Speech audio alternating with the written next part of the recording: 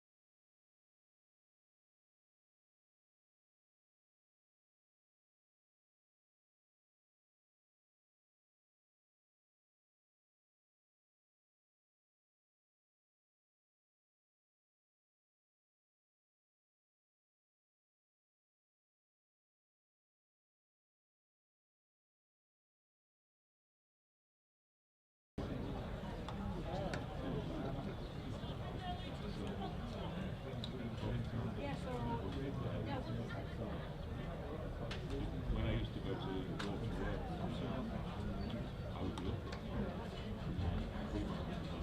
3 months. Yeah, it feels like. So I have got it.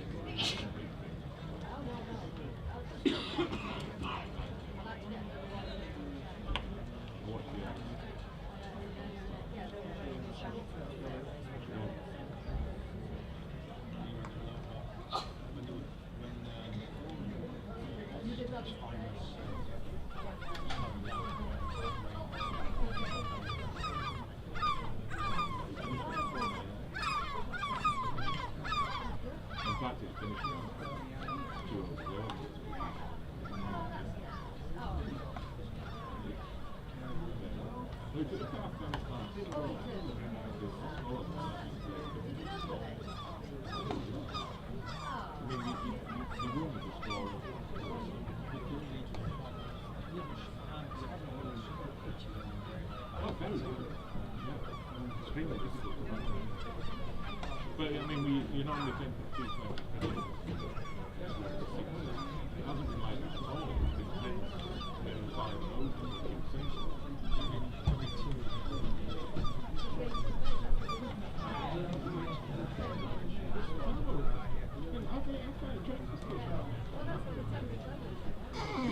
it hasn't been. Oh, Barbados the US. Doesn't get moved on.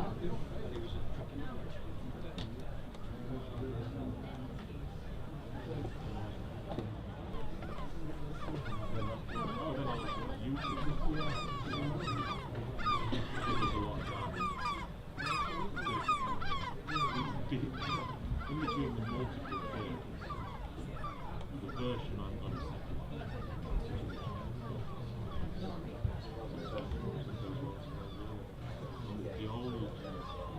Many of the early Christian churches were built on cathedrals.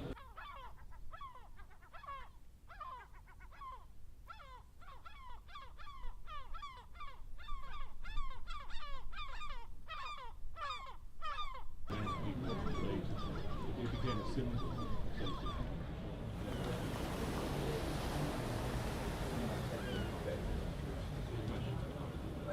As it is for most things.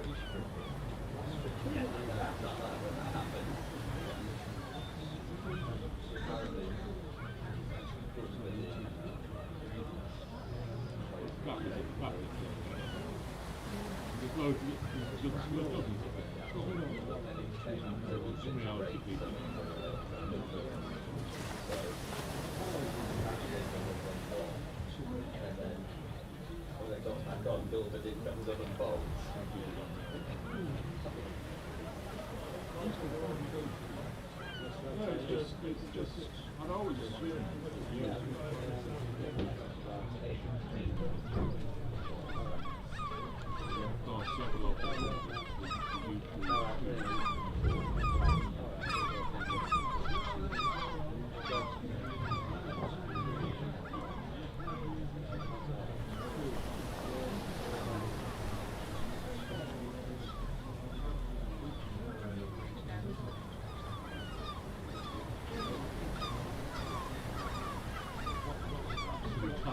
It goes in 3 months anyway. So why does anybody want to go?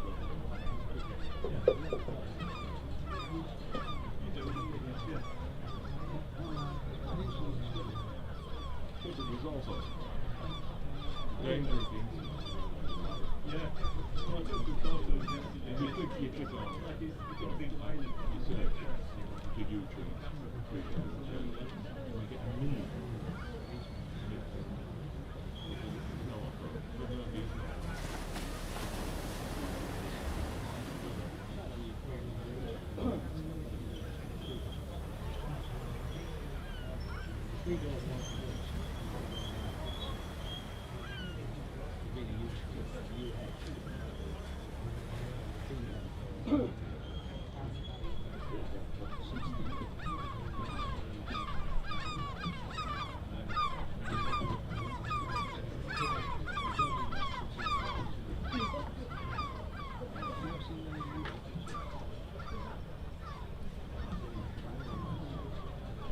This is my thought. It's always more difficult. Should we get well,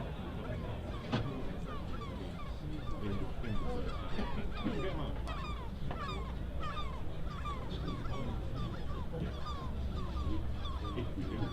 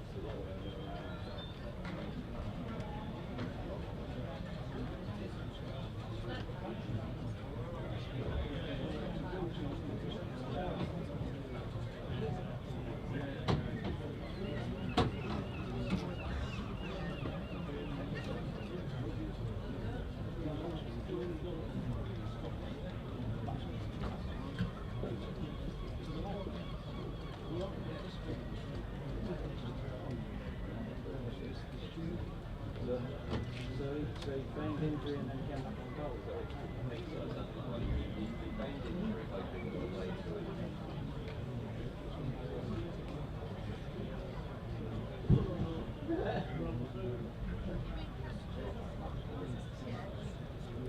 So I think that they went off.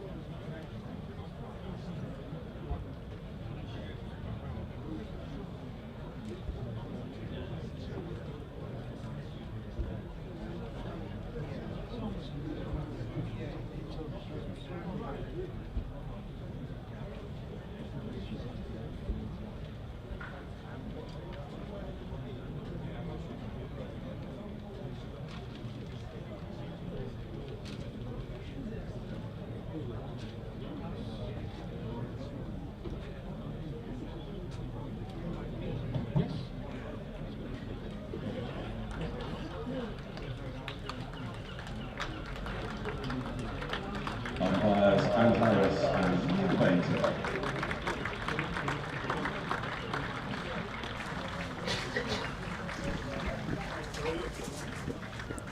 Good morning from North Marine Road for day 3 of Yorkshire versus Gloucestershire. The umpires Ant Harris and Neil Bainton making their way out to the middle, and Gloucestershire to resume on 168 for the loss of 7 wickets in their first innings after 71 overs thereof, 288 runs behind. So they have an almighty task ahead of them if they are to try and avoid the follow-on with these last 3 wickets, or at least the possibility of being asked to follow on. And Yorkshire, well, will they enforce it? The odds and the word around seems to be that they will, unless Gloucestershire can take it deep, and then they might have to think about whether or not they bat for a little while to give the bowlers a breather. Well, we'll see how all of that pans out. It is Ed Middleton and Zaman Akhtar going out there for Gloucestershire, and for BBC Radio Bristol alongside Ed Seaborn, myself Jonathan Deutsch, BBC Radio Leeds and the Yorkshire stations, and David Townsend as our third voice for day 3, the very self-appreciative David Townsend. It's not as big a crowd as there was in the first 2 days, I would have said, at the first look, but we do often get that first half hour or so with more people coming in. And you should be here because some very good cricket ahead, I'm sure. We've got cloud cover this morning. It is quite a muggy feel. Yesterday afternoon felt chillier. Today, there's not a lot of wind. The flag limp on the pavilion away to our left of our commentary box. And it just feels like good bowling conditions for the moment. It is due to burn off as the day goes on, and Jordan Thompson coming in for the first ball of the morning, which is wide of off stump, and there is no run. Yeah, new ball coming fairly soon as well for Yorkshire, as if they needed any more assistance than 168 for 7 on the scoreboard and the possibility of sniffing a first win of the season. For Gloucestershire, well, yeah, they're just going to have to bat for as long as they can in this innings. They've got people that can occupy the crease out there at the moment, and Goodman and Singdale to come. Thompson in again, definitely evidence of swing with that delivery away from the right-hander, which was just pushed into the offside, wide of Don Bess at mid-off, and he went round to field, and they get through for one, so Actor going for the day. 3 snappers down in front of us. 3 kings of photography there, Dave Williams, John Heald and Alan Mackenzie. Follow Yorkshire around, well, not exclusively, they do other things as well, but they're often here, certainly at this venue. 3 slips in place, a point, cover, mid-off, mid-on, mid-wicket, and a long leg who'd be 15 yards in or so from the boundary down by the marquee, as this ball wide of off stump deflected wide of the cordon by Middleton, who'll pick up a single. I would have said that back end of yesterday was probably the most consistent and best we've seen Jordan Thompson bowl this season, and good delivery to see off Graham Van Buren right at the back end of the day, which of course just gave them that extra little boost when I spoke to him last night. Here he is again. Ooh, this one is again swinging. He started it off a bit leg stumpish, and it was clipped in the air by Actor down to long leg, where Conor McCurr did the fielding. Jordan was quick to point out that Conor, he thought, had bowled well without a lot of luck. He had to take a wicket, of course. None for 28 from 16 for him.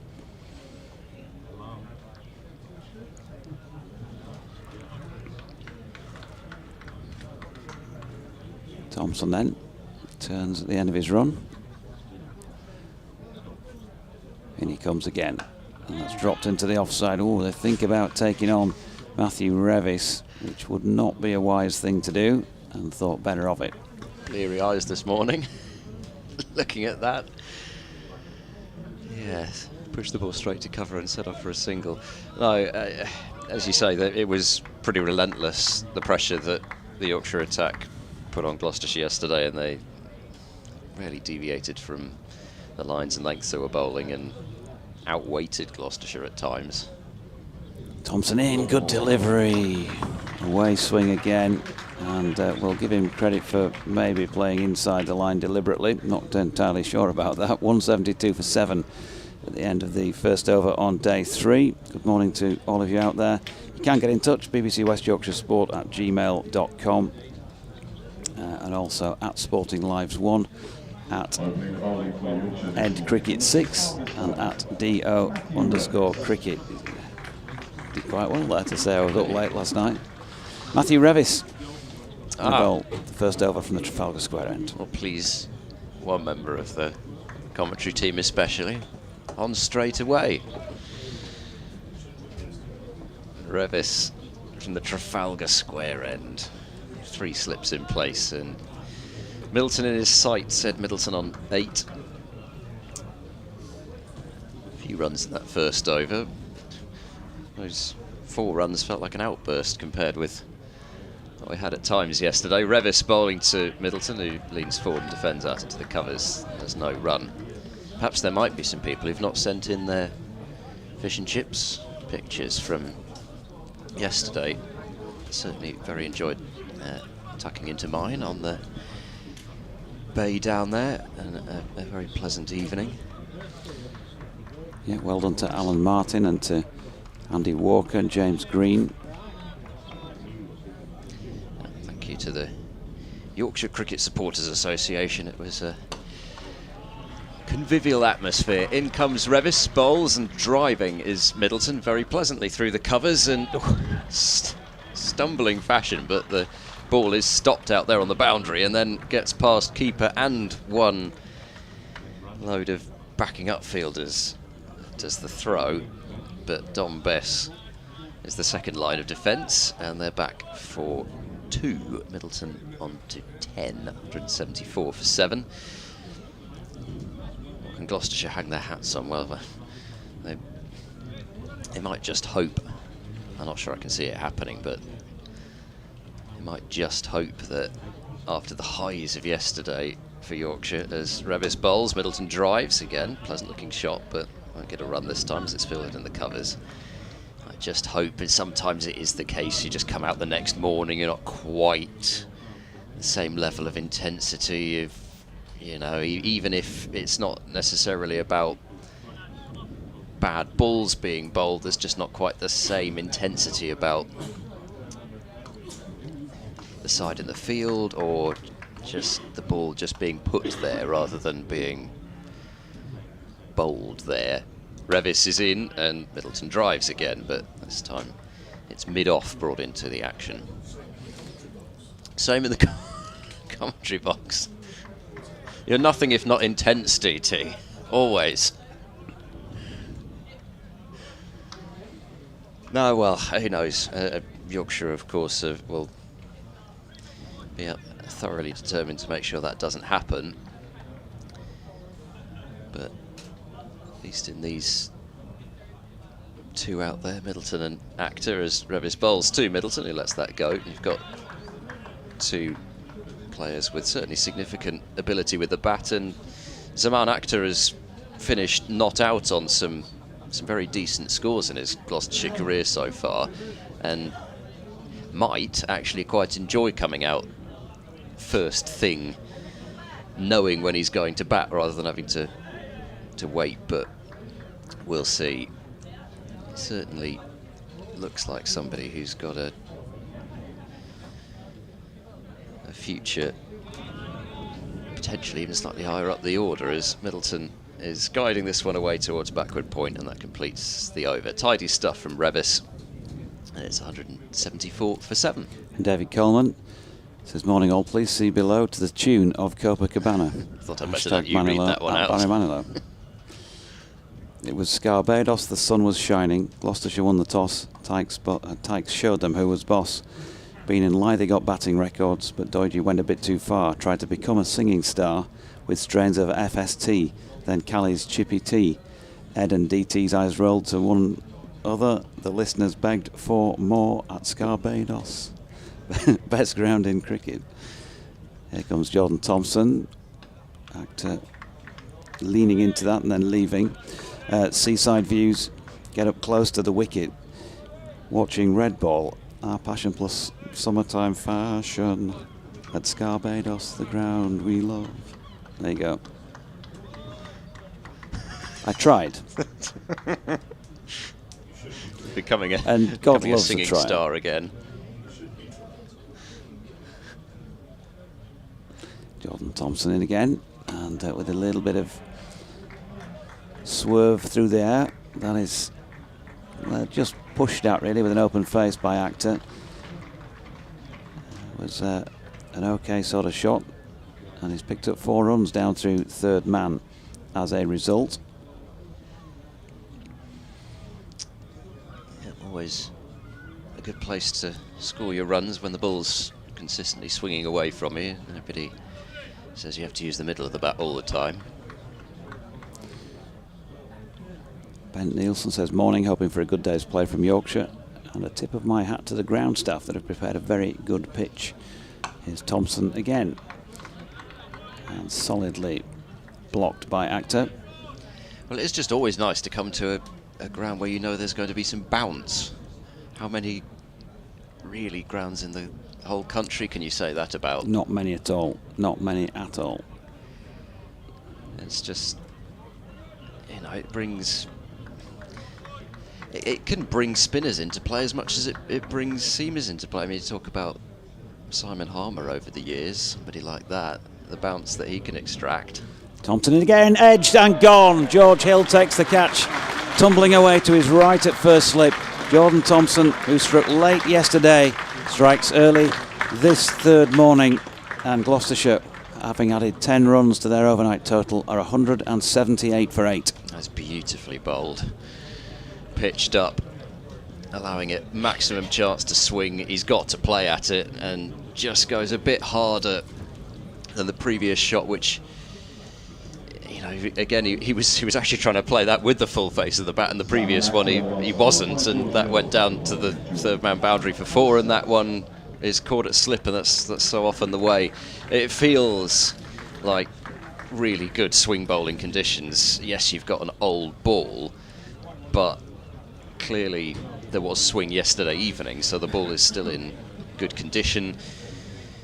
I guess one of the other things is you're playing on a ground where there aren't so many used strips as there would be on your major first-class venues, so the ball's not getting scuffed up in the same way, and they've clearly kept it well of Yorkshire, and it's not exactly been clattered to the boundary over and over and over again either, with them keeping a lid on the scoring rate.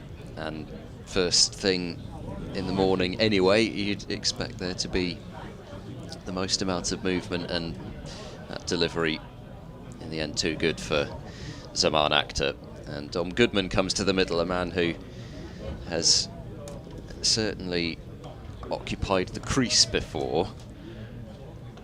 However, can he do it against this testing spell? Here is Thompson bowling at him, and it blocks that first ball solid. Right-handed Dom Goodman. Akhtar, by the way, caught Hillbell Thompson for 7 off 10, including 1-4 in a 17-minute stay at the crease. Jordan Thompson now has 3 for 30 against his name into his 17th over, so he's bowled more than any other Yorkshire bowler. And once again, that durability that I've talked about so often with Jordan coming to the fore. Here he is once more. Ball once again that swings just started a little bit too wide this time, and he knows it as he turns.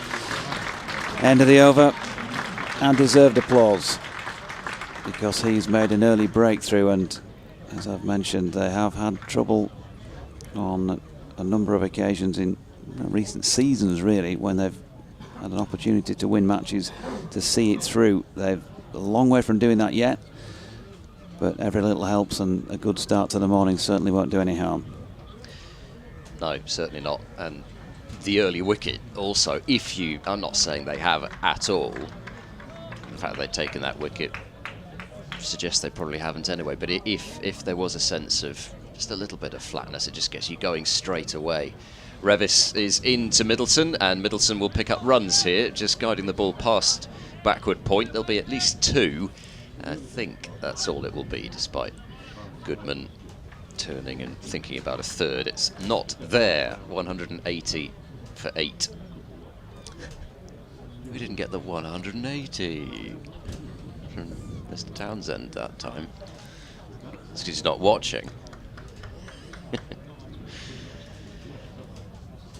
Middleton on to 12, and difficult for him really to know whether to stick or twist. Running out of partners, the more established batter left. Revis to Middleton, who leaves. The ball swings away. He does most of its movement by the looks of things after it passes Middleton. But, you know, he's got an opportunity as Middleton to make some sort of a mark here with the bat, but just Goodman and then Singhdale left. And Singhdale, I think, would be rather different from Goodman, in that Goodman is primarily somebody who does look to stay there. Revis in, bowls, Middleton driving, cover drive, but finds the hands of Wharton at cover. Singhdale, I must say I thoroughly enjoy watching him bat, because he looks to show you every shot that he's got, and so has he got lots of them? Well, he's got some interesting ones. You might see them. Sort of helicopter-esque drive through wide long on is a favourite of his.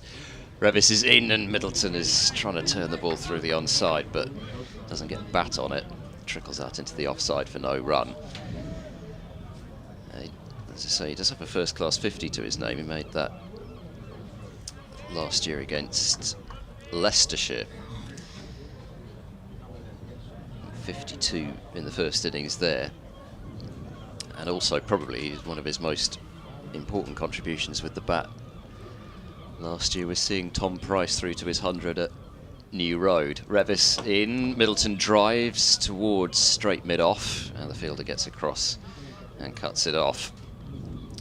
Fernando's doing some hopeful loosening up at long leg, but I suppose there's a chance he's not going to be needed, perhaps thinking about coming on with that second new ball would be about the right sort of mark anyway. Fernando and McCurr to try to finish the innings off if Messrs Revis and Thompson can't. Revis in and bowls, and a good leave from Middleton, who's at least in the early stages here showing that he's picking up the ball pretty well. 180 for 8. We'll see how they look to target Dom Goodman. People have banged the ball in short at him with some success, but considering the way that the ball's swinging, I suspect Thompson might just feel that he's got him just with the same sort of line of attack that he got Zaman Akhtar. Important day today, even though he's not here, for Ben Code, who is back in action in the second 11. They're playing a 50-over match over at Wheatwood in Leeds against the South Asian Cricket Academy. They're 7-for-1 batting first. Harry Duke, in fact, is the man who's gone, unfortunately. He opened the batting with Noah Kelly. Yash Vagadia batting at the moment as Thompson is in here at Scarborough, and that is flicked away backward of square by Goodman, who'll get off the mark as a result with a single. But yeah, so Ben will be allotted 10 overs, whether he bowls all of that or not, time will tell. But that's going on elsewhere today, and hoping, I think, to prove his fitness for a place back in the firsts for the forthcoming 4-day game against Derbyshire at Chesterfield, which starts on Sunday. Jordan Thompson in, it's wide of off stump and left on that occasion by Middleton. Phil O'Rourke, morning JD and Ed. Not quite sure what he's been on overnight. Where there's life, there's hope. Day 3 at Scarborough. I fancy a maiden championship 100 for both Dom Goodman and Ajit Singh Dale, as well as 150 for Ed Middleton. Hashtag clutching at straws. He will have scored very slowly, is the only thing I would say with Middleton. If he's only got to 150, if those two have got to hundreds, he should be on at least 250. Yeah, here's Thompson again. Oh, another good delivery, and he's pushing at that one. Middleton gets a thickish outside edge on it, and Will Luxton is there at point to do the fielding. Cricket mad, as in Lily. Says, hi JD, Ed and DT, hope you enjoyed your homemade rock cakes. Well, I've got to say, Lily, the lads were very, very shady about this, because when you must have delivered them early, and thank you very much indeed for doing so, I was out of the box, and so nobody mentioned that they were scoffing them. I mentioned them, and I've not eaten one yet.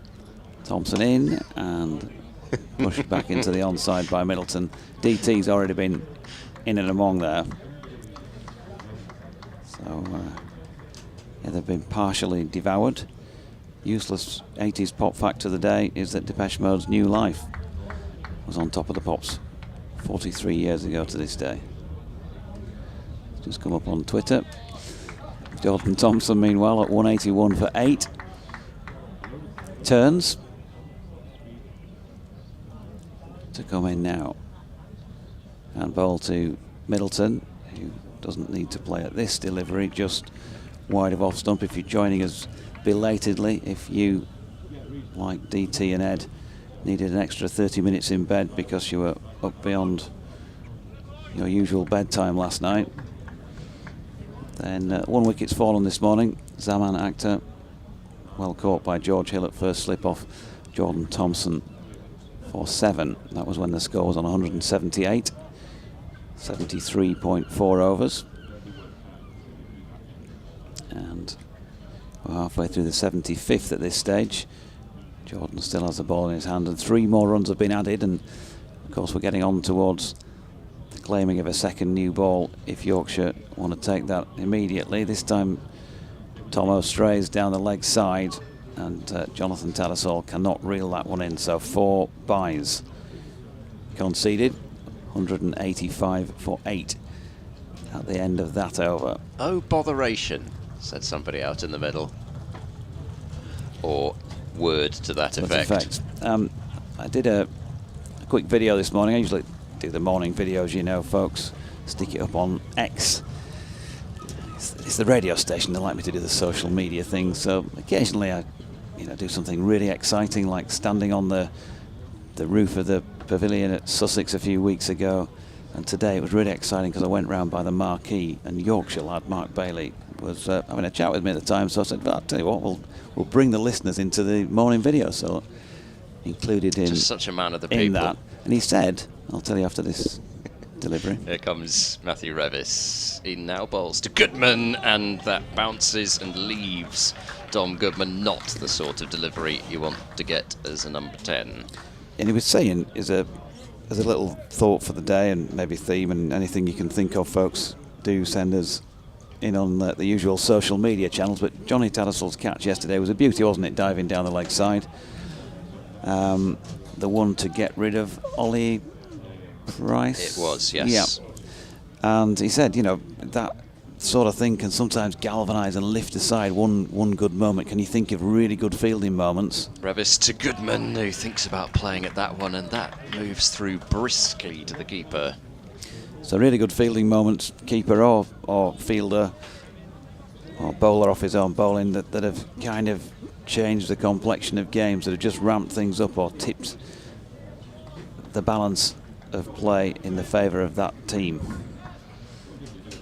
Anything you've got in mind for that? Would it take a bit of thought? Sorry, I was thinking about something else at the same time, so I hadn't really started to think. Revis into Goodman, and Goodman has left that one through to the wicket-keeper. Your slip catching double in DT, yeah. It would be unlike you to think of somebody else producing some magic that changed the game. I'm not sure it changed the game in 81, but your mate Gat's diving catch when Beefy and Bob Willis said they thought it was a pork pie. That was... who did he catch then? Mid-on, I can see him running in now. Revis to Goodman, who blocks this one out towards extra cover, and there is no run. Ray Bright, yeah, I think you might be right.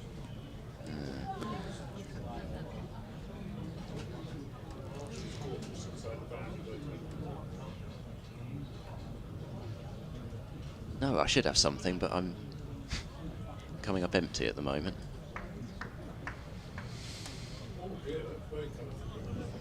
Oh, good grief. That is a shirt and a shorts combination. Fuchsia shorts and pink flowered shirt.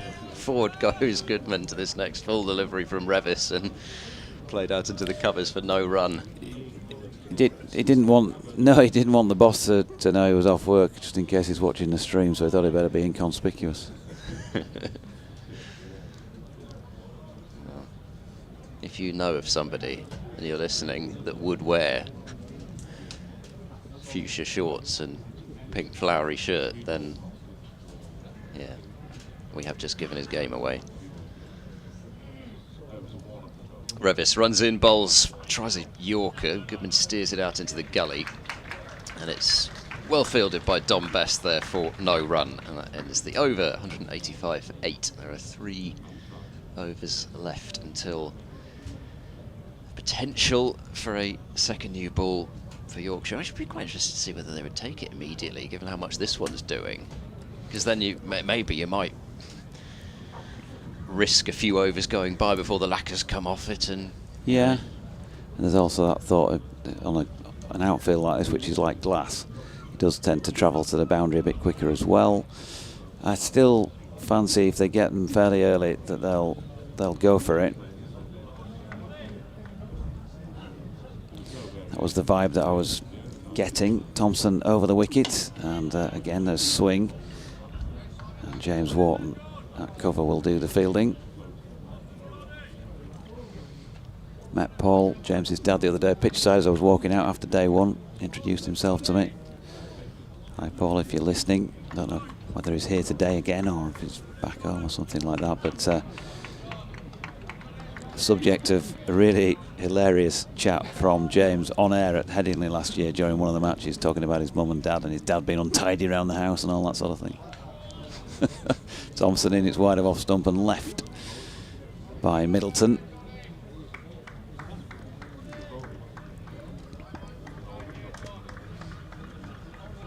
It can often be a surprise which ones are tidy and which ones aren't. You know, sort of, you think you've got somebody pegged personality-wise as somebody completely messy, and they turn out to be a neat freak. I think they had that about Zach Chappell. Yeah.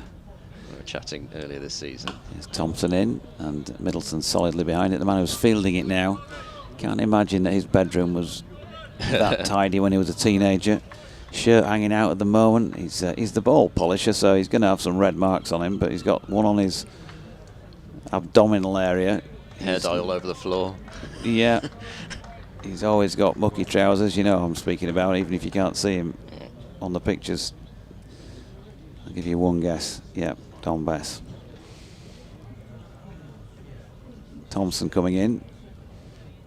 Oh, is he withdrawing his bat from that, Ed Middleton? Not sure. He played it with a degree of control, I suppose, at the same time. And he's run it down to third man, and they get back for 2.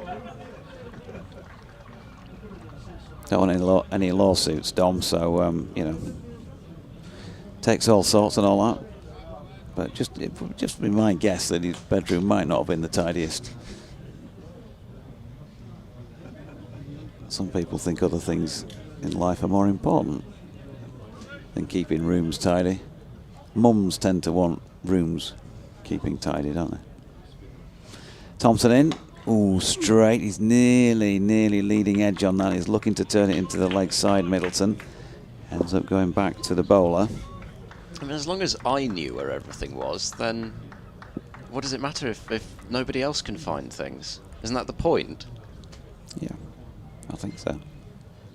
That's always what the attitude I've taken, especially with also to do with handwriting. I mean, I was always told my handwriting's not neat enough. Well, you know, you just want to be able to skim through and you know, mark everything quickly, don't you?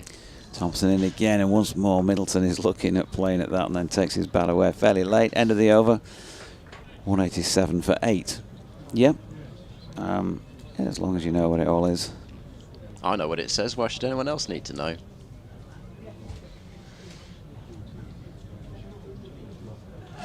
We get an influx of spectators making their way in by the looks of things for the first time today.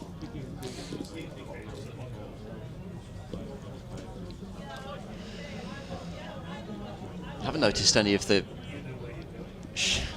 Notice I'm getting heckled from the left now. I haven't noticed any of the Shire Maniac gear this morning. I've seen a few of them about. Revis bowls short and down the leg side, and Tattersall gets across to his left. There was, I think on day one of the new Marker Lane Boo-Boo shirts on display from the Shire Maniac range, which is done by a keen Gloucestershire supporter, we'll put it that way. I'm sure he'll be listening. He'll enjoy me describing him as keen.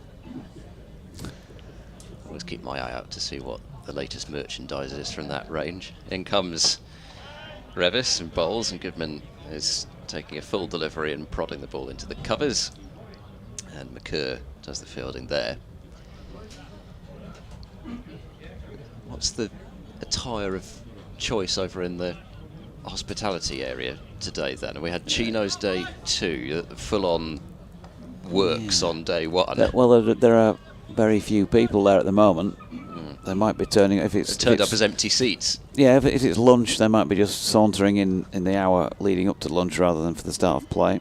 Revis in to Goodman, who leaves outside the off stump. Yeah, there's about 5 or 6 people in front of there at the moment. Gradually filling up elsewhere. You're mentioning the second 11. Gloucestershire's second 11 is also in action today. A game against Glamorgan's second, starting at Rockhampton, sorry. Glamorgan 36 without loss. Luke Charlesworth and Archie Bailey opening the bowling there. Revis bowls. Goodman tries to swing this one down the leg side, and misses it. As well taken by Tattersall down to his left. Young Dexter Trigo playing in that game, who impressed in his first appearance for Gloucestershire seconds. Took a sixer, I think it was, on his second 11 debut, aged I think something like 15. Son of. Playing for Gloucestershire seconds. Very good. Here goes Revis, bowls to Goodman. That one swings away appreciably. Hill had to be ready at first slip, but Tattersall once again getting across. He's been kept very busy this over. There's Johnny Tattersall. Luke Charlesworth is skippering that game, it looks like. A couple of young batting prospects, Joe Phillips, Tommy Borman, also playing in that game. We'll see how they get on. Said Keane supporter says he'll take Keane. Good. Thought I'd better be diplomatic. In comes Matthew Revis. He's there now and bowls. Goodman pushes at that one and misses it outside the off stump. He was looking to drive. I was ready for the nick, but it didn't come. 187 for 8 at the end of the over. I think it's time for some DT action. Sure is. David Coleman says, can you hit the stumps, Fernando? Take 20 wickets in the game this week. Get us cheering loud, Fernando. Max points and follow on is what we seek. Fast delivery through the air today. The batters pray, Fernando. A victory waiting now for Otis. See beside the sea, Fernando. Very good. Django says, theme of the day, what are people picking in their garden allotments? Strawberries in North Leeds, apparently. A nice punnet. Marty says, what about Gary Pratt, our kid? In 2005, yes. Jordan Thompson from the Peasholm Park end bowling here to Middleton. Ooh, for a moment he'd got an edge on that. He's hit it aerially out to extra cover, dropping short of the field, but that was precarious as far as Gloucestershire are concerned. You were excited for a minute there, Doidgy. Good morning to you. Good morning to everyone. You'll quickly dampen that excitement, I'm sure. Well, no. Been an interesting first half hour, hasn't it? A little bit of swing. Thompson in again, and again the feel of a bit of the thickish edge about this up towards third man, and despite an energetic chase up the incline by Will Luxton, he can't reel the ball in. It's 4 through third man up by the tea room.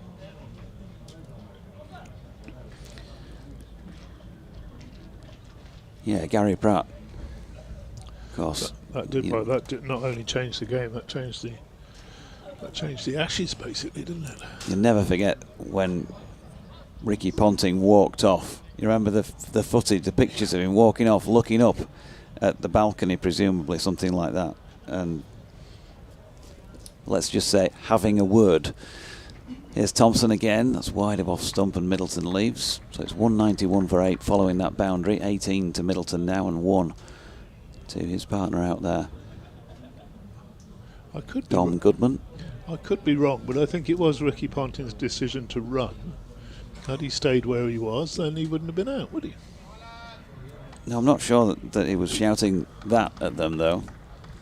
It might have been more to do with the fact that they had a substitute fielder on who they'd brought in, who they knew was a gun fielder. Here's Thompson in again. That's wide of off stump and driven. Well fielded by James Wharton in the covers. No run. They wouldn't be the first team to bring in a gun fielder as a substitute, nor will they be the last. 191 for 8, I think. York should be quite happy for this to go a few overs into the new ball, just to have a look to see how the how the new ball is going to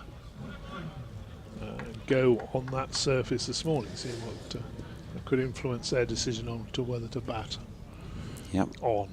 Thompson in, wide of off stump and left. Dan Moriarty's fielding at mid-off at the moment, by the way. Adam Lyth is keen to get back on, seemingly, because he went off And he just walked on in between deliveries to see if he could go back on, but he's got to wait till the end of the over, which means that Dom Bess has just temporarily taken his position up at second slip.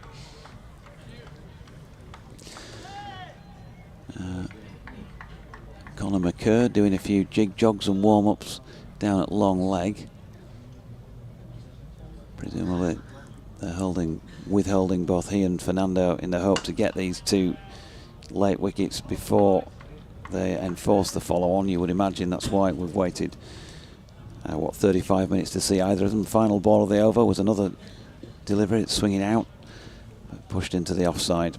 Could I offer? There is no run. You could offer. I offer an alternative suggestion? You can. That with 10 overs to the new ball, when play resumed today, they were going to have 5 overs each from Thompson and Revis, and then go to the big boys to take the new ball. You reckon? New ball been taken. It's been waved by Neil Bainton in the general direction. John Potter.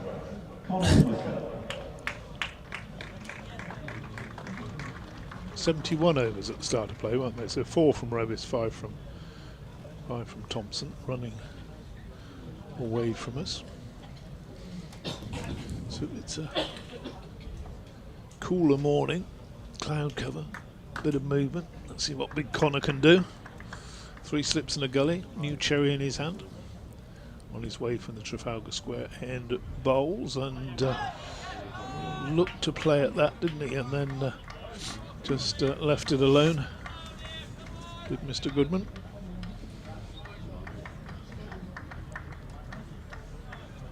And this next 2 or 3 overs will be interesting, just the hard ball or the harder ball on that surface. Haven't seen any deliveries misbehaving in a sort of lower direction this morning, have we? Not yet. Only keep low.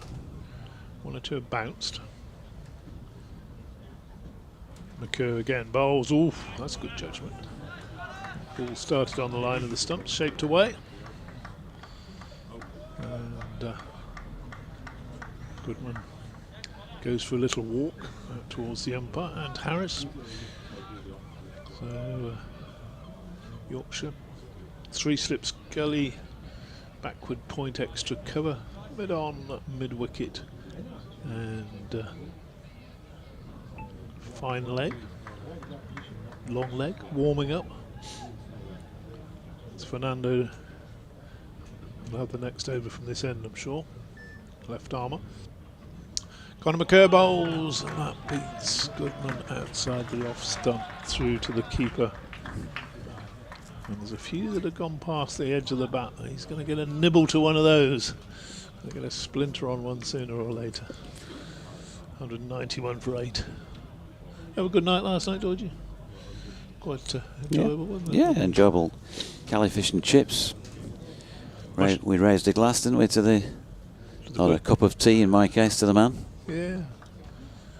Dave Callahan Memorial Fish and Chip Night.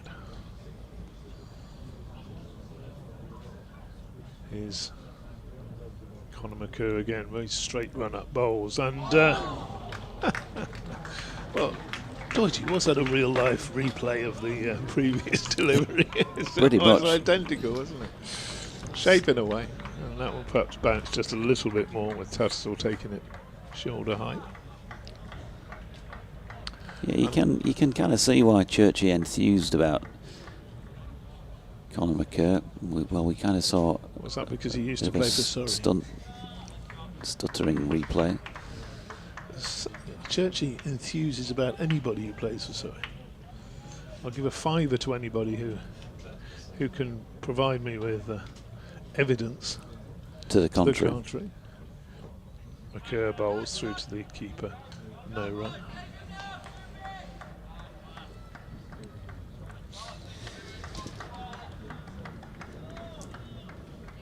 $191 for 8. Fish and chips, mushy peas. The mushy peas were all right, weren't they? Why did they put that bit of salad on though? Or, you know, that bit of cressy stuff or something, or whatever it was. They always seem to think that's necessary, don't they? Fish chips, mushy peas, bit of tartar sauce. You don't need a sprinkling of rabbit food. McCurr bowls, and that's pushed firmly. I thought I was about to say pushed firmly back to him, but it's somehow ended up at backward point. So it wasn't pushed as firmly as I thought.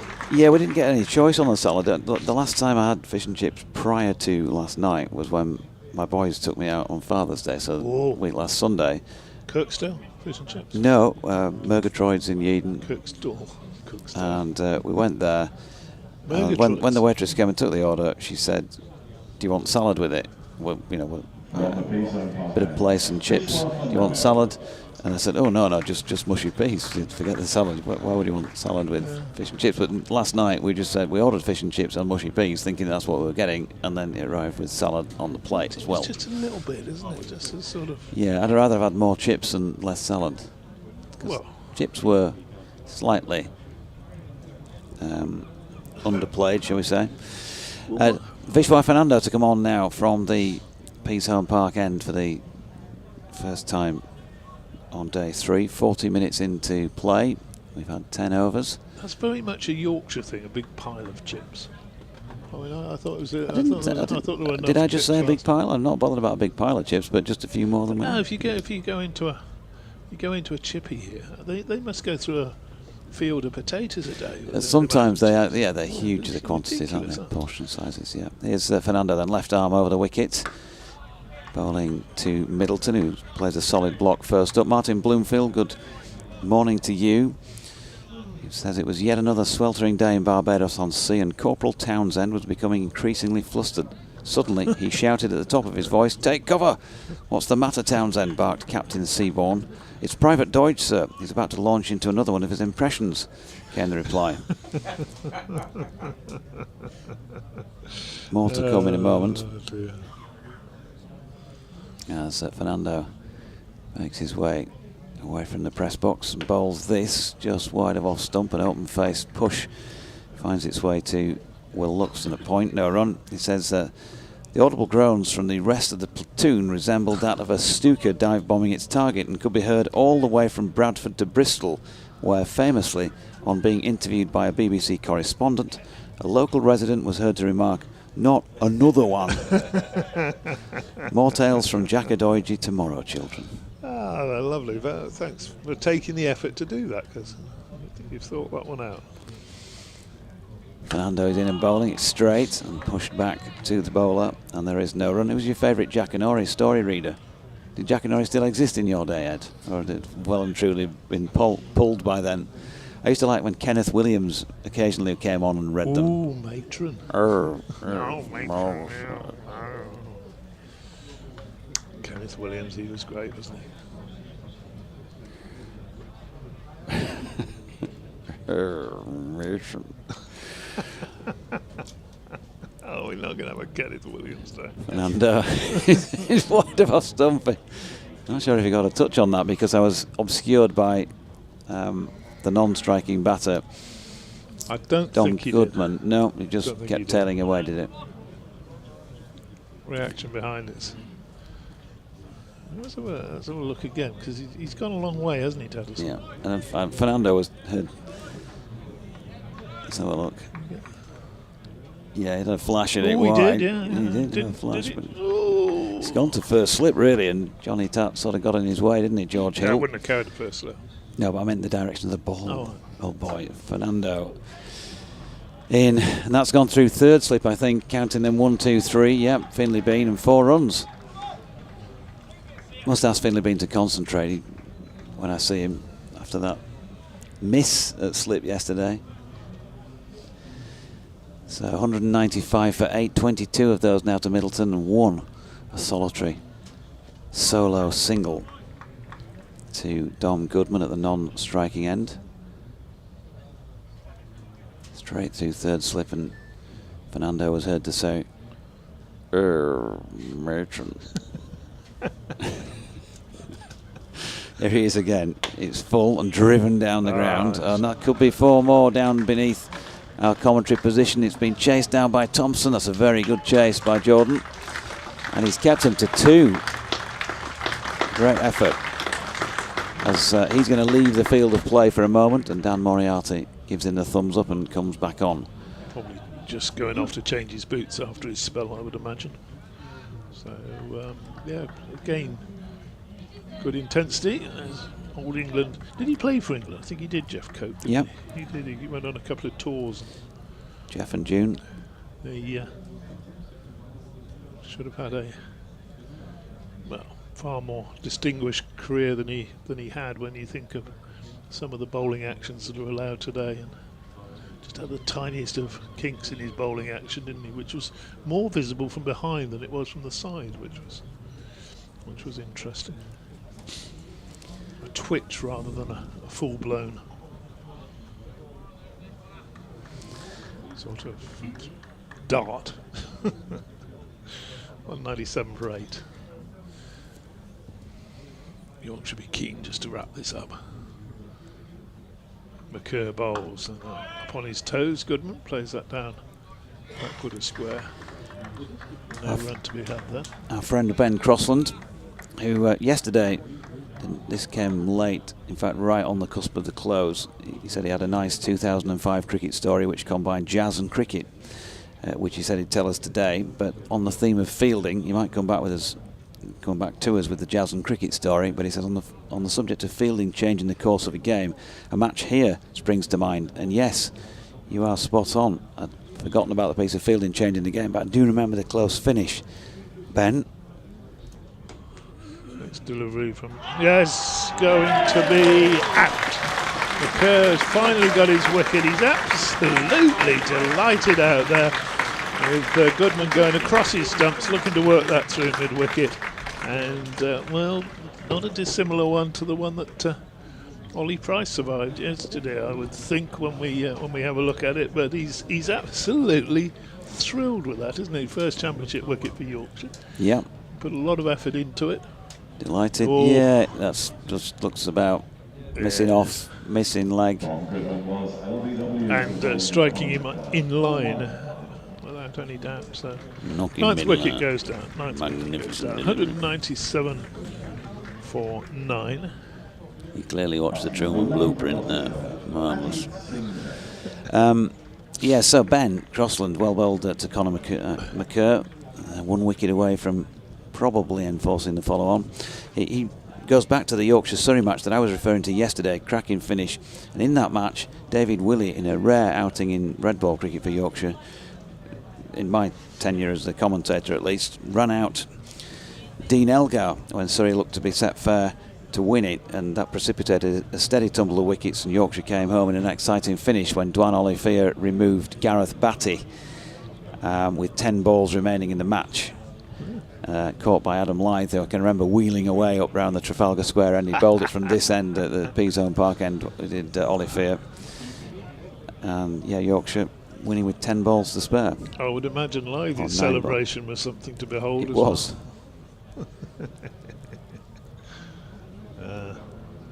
So, final man, Singdale has taken his stance. He holds his bat in the air as McKerr comes in and bowls to him, and he goes for a big hit. He's hit it sky up in the air. He's going to be caught at mid-on, and he is. So that's the end of the innings. To say that the ball wasn't there to be hit would be an understatement. Unless there was a boundary rope in the sky somewhere, he was never going to get runs for that shot. So that's the end of the innings. 197 all out. So Dan Moriarty, I think, was the catcher, substitute fielder. Got underneath and watched it well. So it took a while to come down. Yeah. Are we going to see the follow-on? I think I'd be pretty confident now that they will, given that the overheads are still as they are, and they haven't had to do too much this morning. 49 minutes. The new ball bowlers have just got themselves nicely loose, really, haven't they, to take the new ball in the second innings. Ant Harris has just indicated that the heavy roller has been called for by Gloucestershire captain Graham Van Buren. I'm sure that's absolutely no surprise whatsoever. But Yorkshire have bowled Gloucestershire out first time around for 197. And we are working under the assumption, although that is not yet confirmed, that they have asked Gloucestershire to follow on 259 runs behind. Bowling figures, we can have a quick peek at those while we have a moment. And they are as follows. Vishwa Fernando finished with 16 overs, 5 maidens, 1 for 40. Conor McCurr, 17.3 overs, 7 maidens, 2 for 28 in the end. Persistence paid off for him. Jordan Thompson, 20 overs, 5 maidens, 3 for 37, bowled really well. And that must be his best economy rate for some time, 1.85. George Hill, 6 overs, 1 maiden, none for 18. Matthew Revis, 13 overs, 3 maidens, 3 for 30. And Don Bess, 10. So DT's breaking up the others in 2s and 1's. Been a good so with the ball for Yorkshire, but they're going to have to repeat the dose without need to bat again. We'll bring you confirmation follow on if that's indeed what we get. As soon as, in the meantime, we'll just take a breather while the players do.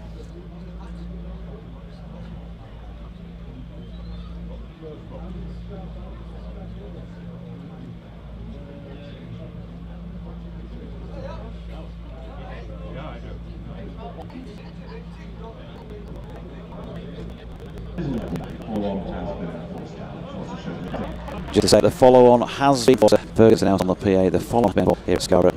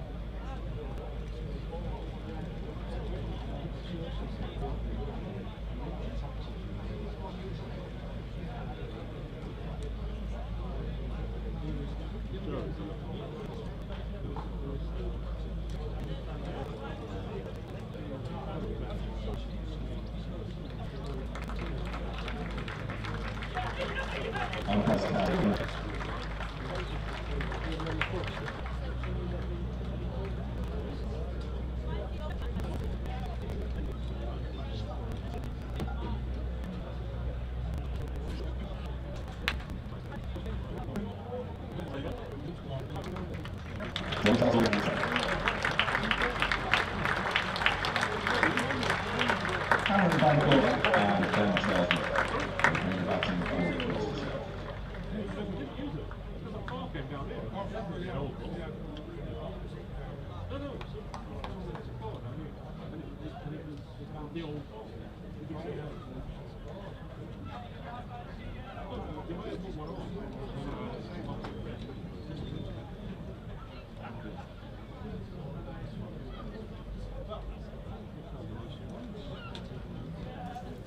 Well, in the spirit of the songs that we've been having over the last couple of days, we'll go back. Jack, do it again.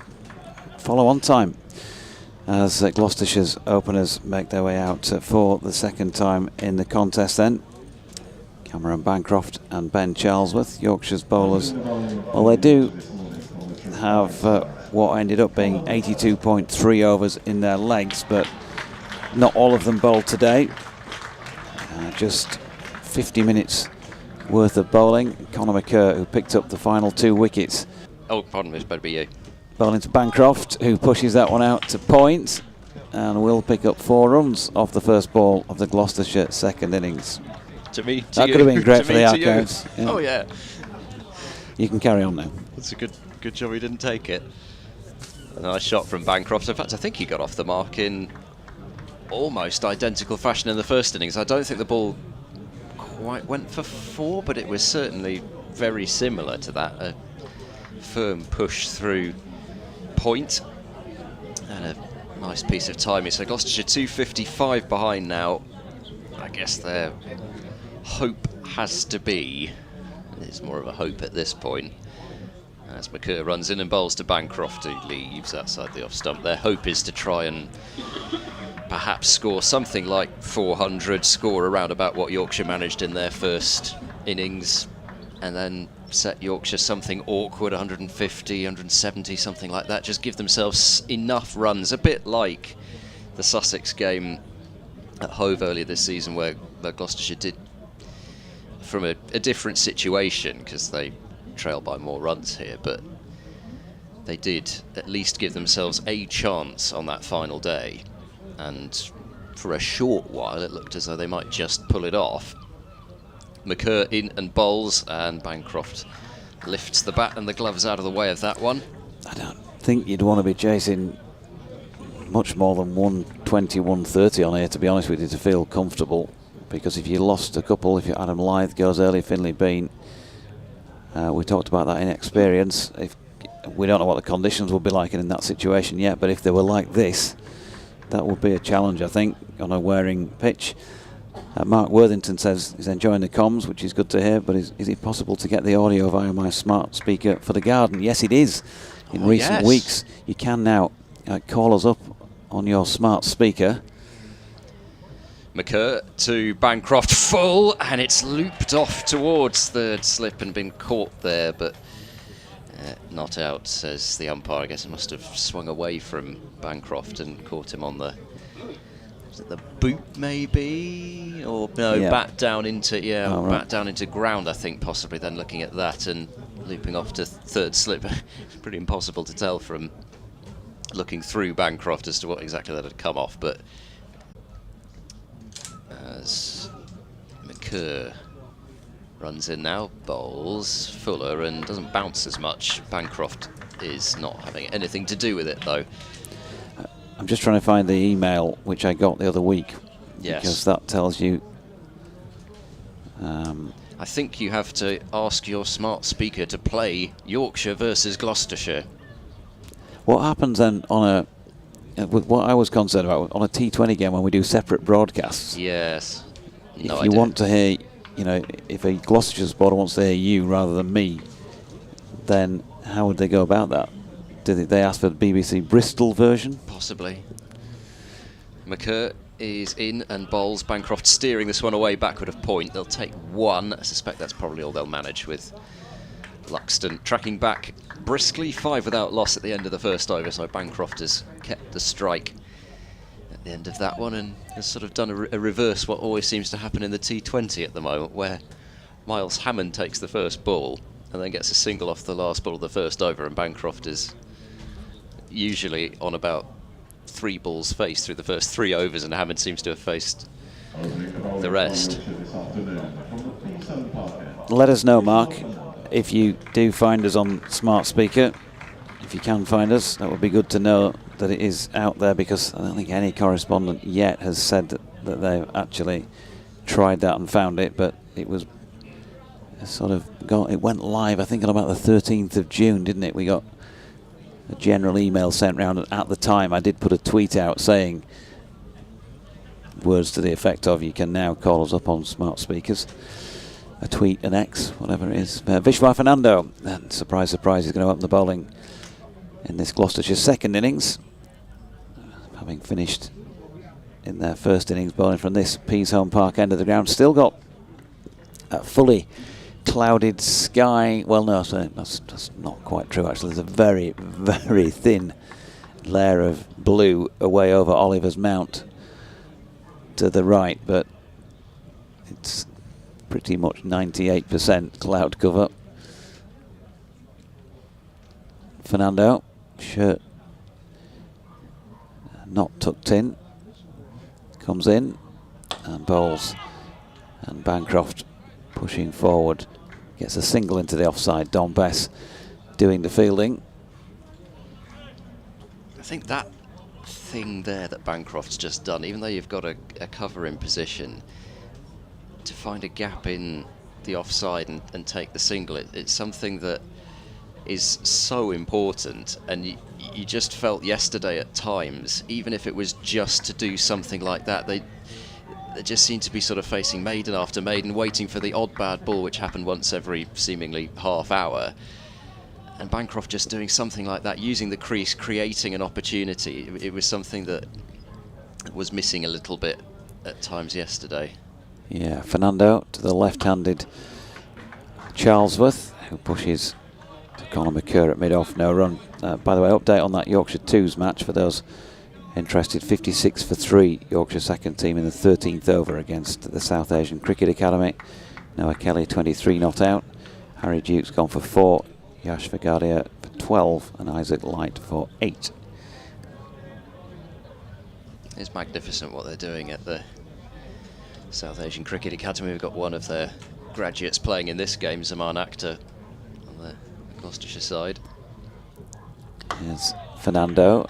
That's pushed into the offside this time by Charlesworth, and there is no run. And I think I've talked about it before, but just the fact that they're able to play together as a team, I think, is really good, because they're not just sort of turning up for a trial here and there, and there's a cohesive unit, and it puts people in a much better place to succeed, I think, than, you know, the sort of arrangement that was had before. Fernando in, and that's wide off stump. It really does kick off the pitch as well. Tattersall taking that one above shoulder height, comfortable in doing so. But there is still Scarborough bounce out there. It's been the odd one that's kept low during the first 2 days and a bit. In fact, none really this morning that I can remember. No, I mean, there have been ones which have bounced slightly less, but we haven't had one that's really shot along the surface like George Hill got. Fernando in, nicely played by Charlesworth. You can hear that lovely click on the bat of a well-timed push. Jordan Thompson also felt that, because he made a little bit of a fumble fielding at mid-on, but no harm done. Malcolm Palmer has emailed in. Hi Doidgy, DT and Ed, thanks as ever for the comms. The Tykes are bowled really well, especially considering the absence of Coden Fisher. My brother emailed me with a fair point. Why don't they bowl like that in white ball cricket? Line and length must always be a winner. FST would have something to say, wouldn't he, JD? Malcolm out there in Alicante. Oh, well bowled. Vishwa Fernando, he's got one through Ben Charlesworth, and the middle stump is knocked back, and the first Gloucestershire second innings wicket falls with just 6 on the board. Charlesworth gone without scoring, and Yorkshire pressing home their advantage at the moment. They bowled so nice and full this morning of Yorkshire, and that one again, it seems to have cut back in towards Charlesworth, who was looking to play straight but has ended up playing around it, and that's exactly what Gloucestershire couldn't afford.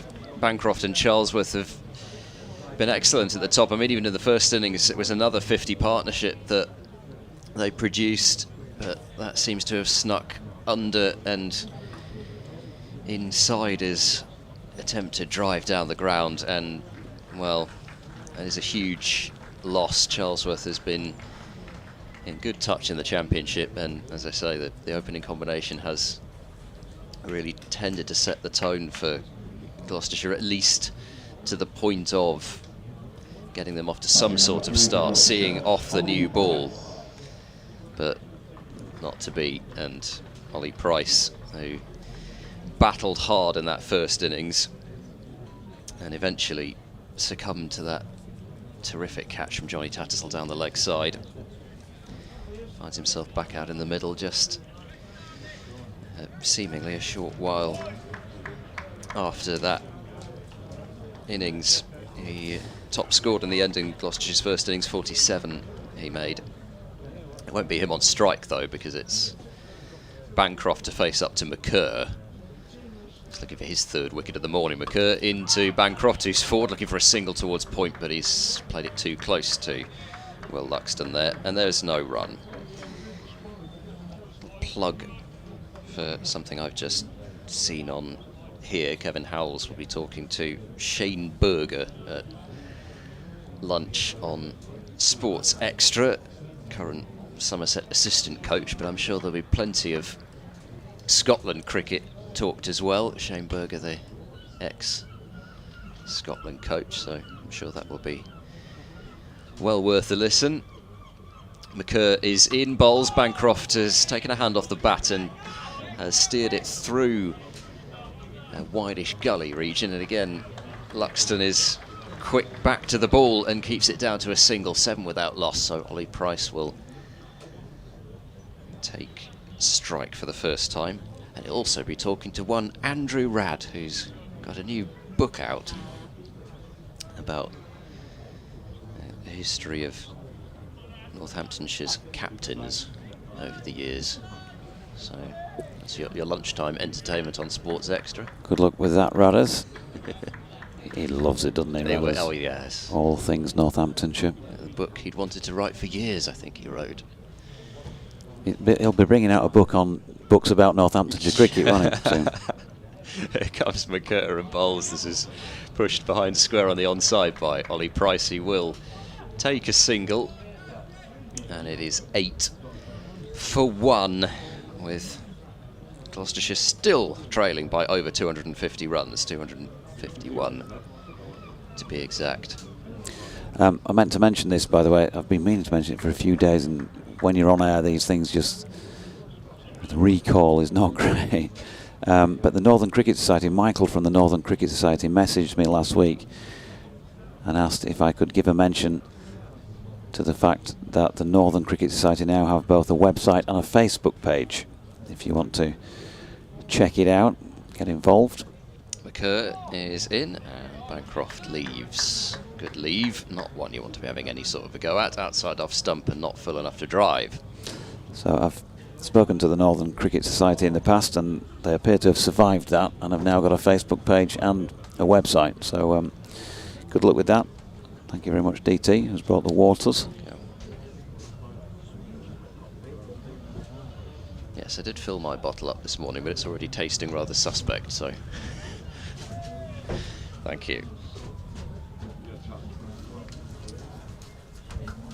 McCurr turns and approaches strongly built, strong action. Bancroft has timed this forward press sweetly enough, but Thompson is there at wide mid-off, and there is no run. Yeah, like I say, I keep seeing it from the sort of first time I saw him bowl a ball in the T20s. He looks a robust, athletic figure. There's a bit of presence about him. He gets the ball through at good pace. He's clearly nipping it away. And you scratch your head at 26 and think, why has he only played 20-odd first-class games? Is that just because he's not been given opportunities? Is that because he's not grabbed them when he's had them? Or has there been any injury issues over the years? McCurr in, bowls. Bancroft plays this one back down at his feet. Had a feeling that he was out with an injury for maybe not in the past couple of years, but a bit further back. I had a feeling that he had some sort of a long-term injury at one stage. But yeah, he's another one of the Surrey contingent that have made their way there. Originally from South Africa, or born in South Africa, and in fact he played for South Africa under 19s, so moved a little later on. But yeah, it's been so hard to force your way into the 4-day side, especially for Surrey in recent times. And when you think about the amount of first-class cricket probably that even somebody like an Amar Virdi has played, somebody who was seen as the future spinner for Surrey. Fernando, meanwhile, bowling to Price, who stoops forward and then leaves this latest delivery. Virdi will be 26 in just under a month. He has played 41 first-class matches, so more, but 10 List A matches, 50 matches in total. Verdi's not played since July 2022 in first-class cricket, and I think that was somebody that was, well, I mean, 123 first-class wickets to his name.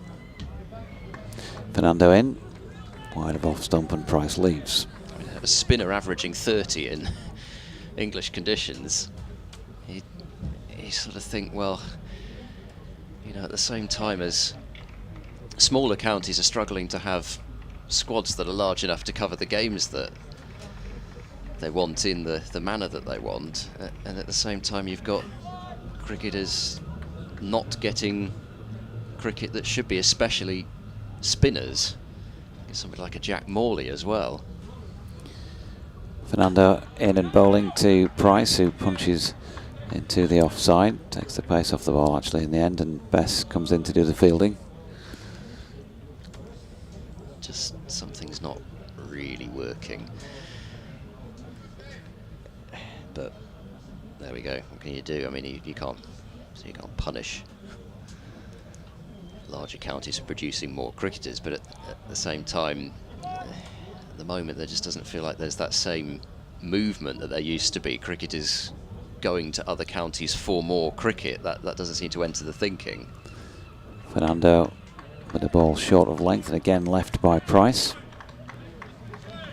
And it's why it's always good when you see nowadays the odd one that does make a move like that. I forget who it was, somebody in a recent game who felt like a sort of a trend bucker in terms of somebody who wanted to go, and I think it must have been somebody in the Derbyshire game recently, but somebody who made the move wanting to play all formats. So somebody like Matt Lamb, I think it might have been.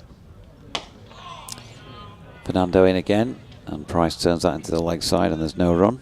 You know, playing for Warwickshire wasn't necessarily seen, I think, as a all formats player. Was in and out of the side a little bit, and made the decision to go and move to Derbyshire and know that there was a place for him in that side. Of course, he's had all sorts of back problems as Lamb, but it's just that sort of thing. It just doesn't really happen a great deal anymore, and there isn't also so much money knocking around to sign those players into smaller counties. Now Fernando in again, slants this one once more across Price. He's certainly had a good look at that over, which was a maiden from Fernando. Won a wicket so far in this innings to go with the one he took in the first. And Gloucestershire second time around are 8 for the loss of 1 wicket after 4 overs, which means they still are in deficit by 251 runs. Yeah, they've rather picked up where they left off. The Yorkshire bowlers, no let up. It's exactly what you'd hope for, having enforced the follow-on, that you just keep going, keep doing what was successful. 8 runs in 4 overs so far. McCurr starts a new over, bowls, and Bancroft will yell Price through for a single as he tried to send this one down to fine leg and didn't get any bat on it, but they'll take a leg by. Backward of square, and the score limps along to 9 for 1. Andy Walker says, quick thought, JD. Scarborough's got far more in it for the bowlers in these conditions, but is Headingley becoming a bit of a track? Is this because the club doesn't want quick wickets tumbling in T20 matches? Am I misguided? I won't have a clue on that front, Andy, in terms of what Yorkshire want. Quite often what a coach wants from a track and what a groundsman produces can differ in opinion. McCurr into Price, he's turning the ball to forward square leg, no run. I only know that from speaking to both parties without saying any more. TC says, I got the Alexa audio to work by saying, ask BBC Sounds to play Yorkshire v Gloucestershire. It replies with, here is Gloucestershire v Yorkshire. Neil Dutton has a replay of the Fernando wicket of Ben Charlesworth and says, nearly broke the stumps, Fernando. Yes.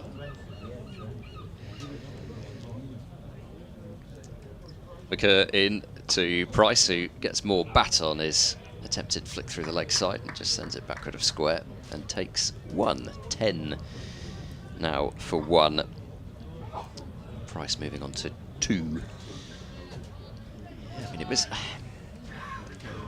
to go back and have a look at that again, because I got the impression it did duck back into Charlesworth, which is why it beat him on the inside edge, but if it didn't, then he's just played down the wrong line. Oh, here we go. Thank you. Yeah, I mean, it has ducked back, but there's quite a gap there for it to go through.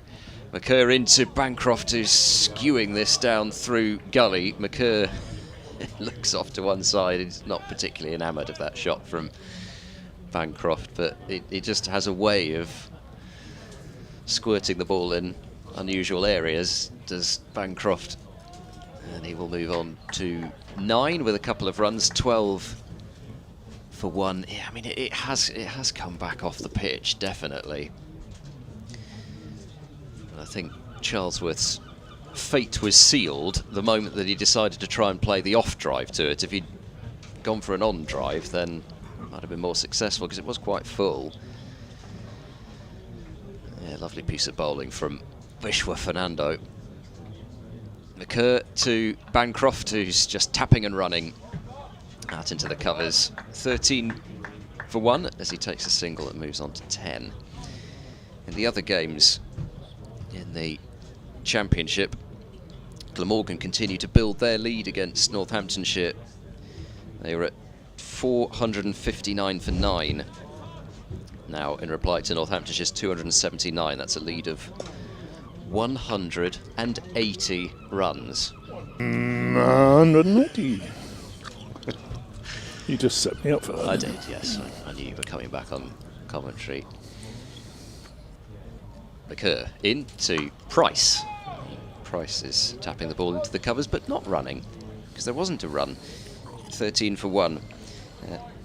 Middlesex are 8 for 1 now. They were 0 for 1. 8 for 1 in their second innings, leading Derbyshire by 102 runs. They bowled Derbyshire out for 339, a 5-wicket haul for Toby Rowland-Jones. And Mark Stoneman, in fact, was out first ball of the innings to Zach Chappell. How? Caught behind? He was caught Donald. Oh. So, no idea. Caught Donald for a duck. Yes, he was. Sussex 159 for 3, leading Leicestershire by 326 runs. Sean Hunt coming as a night watchman. 61 not out. Fernando starts a new over, bowls, and that's angled down through the slip corner, or just wide of gully. It's only going to get a single. We've seen some huge innings from night watchmen this year, with Matthew Potts 146. That was a Kookaburra round, but even so. George Garrett, I think, nearly scored 100 as a night watchman for Kent as well. I'm sure there's been at least another. Sean Hunt doing the same, 61 not out, and Sussex, well, they look to be heading towards another victory down at Hove. Here's Fernando again. Bishwa bowls and defended firmly into the onside. No run to be had there. Division. Keep going. In Division 1, Essex 310 for 7 in reply to Durham's 587. So Durham probably no choice but to enforce the follow-on if they can do so. Paul Walter made 134 for Essex, but they still trailed by 277 runs. Lancashire 464 for 5, replying to Kent's 244. Bowls again, Fernando. Driven back past him. Lovely shot. 4 runs for that. Mr. Price. Shot of the morning. And, didn't even give Fernando time to get down and make an effort to put a hand down to stop it. That's bullety back past him.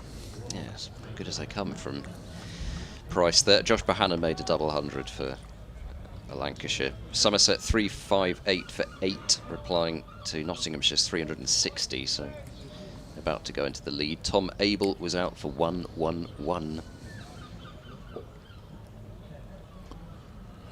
So Fernando again. This time he's going to be bowling around the wicket to the right-hander. Bowls and that's through to the keeper. It seems obligatory these days, doesn't it? The cries of oh. Whatever happened? There was an innocuous delivery outside the off stump through to the keeper. And I don't.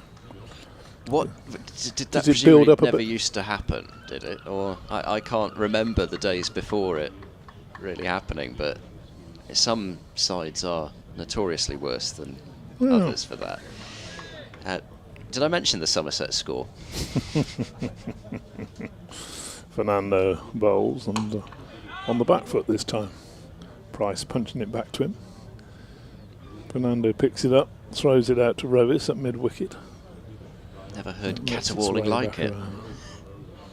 No, I mean the sort of keeping morale up and a bit of noise going on, as they say. It's yes, I think that's good for spirits, but it becomes almost automatic, doesn't it? Fernando bowls there. There you go, another one outside the off stump. Whoa! And through to the keeper. Well, it's a bit like somebody appealing for everything that hits the pads, isn't it? It rather loses its gravitas if you do it all the time. Also, it depends what you say. I remember back in the day when I was working with Middlesex, Paul Downton, the old Middlesex and England wicket-keeper, third ball of a 4-day game. Come on, lads, keep it going. Keep it going. You haven't been out there long enough to. You've got anything to keep going yet? He was a noisy wicket-keeper as well. Niall O'Brien, he's another noisy one. 3 slips and a gully for McKerr, who is in now bowling to Bancroft, who is doing what Bancroft likes to do, just steers the ball away into the offside and gets off strike. 19 for 1. Bancroft on to 12. And the remaining 2 scores in Division 1, Hampshire 153 for 3 against Warwickshire, lead of 197. So potentially an exciting conclusion there. Worcestershire are still in their first innings just about against Surrey, 191 for 9, replying to Surrey's 490. Tails wagged a bit, I think. McKerr in bowls, tries a Yorker. Price is hoping for a single towards backward point. Luxton can't pick it up cleanly. I thought there was one there, I must say. It would have been a job for Luxton to have picked that up and then thrown awkwardly off to the non-striker's end, because Bancroft was very quick out of the blocks. He always is. Yes. It's 20 for 1. I don't think even Gary Pratt would have been able to throw the stumps down, as we were talking about earlier. There's a curio to that Worcestershire scorecard. All the first 5 on the card, at least, but certainly not in terms of dismissals, but on the card, all the first 5 caught folks.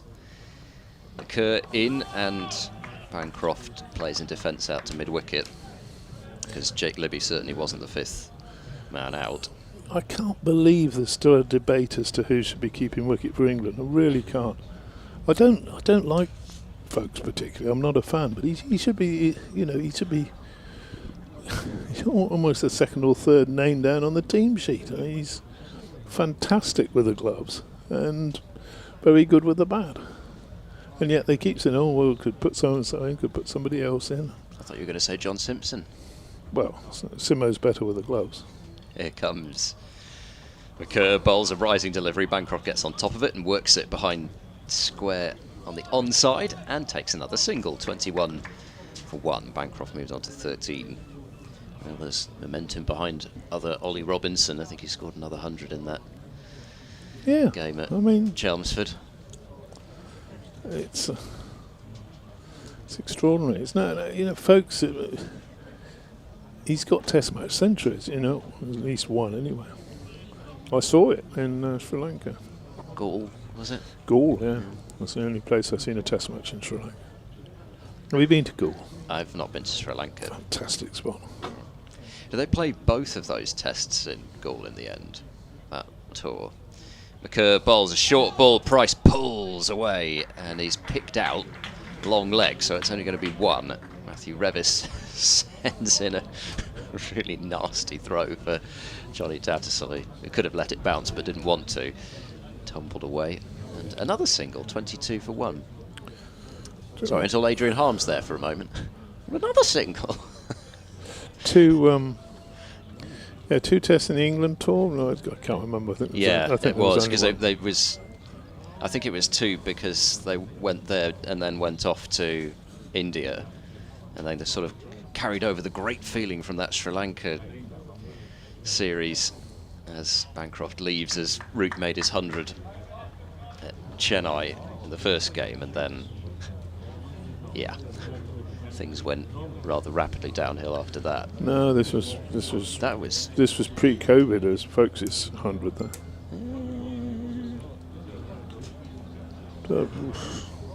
Right. Okay. I'm pretty sure it was. You can look that one up, get your stats going. You must be right, because otherwise you wouldn't have been there. But I've got my Gaul tests mixed up then. Yeah, I don't think they played two Test matches there. It would have been, I think, 2018, possibly 2019, but I'll be fairly sure it's 2018. And Don Topley got me a ticket. It was sold out. I watched most of the tests from up on the ramparts, which is brilliant. I had my bins with me. And you're actually probably not that much further away from the middle as you are at the back row of the MCG. Seriously. Yeah. Thompson in bowls. That's through to the keeper, and there's no run there. Yeah, there we go. November the 6th to the 9th, 2018. Bloke's got his 100 in the first innings. 107. And that was also... who was the left arm spinner, Sri Lankan, who name escapes me. It shouldn't. He took about 300 wickets. Rangana Herath. Herath, yeah. Thompson bowls, and that's defended. No run. Herath, the bank clerk who went to war or whatever. He looked very much like a bank clerk in that final game of his. That was his farewell Test match. So, but it's just such a gorgeous place. Gaul is not just the cricket ground, but the inside of the fort, and wandering around there with all the old villas. And Thompson bowls, defended by Ollie Price, no run. Well worth a visit. Some really good restaurants there. Oh, I can imagine. Spice tolerance, does that have to be good? Just man up. Well, gosh. Eat it at the front. We step back to the 80s again. Eat it to the front. Person up. Just eat it in the front of your mouth and get going with it. And spice, no problem. I wasn't asking for me. Oh right. I like spicy food. Oh, sorry. But you were complaining that it was going to be too spicy. No. So. Oh, It's just trying to add some. Well, I was going to say add some flavour to the. right. Oh, it's magnificent Sri Lankan food. There's actually a couple of very good Sri Lankan places in Bristol. One on the Gloucester Road and one just off it. Next time you go down to Bristol, we should go to them. Thompson bowls and a little edge. Well, an edge comes steer by Price. He's going to pick up a couple of runs. It's wide of third slip away down towards the boundary to the tea room side of the grounds, direction roughly of the tea room. So a couple of runs there to Price. He moves on to 10 and 24 for 1 on the board. Bancroft's got 13. That will indicate to you that Charlesworth didn't get too many. In fact, he didn't get any at all. Thompson bowls, pitches up, and that's again driven, but not quite where he was looking to. Squirts off square of the wicket. Another couple of runs to Price. I think they'll be looking. They'd very much like, I think, to take a second wicket before lunch. These are the big two, really, aren't they? Of course, you've got Bracey to come as well. Yeah. Miles Hammond, yes, capable of going big. But if you were to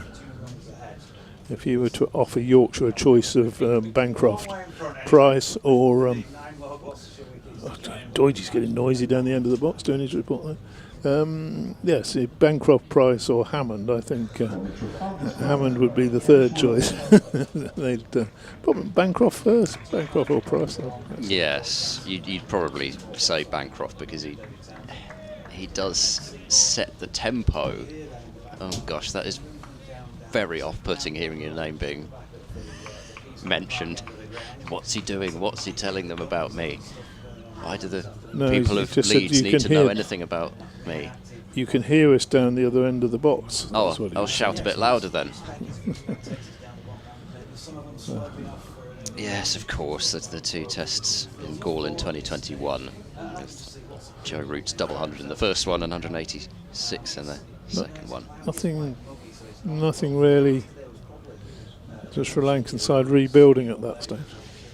So Vishwa Fernando changing ends and bowling to Bancroft from the Trafalgar Square end now, and bowls back of a length. Bancroft is tall and dropping this one down into the covers. We were talking, weren't we, about iconic cricket grounds that we would either like to visit or we were asking for suggestions. Be right up there, Gaul. It would be in the probably certainly top five of the Test match grounds, I would suggest. Fernando to Bancroft, who drives pleasantly. It's well knocked down by Dom Bess, whose cap flies off to reveal his mop at cover. There's no run. Yeah, so I think in Test grounds it would be right up there. Certainly in iconic ones. The fort behind's brilliant. You know, the different layers of it, and you get there early enough, get a seat, and then the sellers come along with the hats and the and the beer, which you're not supposed to really be selling beer up there. So. Here is Fernando bowling. That's a drive from Bancroft that finds cover. But they'll come along with sort of beer in a plastic, in a plastic bag or something. A can of beer, is it? Oh yeah, how much? There you go, a few rupees. And I was actually sitting next to an off-duty policeman, Sri Lankan policeman, and the guy came along to try and sell him a beer, and he said he put his hand into his pocket, and the guy pulled a beer out to sell it to him, and the policeman pulled his warrant card out, showed him that, and just shooed him away. And in over the wicket bowls on the leg stump of Bancroft, who flicks it away firmly through square leg, and it will be a vain pursuit from long leg and a boundary to Bancroft, who moves on to 30. No, he doesn't. The score moves on to 30, and his score up to 17. That was a delivery which needed to be picked off and was. You see the policemen there as well, don't you? There always seem to be a lot of policemen at Sri Lankan grounds, but they tend to be more watching than policing, if I remember rightly. And then, of course, the brass band. Fernando in, and again he's straying onto the pads. This time Bancroft's not taken full toll. Well, It's a single down to the long leg. I think he's seen Bancroft getting across his stump so far. He just fancies clipping the outside of the leg, you know. Yeah. Misses it. Well, in the early season he got out a couple of times like that, but since he's found his feet, he's not missed many there. Yeah, well, good few policemen. I'll tell you what's really impressive as well at Gaul is when it rains, they cover the whole pitch in about... Seriously, they can cover the whole pitch in about 15 minutes. Yeah. 30, 35 ground staff just all know what they're doing. It's all very organised. I do remember that from 2021. Round the wicket goes Fernando bowls, and Price is struck on the pad looking to clip the ball through the leg side. It did, to me, look to be missing leg stump. It's signalled a leg by, so he didn't get any bat on it, but yes, I think it's safe to say missing leg. Again, what we were talking about earlier in the game, you're not in line, but you look at it, how the batsman's moved, the shot he's played, and you're thinking to yourself, no, it's good. And had the umpire's finger gone up, you go, have a look at that. Matron, no. No, dodgy.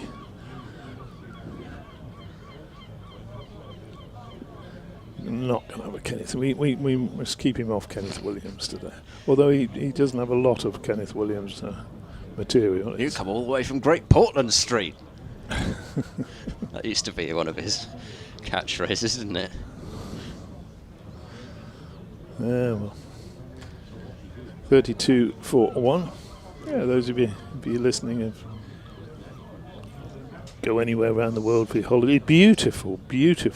Certainly not. Beautiful part of the world down the bottom end of Sri Lanka by Gaul Fort. Thompson starts a new over, bowls and defended, and pushed up to mid-off. Hikadua, fantastic beach just up the coast, about 10 miles up the coast. And a Yorkshire cricketing connection with Hikadua. Hikadua. Never heard of it. There's a hotel there called Sweet Lanka, as in sweet as in SUITE, as opposed to sugary Lanka. Tomo bowls again and defended again. Tomo? And Thompson, did I say Tomo? You said Tomo. Sorry. Good grief. Such informality in the commentary box. It's pushed out to mid-on. I was concentrating more on Sweet Lanka, which is owned by the veteran cricket writer David Hobbs. Oh, right. He runs. He's interested in the hotel, and I've had lunch there. It's a fabulous spot. It really is. Thompson bowls, and that's through to the keeper. Tommy. And there's no run to be had there. 32 for 1. I don't know whether you ever think about beaches. That my thing about beaches is if you're on a beach, you have to walk the length of it. You have to do the so you can't sort of claim to have visited it unless you've done the whole length of the beach. You'd struggle in the beaches. I grew up in Lincolnshire. They go on for they go on for a long way, don't they? But miles. the Hikadua is, it goes halfway up to Colombo, I think. It's extraordinary. Thompson bowls again, and that's swinging from the hand, really. It was a very early swing on that. Just pushed. Gives Don Best a chance to get down on his hands and knees again. Stops that one at mid-off, but the batsmen are through for a single. So score ticks over to 33 for 1. That was 1 to Price.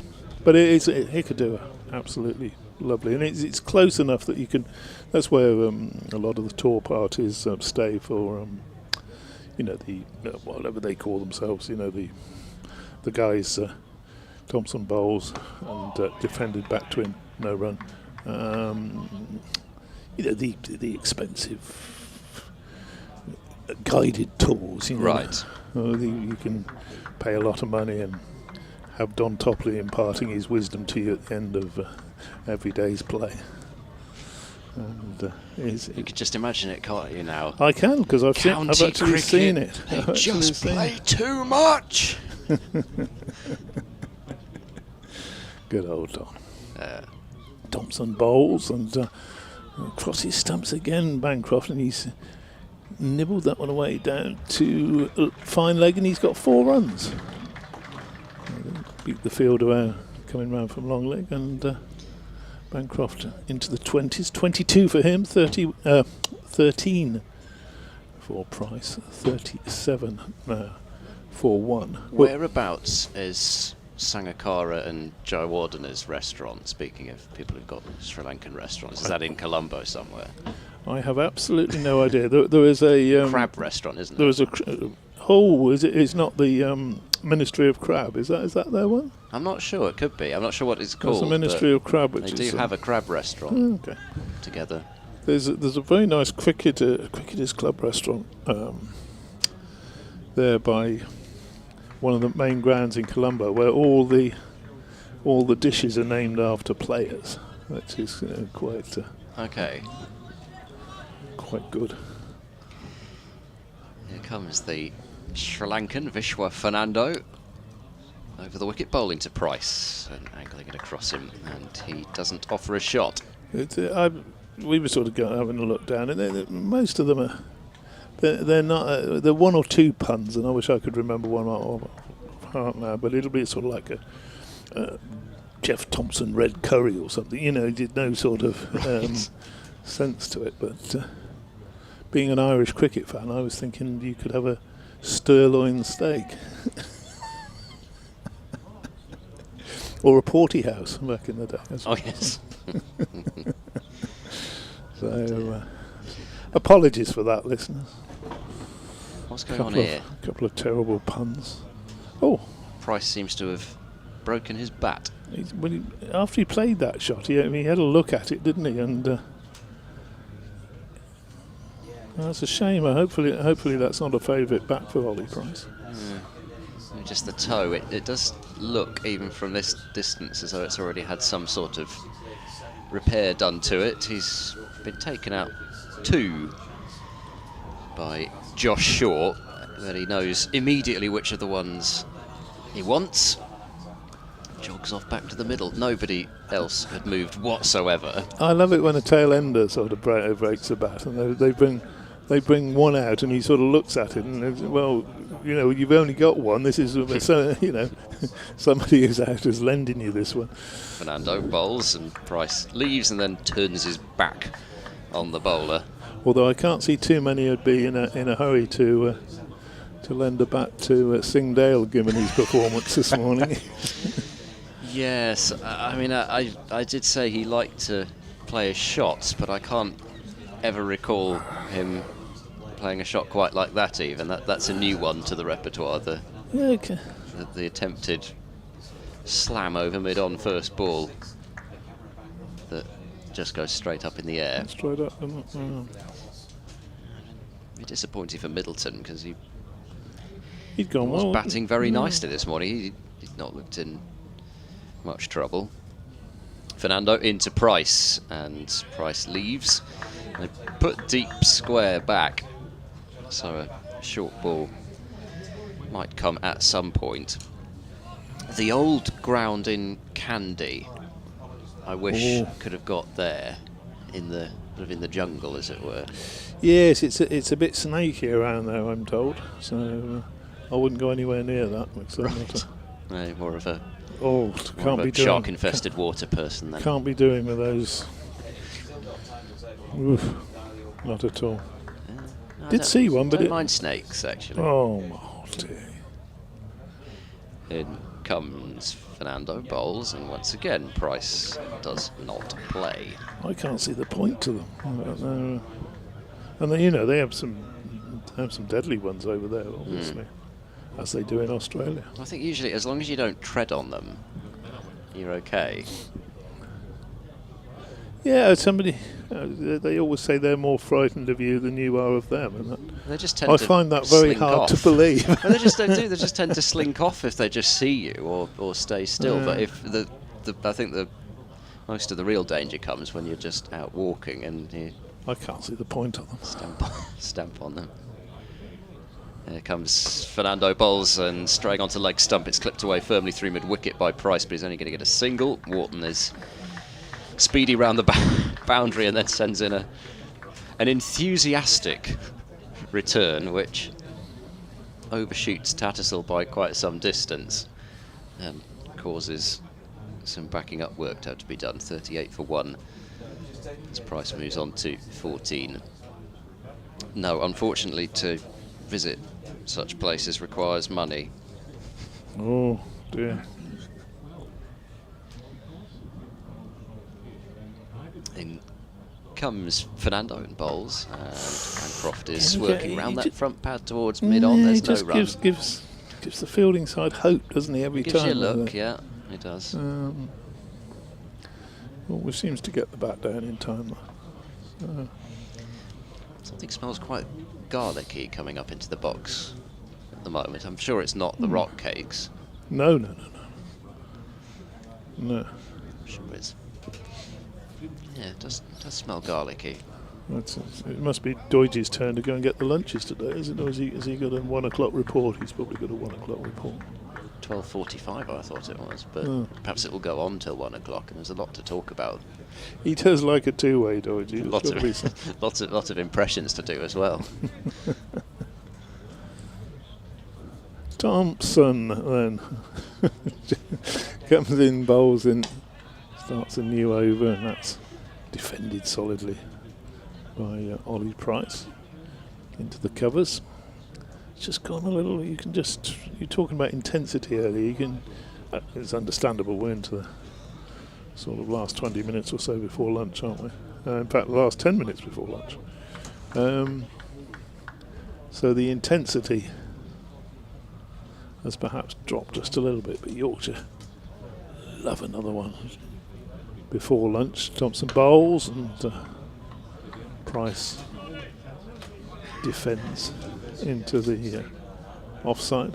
Yeah, it is a vital 10 minutes, isn't it? Because you know that, I mean, it didn't necessarily happen yesterday, but you know that there is the chance that things get easier in the afternoon. At some point, the sun, I think, is forecast, if not to be quite as prominent as yesterday, that we will get some more sunshine towards the afternoon.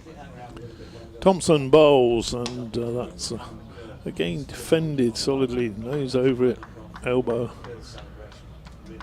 pushing to Fernando at mid-on. He's waited an age to be able to throw it to Dom Bess, and Dom Bess no doubt disappointed that the throw was straight to him, so he couldn't sort of dive and roll over and get his knees even dirtier. 38 for 1. Thompson bowls, and that's again just covered up, defensive. Saying about playing for lunch, it's appears that Gloucestershire are definitely doing that. I mean, there's no way. I'd say there's no way they can get out of this game, because obviously there's a way they can get out of this game. These two can bat all day today, but they're basically needing to bat 5 sessions for a draw. And if you look how the wickets have fallen, other than that first opening stand, Thompson bowls, that was good delivery. That was close to the offside. That was worth an ooh and an ah behind the stumps. It's probably just plucking out a 5th stump, that one, and a bit of bounce as well. But if 307 for that first wicket on Sunday, and since then, well, Yorkshire have lost all 10, didn't they? For 10 for about 149. 149. And Gloucestershire bowled out for 197. So I know it's easy to say take that out and gives an indication, but there's something there for the bowlers. Thompson bowls through to the keeper, and there's no run to be had there. I think Ollie Price will be quite enjoying this, actually. I was just watching him. He's not sort of backing down from having a look at Thompson after he leaves. I think he's looked as though he was quite enjoying frustrating him in that over, because they did have a bit of a back and forth in the first innings. Tomo's a pussycat, really, isn't he? He's been he likes to huff and puff a little bit. But No, I've been on air with him a couple of times and thoroughly enjoyed it, because you can have some good fun. Yeah. And you know exactly where to just steer it to to help him along a bit, and it's great. Yeah.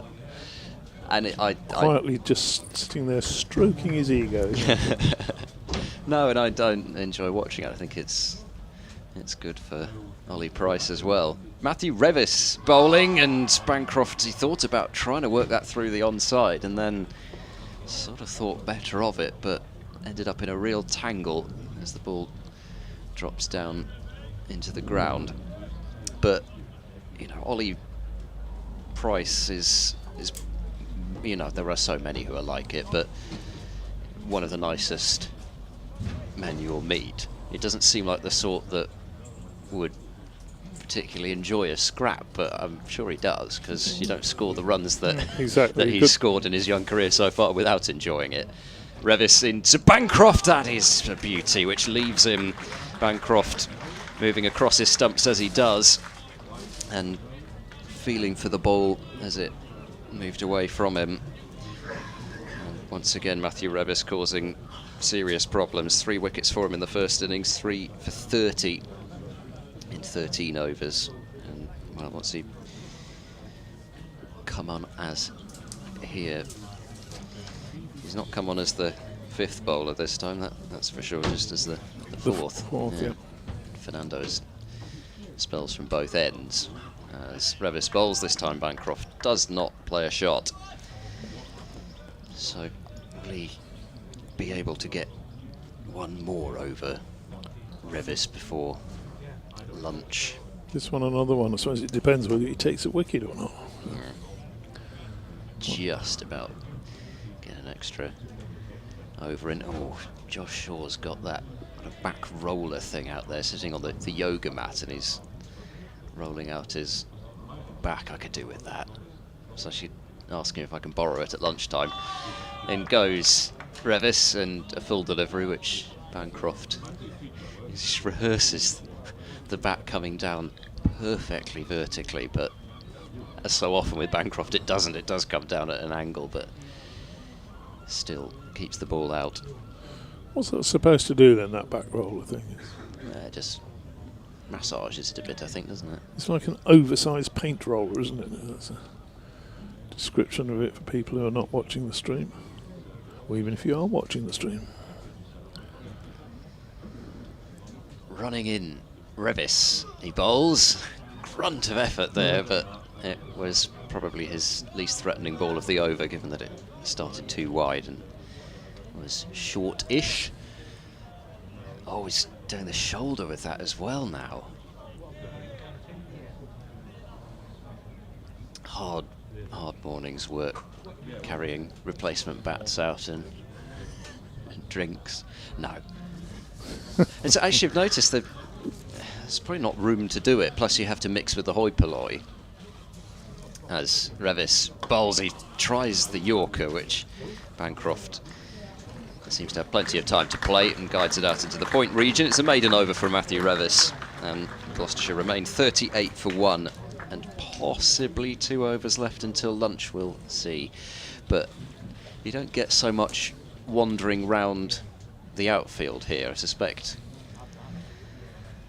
some of that is just would rather maybe stay away from spectators a little bit, but I haven't seen very much of that over the last few days. Trying to walk some runs or walk a wicket. So perhaps time for a recap of what's happened, all the wickets that have gone down this morning. If one doesn't fall in this over, we can assume that there will have been just the 4. Thompson runs away from us up the slight incline, and there's an appeal for a catch behind down the leg side. Then it might just have flicked the pad on the way through to the keeper. No excitement really So yeah, we resumed with Ed Middleton at the crease with Dom Goodman. Goodman first to go, caught Hill, bowled Thompson for 7. What are you looking at there? You have Goodman and Actor the wrong way round on your card. Oh! Blame Doige. Thompson bowls. It was Actor, of course it was. Who was out there, wasn't it? And then Dom Goodman came in for a while and blocked. Yes. As I did suggest he might. 1 off 23. Yeah, excellent. He was the penultimate wicket to fall. LBW to Conor McKerr, to the great delight of Conor McKerr. Yes. His first championship wicket for Yorkshire, but he was just really nice to see that sort of level of celebration and delight at the same time. Endears yourself to the crowd as well. Thompson bowls. That's striking the pad outside the line off stump. No appeal there, certainly. It's carried to second slip. I think he edged it. Did it carry? But it just fell a long way It short. fell It a long just way didn't. short. Yeah, just didn't really seem to come off the bat quickly at all. And then last man out, Ajit Singhdale, who was caught just trying to play a ridiculous shot first ball, a short delivery. He's trying to hit it over mid-on, somewhere just hit it straight up in the air. Mid-on did catch it. That was the Dan Moriarty. Found Moriarty. In comes Thompson bowls, and that's eased quietly down into the gully. We have been wondering, along with Grip Pipe, where Moriarty was all this time. Yeah. The 1 wicket to fall in the follow-on, Yorkshire enforcing the follow-on, was in the first over, wasn't it? At the end of the first over from this end, because Yes. McKerr didn't complete what would have been his hat-trick at the top end, but the first over from Fernando did produce a wicket, and leading edge there as it's going to run away for 4 runs down to the tea room. Looking to play that through the onside was Price, and he's got a thickish edge between slips and gully. Good delivery. I mean, I must say, to start with, I thought it was there for the shot, but maybe it did just swing a little bit late on Price. I don't know. When it was going down, I thought, yeah, clip that away through mid-wicket. And that's clearly what Price thought as well. I mean, Thompson didn't look at all at Price after that. You screamed no as it went off through the gully. And I suspect he didn't look at Price, because I suspect Price might have been grinning as he went back the other way. Thompson at 2 Price, and he's clipped that one away fine. He's going to get 1. Will he come back for a second? Oh, lovely piece of fielding down there in the deep. Is that Will Luxton? Covered the ground at tremendous pace. Looking very happy with himself. And that's lunch. Yep, so they've not quite managed to squeeze an extra over in. And a certain amount of relief after that edge flew through the gully in that over, that Price and Bancroft are still there, providing Gloucestershire with at least some hope of some famous resistance through the afternoon and later on as well. These two, as you say, He's asking yes, when he comes to it. Spring around, easy.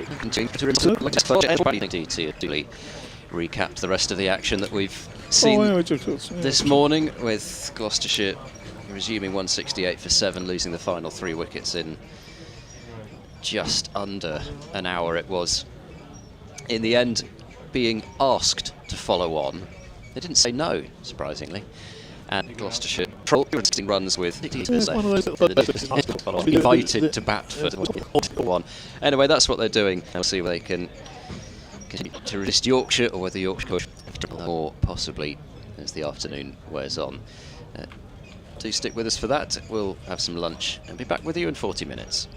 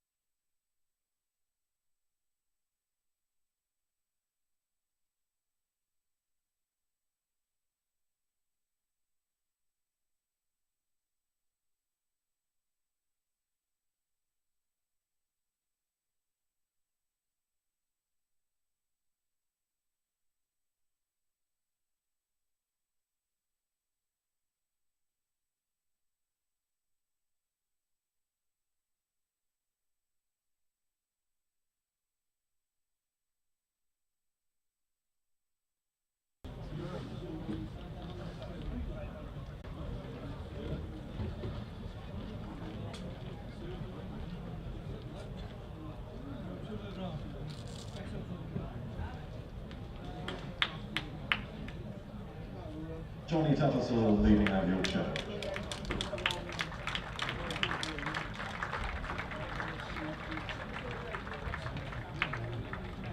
Cameron Bancroft and Ollie Price continuing the batting with Gloucestershire. Welcome back, and it is with an ice cream kindly presented to me moments ago by Yorkshire lad when I say hello for session 2 on day 3 from North Marine Road with Cameron Bancroft and Ollie Price making their way out to the middle. David Townsend alongside myself, Jonathan Doidge, for this first half hour of the afternoon session. Ed Seaborn, of course, with us throughout the match from BBC Bristol. And whether you are watching or listening to us on the BBC Sport website and app, I hope you're enjoying the coverage so far. Gloucestershire 43-4-1 after 14 overs of their second innings. They are following on. Bancroft on 22, Price on 18. The wicket to have fallen, that of Ben Charles, was taken by Vishwa Fernando without scoring. The current deficit 216 runs. Are you fancying a day 3 finish, DT? I was just going to ask you the same question. Is it going to be over today, Doidge? I'll let you answer the question and do the first over while I try and finish the rest of this ice cream. Well, you've got to, haven't you? Because it's going to be bowling down the hill. It's 43-1. It could be over. Probably should be over today. But if these two get stuck in, then, well, that would make things different. And it's Matthew Revis bowling down the hill, and that one's turned by Ollie Price towards fine leg, and he gets a couple of runs. I hesitated there because it was a sort of Cameron Bancroft type shot. He got across and got the inside half of the bat to it. Revis has bowled well again today. He and Thompson were the pick of the bowlers yesterday. Very sort of balanced approach as he comes in bowls, and forward defensively Price into the onside. The only fielder in front of the wicket on the onside is Fernando, who's got number 39 on his back. He's at a sort of wildish mid on, and you've got also a long leg, and then 7 on the offside, and we can see them all, so they're all reasonably close to the bat, because get out into the distance down there on the west side and we lose sight of some of them. That next delivery through to the keeper, no run. 2 slips, deepish fine gully. That's young Mr. Bean, Finley, who's... Is Revis the right man to be on it? First over in the afternoon, or didn't want him on both ends? Finish your ice cream. 45-1. You know, I wanted him on earlier yesterday. We'd have probably been packing up and going home now if he'd have been on early yesterday. Revis bowls and playing and missing outside the off stump there. Ollie Price. You'll know to himself he shouldn't really have had a little flirt at that one. It was interesting fielding position. Said two slips in the gully, backward point. Nothing unusual with that. But then there were is a sort of short cover and a short extra cover. The extra cover closer to the bat, but both of them looking for the mistimed drivers. Revis bowls and again on the stud. He's bowled well, hasn't he, Matthew Revis? That delivery is just pushed back past him. He has. Yeah, I mean, in terms of winding the game up early, of course, what we can only do what we can do, which is describe the action for as long as it lasts, but there are other considerations around to make, such as for the club itself. They'd love this to go to tea on day 4. Another decent crowd in today as Revis bowls through to the keeper. Yeah, not sure how many there are in today. Apologies for interruption, but there were 2,300 on day 1. That's been confirmed, and 2,000 yesterday. And I'm just speaking to people earlier on, if there's two sort of theories before the start of day 3, is that a finish around tea time today would be not the worst. Probably the worst case scenario for them is if it looks like it's just going to hang over into day 4, where they let the crowd in free. They still have to pay all the stewarding and all of those sorts of people. So basically, you end up losing money potentially on the day if it's an early day 4 finish rather than going into it deeper, and it makes it more worthwhile clearly because you can sell more things around the ground, charge people in the gates, and all of that. So for the first time today, George Hill is going to have ball in hand as a bowler. Similar crowd today. No, Yesterday, fewer I think than fewer. George in over the wickets. First ball is a little wayward down the leg side, and Cameron Bancroft watches it pass to the gloves of Tattersall. For Yorkshire supporters, well, for both sets of supporters listening in who can't see the pictures and get the general theme of things here, we still have a blanket of cloud overhead, which the weather forecasting theorists suggested would have been gone by now, but it's still very much in evidence. So it does still feel like a bowling day, and of the 3 days so far, it's very much the muggiest, as that is a bit of thigh pad from Bancroft, a ball that loops up backward of square leg. George Hill, 2 deliveries in. We know he can swing the ball. He always feels a little bit more skiddy of trajectory, which is not a bad thing as a match wears on, because he might get one that goes under a little more than 1 or 2 other bowlers perhaps might. Yeah, he's more skiddy type, isn't he? And he comes again then. Solidly forward Ollie Price, pushing into the offside for howdy partner Revis to field in his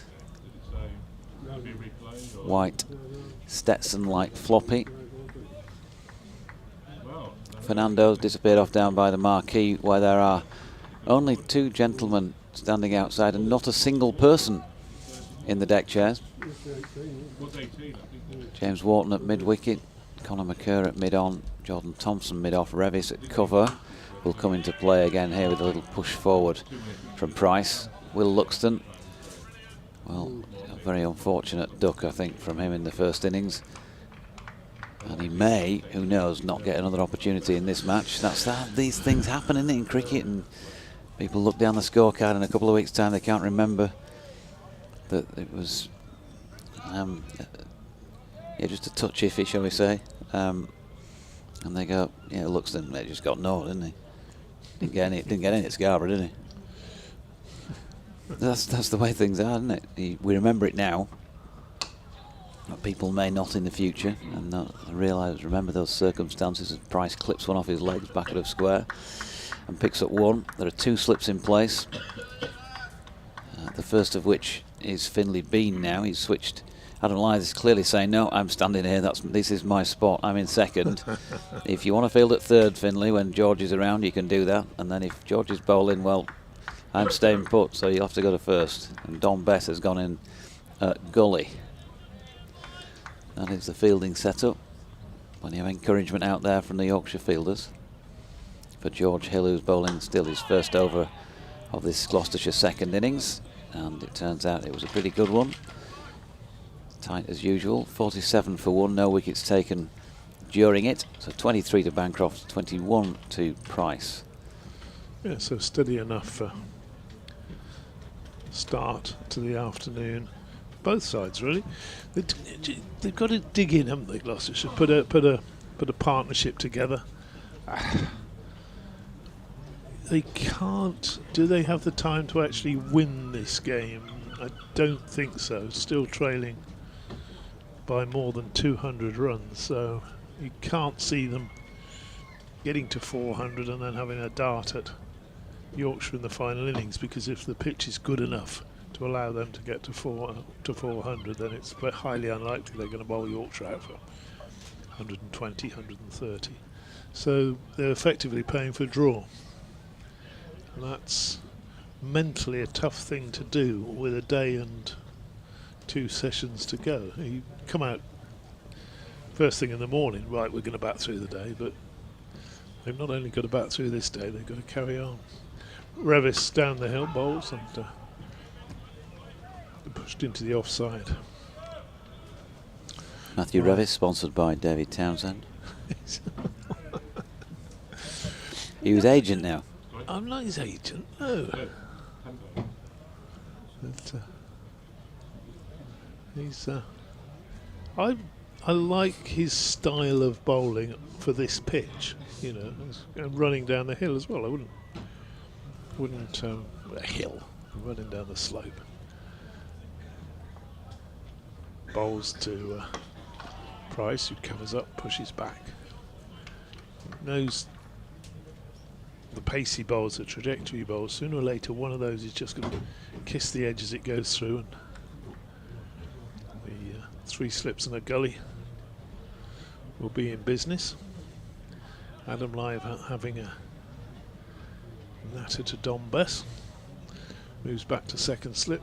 George Hill first. Bean third. Revis bowls again, and defensively, solidly forward comes Ollie Price. For consistently good bowling though, this has been an impressive 3 sessions for the Yorkshire bowlers. They've been at it all the time, haven't they? Right on the mark. Yeah, I can't think of a better better bowling as a collective over such a sustained period, I don't think, during this season so far. Revis again, and driven this time, but must have been a little bit of late movement there, because again didn't get it in the middle of the bat, got a very thickish edge up to Fernando at mid-on. Lovely email in from David Newton. Good afternoon to you, David. And just titled simply Scarborough. I'm sitting in Central Asia. I wish I had that map that the lovely Liam Holgate gave me at the start of the season to notch off all of these places around the world, because we do get a wide variety of geographical listeners. Next delivery through to the keeper, no run. I'm sitting in Central Asia watching the live stream from Scarborough. Several years ago I linked up with Jeff Cope at Scarborough, wandering around the boundary with his guide dog. Yep. I've not seen Jeff for 56 years and he recognised my voice immediately. Ah. In 1962 to 64 we had both played for Leeds Juniors. I kept wicket, often at Headingley on Friday evenings. Other team members included Richard Elvis, Andrew Dalton, George Woods, and somewhere I have news cuttings that Leeds Juniors were to play in the Shuttleworth Cup final. Revis bowls, and that's pushed into the onside. Comfortable enough single in the end. Fernandez has to come round and do the fielding shies at the start, and had to be backed up. And Tom Bess was the man to stick. I think we know who did the backing up and the tumbling over. So he goes on. Go on. I was very fortunate when approached by John Nash, Yorkshire secretary, who asked me if I'd like to work as a dressing room runner, brackets pay £1 per day, close brackets. Of course, exclamation mark. And George Wooden joined me, and it was long school holidays. Duties included whitening paths, sanding bats, many minor errands. My first match was England v India, followed in subsequent years by the West Indies and Australia, but interim there were quite a few county games. There is more. Well, let's take George Hill's first delivery here from the Peasarn Park end, which finds him bowling to Ollie Price, and he leaves one wide of off stump.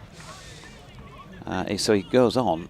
I also had to take cakes and tea to John Arlott, Rex Alston and E.W. Swanton in the South Stand, which must have been exciting times for you. Would have been for us all, I think. In those days, England had 2 dressing rooms, one for the amateurs, the gentlemen, and one for the players, the professionals. But F.S. Truman was always invited into the amateurs' dressing room, full of jokes and repartee. Interesting. As Hill comes in again to Price. Solidly blocks a straighter delivery this time. He says, I'm writing a book about my career mining gold around the world, and this includes a lot of sport. I met Sir Robert Menzies in 1964 during the Aussie game, and 12 days later I was playing for the British High Commission in Nairobi. Thanks very much, David Newton. Some lovely reminders in there of days of yore as Hill is in. That one just kicks a little off the pitch. We talked about him being skiddy, and maybe, just maybe the Gloucestershire batters share that opinion, and maybe Ollie Price didn't expect it to bounce as much. He certainly played it as if he didn't quite expect it to bounce as much.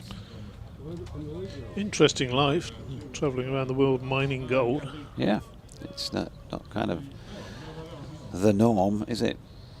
No. Here is Hill again, and that is past the outside edge of Price's bat, and on the rise through to Tattersall. That really does skip through. What on earth did again. that miss? Not entirely sure, but it looked a cracking delivery. Couldn't have missed. That was hitting fourth stump. But did it just go over? Oh my yeah, word. it's angled in, and it just holds its line, doesn't it, off the seam? Beauty. 48 for 1. Gloucestershire doing it tough, and Hill bowling again here. This one a bit straighter, and he's been clipped away wide of Conor McCurr at mid-on, and he will get 4 runs here. So, well, credit to Ollie Price. He survived the previous delivery and comes back with a lovely shot, just lent on that. And I don't think George Hill nor Yorkshire will be too bothered, in the sense that, again, it's just getting into play, straight delivery. Keep asking questions. That's got to be the key when you have such a healthy advantage on the scoreboard.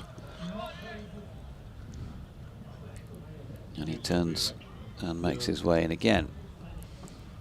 This time around about fourth stump. Price pushes forward into the offside, and there's no run to complete that over. 52 for 1 then. 23 of them to Bancroft. 26 now to Ollie Price.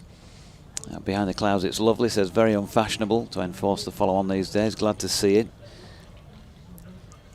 We're in danger of winning this. Only 9 more wickets to take, says James Green.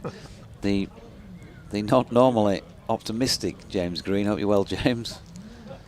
Jim, I think he likes us to call him actually, from memory on previous messages.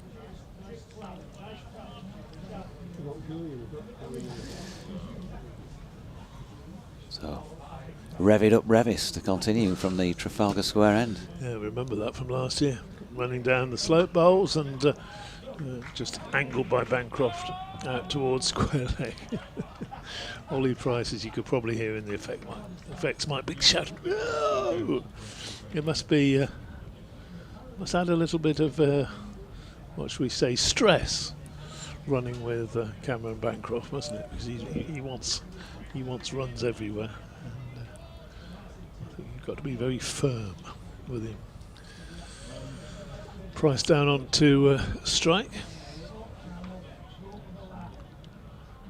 Lifts his bat in the air.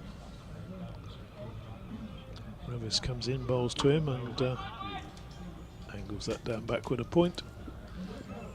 No run to be had there. Gentle post-lunch murmur around the ground. Probably wondering if they're going to have an ice cream or not. You left a couple of pens behind there, DT, by the way. Well, I think most of them are. You know, we're talking about bedrooms being tidy or otherwise. I'm sure DT's must have been absolute midden, as my mum used to say. An absolute mid. Well, she said mid-in, but it was midden, I think is what she meant. 53 for 1. Revis bowls and again defends. I mean, it's slight. I'll preface this by saying that, you know, he, as the third voice, he does have to move all of 4 feet from one commentary seat to the other, as Ed and I move backwards and forwards because we keep the same seats. But still, when he leaves a trail of stuff in his wake. As he got up this time, there was a discarded half-eaten sandwich in its little triangular plastic packet. There was, I don't know, probably a Satsuma's. Well, I've peeled skin. the Satsuma, I haven't eaten it yet. And then the number of half-drunk water bottles that are left at the end of the day. Revis bowls, that one bounced a little bit more than Price was expecting, but pushed forward defensively and struck him higher up on the back, just a defensive. I'm not saying his short-term memory is appalling, but what? What did you just say? But, no, but I mean, you would have been tidy. You'd have been a tidy boy, wouldn't you? You'd have been. I was You'd okay. Go round to your house to I play was in the bedroom. Would definitely a hoarder, and I would be made to clear things out every now and again. Revis bowls again and defended. That's the offside. No run, but you'd have been. I think the last you'd have been clear very out. tidy. You'd have had your. Oh, you're the sort of bloke. I bet these days you iron your underpants, don't you? Oh, do we need to wash them? I do remember, it must have been just about the last clear out I was ever made to do before I ended up leaving home, probably because of it. And my wardrobe was full of more stuff than clothes. Revis bowls and defensively Price pushes that into the offside end of a good over from Revis. He seems to be remember him in the past, he was being quick and sometimes a little bit erratic. I mean, he's bowling beautifully, isn't he? He's got good lines, keeping it tight. You had more stuff in your wardrobe. Well, you know, when clothes. some people just like to keep stuff, and I'm one of those, and some people don't. And people who don't understand why people who do want to.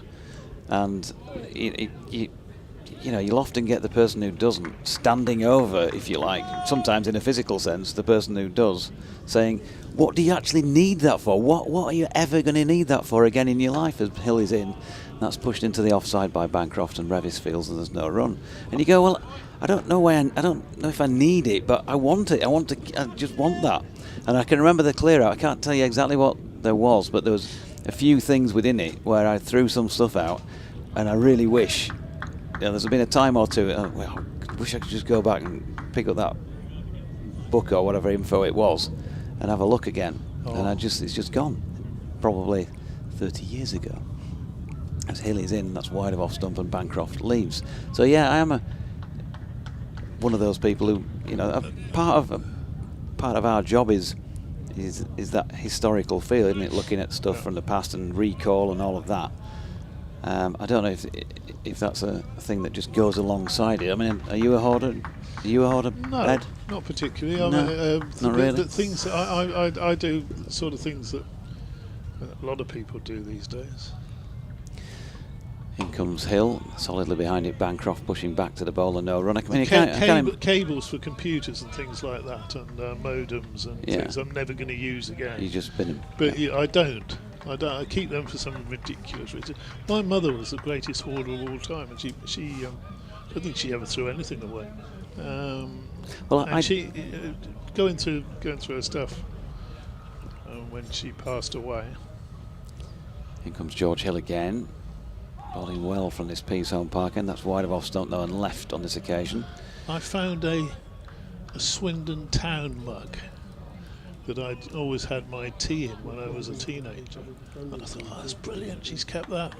And I made a cup of tea, filled it up, filled the cup up as you do with your tea, and it all started leaking out of the cup, which was and I thought, well, why would you keep a cup, a mug, that leaks? I mean, it just doesn't make sense, does it? Hill in again, clipped off the legs by Bancroft to mid-wicket, no run.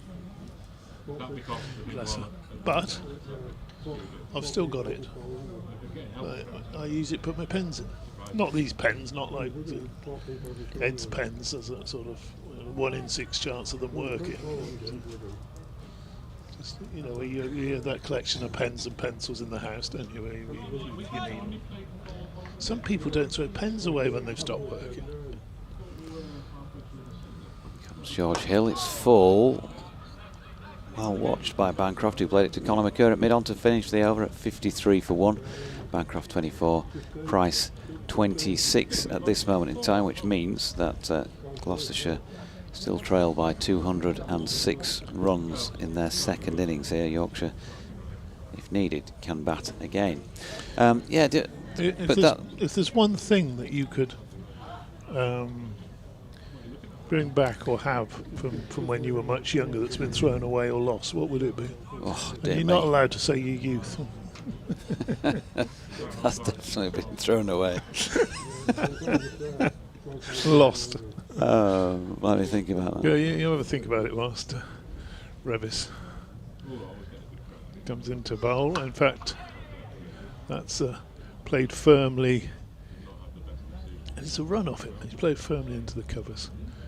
Good half stop out there. Saves the run away down the hill. Lots of little things that you had when you were kids that you were really very fond of, weren't there? Favourite cricket bat or something, perhaps. 54 for 1. My Leeds United yellow with the blue and white striped smiley face top that I got when I was about 9. That would be up there, one of those things. Revis bowls and beats Bancroft outside the off stump. Cracking delivery. Bancroft practices a far better forward defensive than he played, and in fact if he'd have played that forward defensive he may well have got a nick on it. That would be one of those sorts of things, but that would have gone long before that final clear out. But no, the comment also involves that thing of, people who don't like something and can't understand it, they just go on at you, like you go on at me because I don't like to drink the same beer as you do, and you go on and on and on about it. Revis bowls and that's defended into the offside. And I don't go on and on and on about what you drink. You can drink whatever you like. That's fine by me. And people who hoard things don't say to people who don't, why are you not keeping that? Why are you not keeping that? How can you possibly throw that away? They don't do that, do they? But people who don't understand why people want to keep things go, what are you doing keeping that? What possible value has that got in your future? Yeah, we should perhaps give you more leeway on your corporate lager drinking habits. 54 for 1. Revis bowls and that's turned away down to Fernando at long leg for a single. And the two of them pretty much keeping pace up there on the board. Bancroft 25, Price 27, 56 now for 1. But it's just that feeling that you're missing so much by not enjoying the delights of chocolate and hazelnut porter or whatever it was the other night. Revis to Price playing that very familiar as it now is, forward defensive shot. He gets everything in the right place, just checks where after the ball's on its way back to the bowler, just checks where his feet were and how he'd lined up. Pleased enough with that. I think the Sabutio Club edition, the first one I ever got, more so even than the 1978 World Cup edition, would be one that I might want to go back to. Revis attempted Yorker, well bowled and well dug out by Ollie Price. That's another cracking over from my man Revis. He'll probably due a blow now. Maybe one more over. That's the end of that one anyway. That's the 21st over gone. And maybe, I think as well. You've thought of one now. You've got that little look on your face, haven't you? Well, one of the hooks into sport, although I knew it existed and it was around, was 76 and the Olympics. And I read a book by Tom McNabb, who was a Great Britain athletics coach, I think at the time, like a Penguin book that I got at a school book fair. And it really sort of fired the imagination, reading about the history of the Olympics and the RBB Keelers and people like that, as in comes Hill and that's dropped into the offside by Bancroft and there is no run. And from that I ended up organising my own, and I say, our Olympics in the street. So I lived at the bottom of a cul-de-sac, which was a natural little circuit round the pavement. And so me and my mates, we had an Olympics and I sort of organised it. We had a few events. It was great, just having running races around the street. As Hill comes in and Bancroft waits and tries to flick one off the hip, Tattersall making the take, no run. How come I've not read about this in any of the history books about the Olympics? Baron Pierre de Doige, you not read that one? So we did the Olympics in the street, and actually ended up doing it for quite a few years, and it became, it was relevant to that year. So in '78 it became the Commonwealth Games in the street, and in '80 it was back to the Olympics. It might be the Superstars in between, or the World Championships or whatever. But we're digressing from the point here. as Hill goes in and Bancroft drops into the offside, and again there is no run. Revis doing the fielding. Did you have it as a specific date during the year, or was it? Could it be? It was always in the 6 weeks holidays because you had a bit more time. Yeah. But then it was so serious that, well, I won't mention any names, but so and so up the street had come down. And I only competed in it first time, and then after that I just organised it, and the younger brothers and their peers took part. But they'd come down the street in the morning going, sorry Jonathan, I can't compete in event number 3 and 4 because I'm going to shops with my mum. As Hill is in, and that slides down the leg side, and Tattersall feels no run. But anyway, we're really going up. What I was trying to say was, in terms of going back to something you could pick up from your past, because of that 76 thing, and I love Brendan Foster, watching him run and all of the rest of it. And Dad was in the printing trade just down the road at Kirkstall, bottom of the hill from the ground at Headingley. And he came home one night with 2 just ordinary white, M&S vests for Matthew, my brother, and I, and he printed 1 red band round the middle and 1 blue band round the middle, and obviously the white in between for the Great Britain 3 stripes, as George Hill bowls another good delivery. It leaves Bancroft on the rise. He, to be fair, held his bat well inside the line. And that's one of those things, just great, because I went to school, when we did games lessons and whatever, I could put this Great Britain running vest on, and the kids were like, where have you got that from? And it was just a simple 2 lines screen printed onto a vest. Simple idea, and the jealousy was, it was great. So I'd love that back as well. Here comes Hill, and that's pushed into the offside by Bancroft, and there's no run. I did buy something similar when the Olympics were on here in 2012 that I saw in a shop, but it just didn't have the same feel as having the one that Dad had done. Just a plain ordinary white vest with the blue. Did you have in your Guiseley Olympics or wherever it was? Horsforth Olympics. Did you have a medal ceremony? We did, not to start with, but as I'd got older, and so the younger kids are all complete. I used to, I'd get Dad to bring home some gold card, some silver card, and some bronze card from work, and I would make plaques, and I'd stick things on, and then they'd get a certificate, and the parents would come out on an evening and sit on the wall at the side of the cul-de-sac, and there'd be rounds of applause for all these kids getting awards. Start of a new over from Revis. He's been given 1 more. He's got plenty of energy. And it'd last. He's played defensively, no run. Sometimes it'd last 2 days. There'd be 10 events on day 1 or whatever, 10 events on day 2. People going to hospital through exhaustion by the time they're finished. The hurdles used to be a few upturned buckets with my dad's garden canes across the top. Oh yeah. The canes for growing the runner beans. Revis bowls again, and just sort of rode with that one a little bit. Can you imagine now? Backward a point. Running down just a tarmac road in a cul-de-sac, 50 metres or whatever, over 3 hurdles probably. If you tripped up and fell, it was just tough, wasn't it? These days you need personal liability insurance and all the rest of it. We did the high jump in our back garden, or they did the high jump in our back garden with no crash mat. They just tried to jump over a cane. I just kept going up. It was like ambulance parked out in the cul-de-sac. Deutsche Olympics as Revis bowls, and it's a wicket. Driving at that ball. Revis has got it, caught by, I think, Don Bess. And that is the breakthrough that they very much wanted. The end of Ollie Price. Loose shot, really. He's gone for the sort of. The ball was pitched up further than I thought it was, and looking at that replay there, and he's just clipped it. Best wasn't going to drop that. Ollie Price wandering off, and that's an important wicket.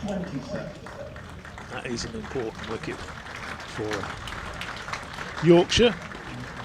Not only if they're going to win this game, but if they're going to win it today. 55 for 2 then. And I do apologise for the cricket interrupting the Deutsche Olympics. But well, it was the Victoria Olympics, because it was the Victorias where we lived, and that's why I called it the Victoria Olympics. Yeah, fantastic stuff. Were there any drug tests?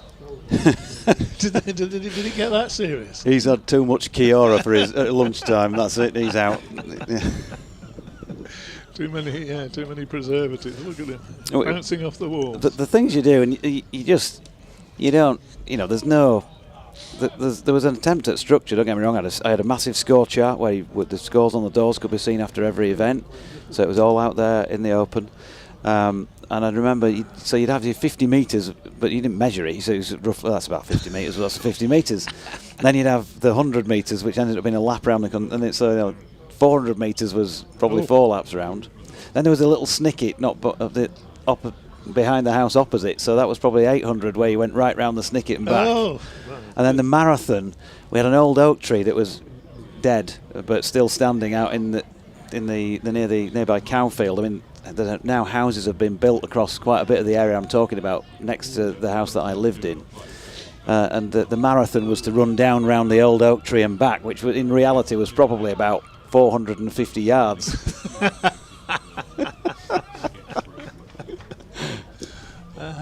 Fantastic.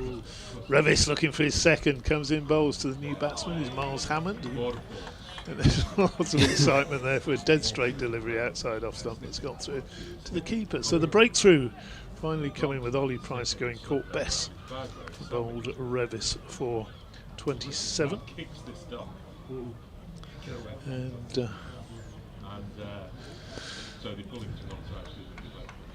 was a good catch by Bess, wasn't it?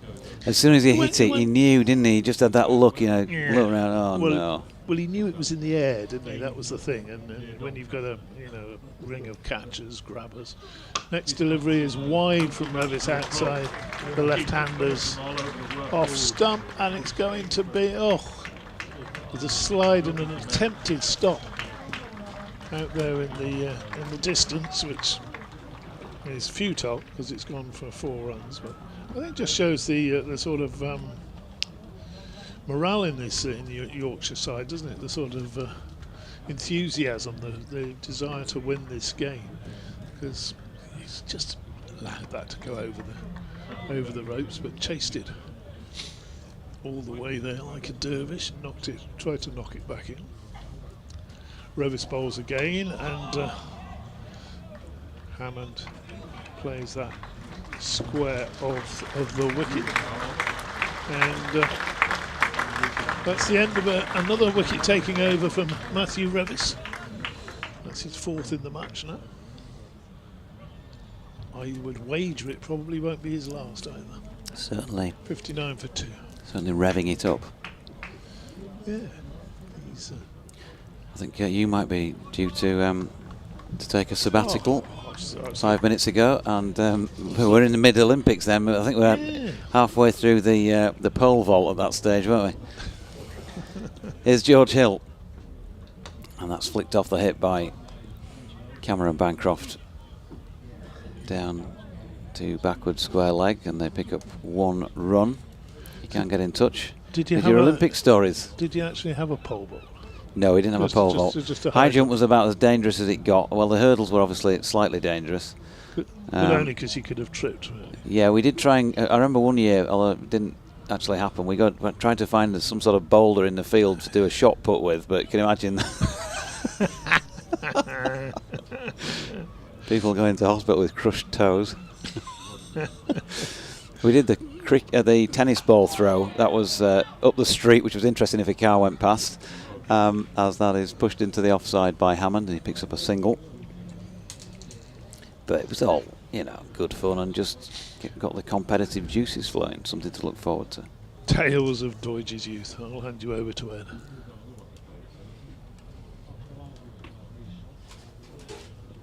.61 for 2, 5 to Hammond, 26 to Bancroft. 2 slips and a gully in place.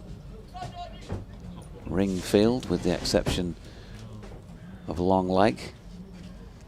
And in comes George Hill. Oh, good delivery this one. Big appeal, yep, that's gone. That is a superb delivery by George Hill. Shaping back in towards the right-handed Cameron Bancroft. Big wicket as far as the outcome of this game is concerned, possibly. And just look at how he's rolled his hand over the top of that. It felt like it had swung. probably also nipped as well off the pitch. Absolute beauty. 61 for 3. Disaster. Both Price and Bancroft gone in quick succession, and well, Gloucestershire are going to do well to see the morrow now, with 2 set batters gone. And again, I said it yesterday, it almost seems to be easier to get to about 15-20 than it is to get beyond that for Gloucestershire. They've had some single-figure scores, but it just does not seem to have got any easier to bat on the more you've batted on this pitch ever since Lythe and Bean really have put on that triple century partnership way back. But in both Gloucestershire's innings, you never really felt like a wicket was that far from coming, and they've crawled since lunch as well. What have they added? 18 runs in 40 minutes. It's been, yeah, heavy going, even when the wickets haven't been falling, and plenty of interest for the bowlers. Edges being beaten, edges being found. You wonder whether Miles Hammond might just decide to do what Miles Hammond can do and play some shots, or whether he'll try and stick it out. But at the moment, sticking it out, can stick it out for a while, but something comes along. Hill in again then, and that one down the leg side. On this occasion, James Bracey, the new man at the crease for Gloucestershire. Cameron Bancroft, LBW Hill, 26 off 55 deliveries, and that included 3 fours. It was just a peach of a delivery, that, by George, wasn't it? I haven't seen that many hooping in swingers. Must have caught Bancroft by surprise. Yeah, just fell over it slightly, and you always felt as soon as it wrapped the pad that you're going to see the finger of Ant Harris raised.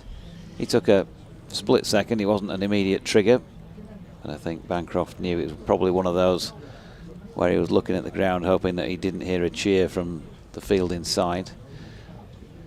Yeah, I mean, I just heard it before I sat down. I think there were 2 noises, but I think he hit his pad. Hill round the wicket, turned into the leg side by Bracey, no run. So wicket taken over for George Hill for the first time in the match, actually, as far as he's concerned. Didn't manage one in the first innings. 1 for 8 second time around, and Gloucestershire 61 for 3 are still fully 198 runs behind.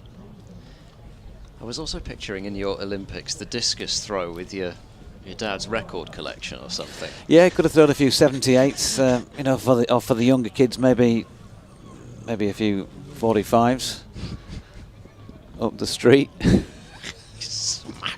But listen, I forgot to mention that we did also have theme music. So if it was the Superstars, I'd have to get a recording of that from the record player onto a cassette, so I could take the cassette recorder outside and play the Superstars theme tune, or the BBC Athletics theme, or whatever. Yeah, we had all that. Listen, if you're going to organise an event, don't matter whether you're 8 years old, 13 or what, you get it right. I'm so jealous of this. Jordan Thompson replacing Matthew Revis from the Trafalgar Square end, and Hammond on drives but won't get a run. Yeah, that would have been me as well. It was that sort of you know, everything had to be right like that. Theme music and scoreboards, lists of things. What about the medals?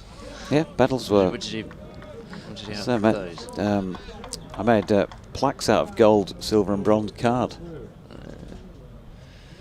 Thompson is in, bowls. Hammond leans forward and plays the ball back up the offside of the pitch. There is no run.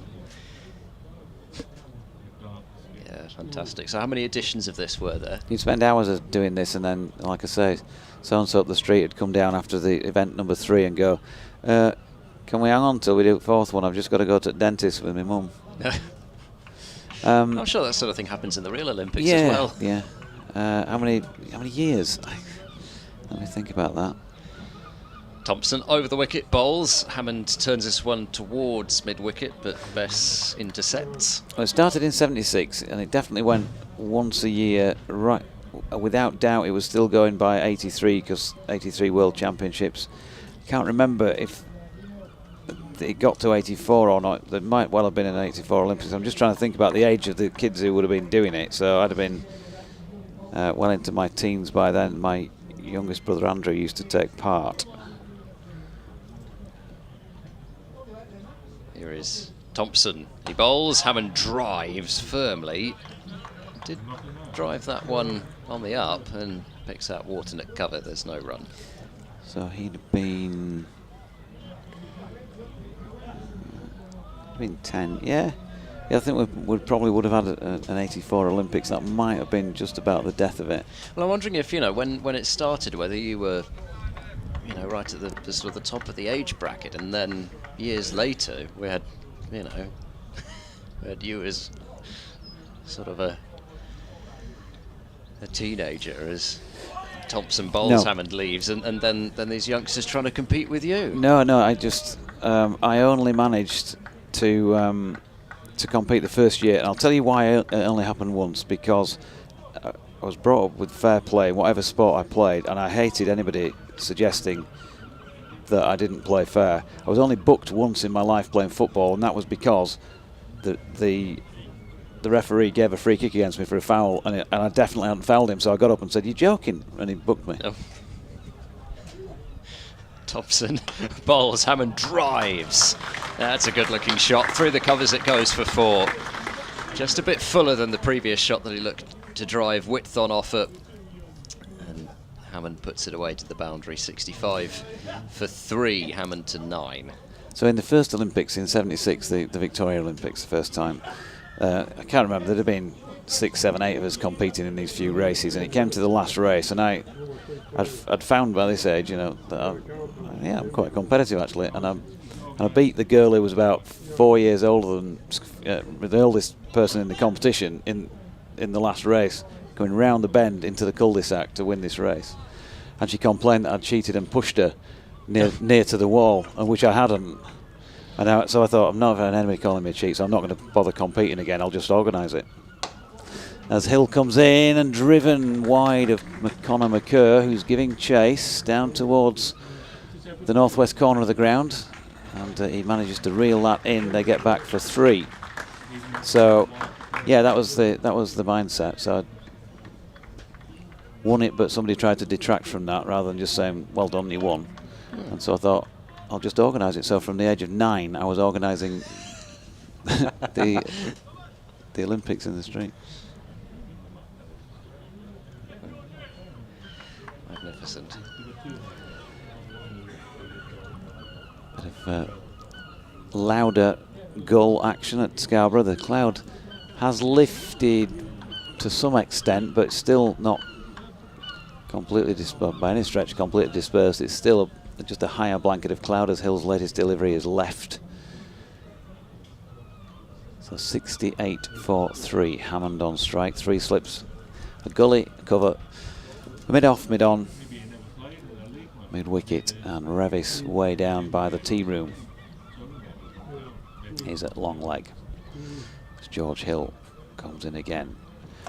Another ball that's swinging, and Hammond, he was playing a leave there but too late and deflected it into the offside. One of those where if you're having a bad day, might get an edge on it, cannon into the stump, something like that. But he's okay on this occasion. Moved really late as well. I can understand why he was caught in 2 minds there, because it did just take off on him at the last moment. Hill in again, up there to drive. Invitation accepted and nicely played by Hammond, and he's got a bouncing, skipping ball past Conor McCurr, who was diving for it from mid-off, and that will be another 4. But Yorkshire's need 7 wickets here. Second time around to win this match by an innings, and they still have 187 runs with which to play. Phil O'Rourke sent me a picture from Rockhampton where the sun is out and Glamorgan's second 11 have been reduced to 159 for 8 by Gloucestershire's seconds. Very good as Hill is in. That's pushed into the offside by Hammond. McCurr does the fielding. And 16-year-old Dexter Trigo, 6 for 31. After I'm pretty sure, as I say, he got a 6-for on his second 11 debut. Sounds pretty useful. So long ago. Still 2 wickets to take. Meanwhile, Noah Kelly top scored for Yorkshire's second 11 with 58 against the South Asian Cricket Academy. Yorkshire bowled out for 197 in that match. As this latest delivery from Hill is turned backward of square on the leg side by Hammond, who helps himself to a single. Hammond on 14, Bracey on 3 so far, and that match at Wheatwood has yet to see Yorkshire take to the field with a ball. They were bowled out in 41.4 overs of a 50-over match, which I suppose would be a bit of a concern. Going to be an update in the non-too-distant on BBC Radio Sheffield and Leeds. I'll stand by for that, folks. Listening to ball-by-ball commentary on Yorkshire versus Gloucestershire in the County Championship Division 2. Ed Seaborn, BBC Bristol, myself, Jonathan Dodge of BBC Radio Leeds, David Townsend is our third voice. Thompson in, and that one cut. Ooh. Over to you, Dodge. Good afternoon, Toby and everyone. Yeah, 73 for 3. Gloucestershire batting for the second time today. They were bowled out earlier on for 197. 3 wickets for Jordan Thompson, 3 also for Matthew Revis, 2 for Conor McCurr, 1 apiece for Don Bess and Vishwa Fernando. And Yorkshire asked Gloucestershire to follow on because they couldn't get within 150 of that Yorkshire first innings score. They were 259 behind, and since then they've lost 3 second innings wickets. Ben Charles was bowled by Fernando without scoring before the lunch break, and then this side of it, Ollie Price well caught by Dominic Bess at gully of Matthew Revis for 27, and Cameron Bancroft big wicket and a cracking delivery from George Hill, which shaped quite markedly back in on him and trapped him LBW for 26. James Bracey is 3 not out, Miles Hammond is 14 not out, and Gloucestershire are 73 for 3 and still 186 runs short of asking Yorkshire to bat again.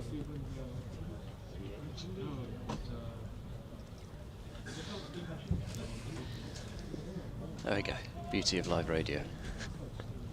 The shortest queue of all time, which I'm fine with, but it just takes you by surprise when you're not expecting. Well, especially when you're halfway through describing what was a rather tasty delivery from Jordan Thompson that didn't take a wicket.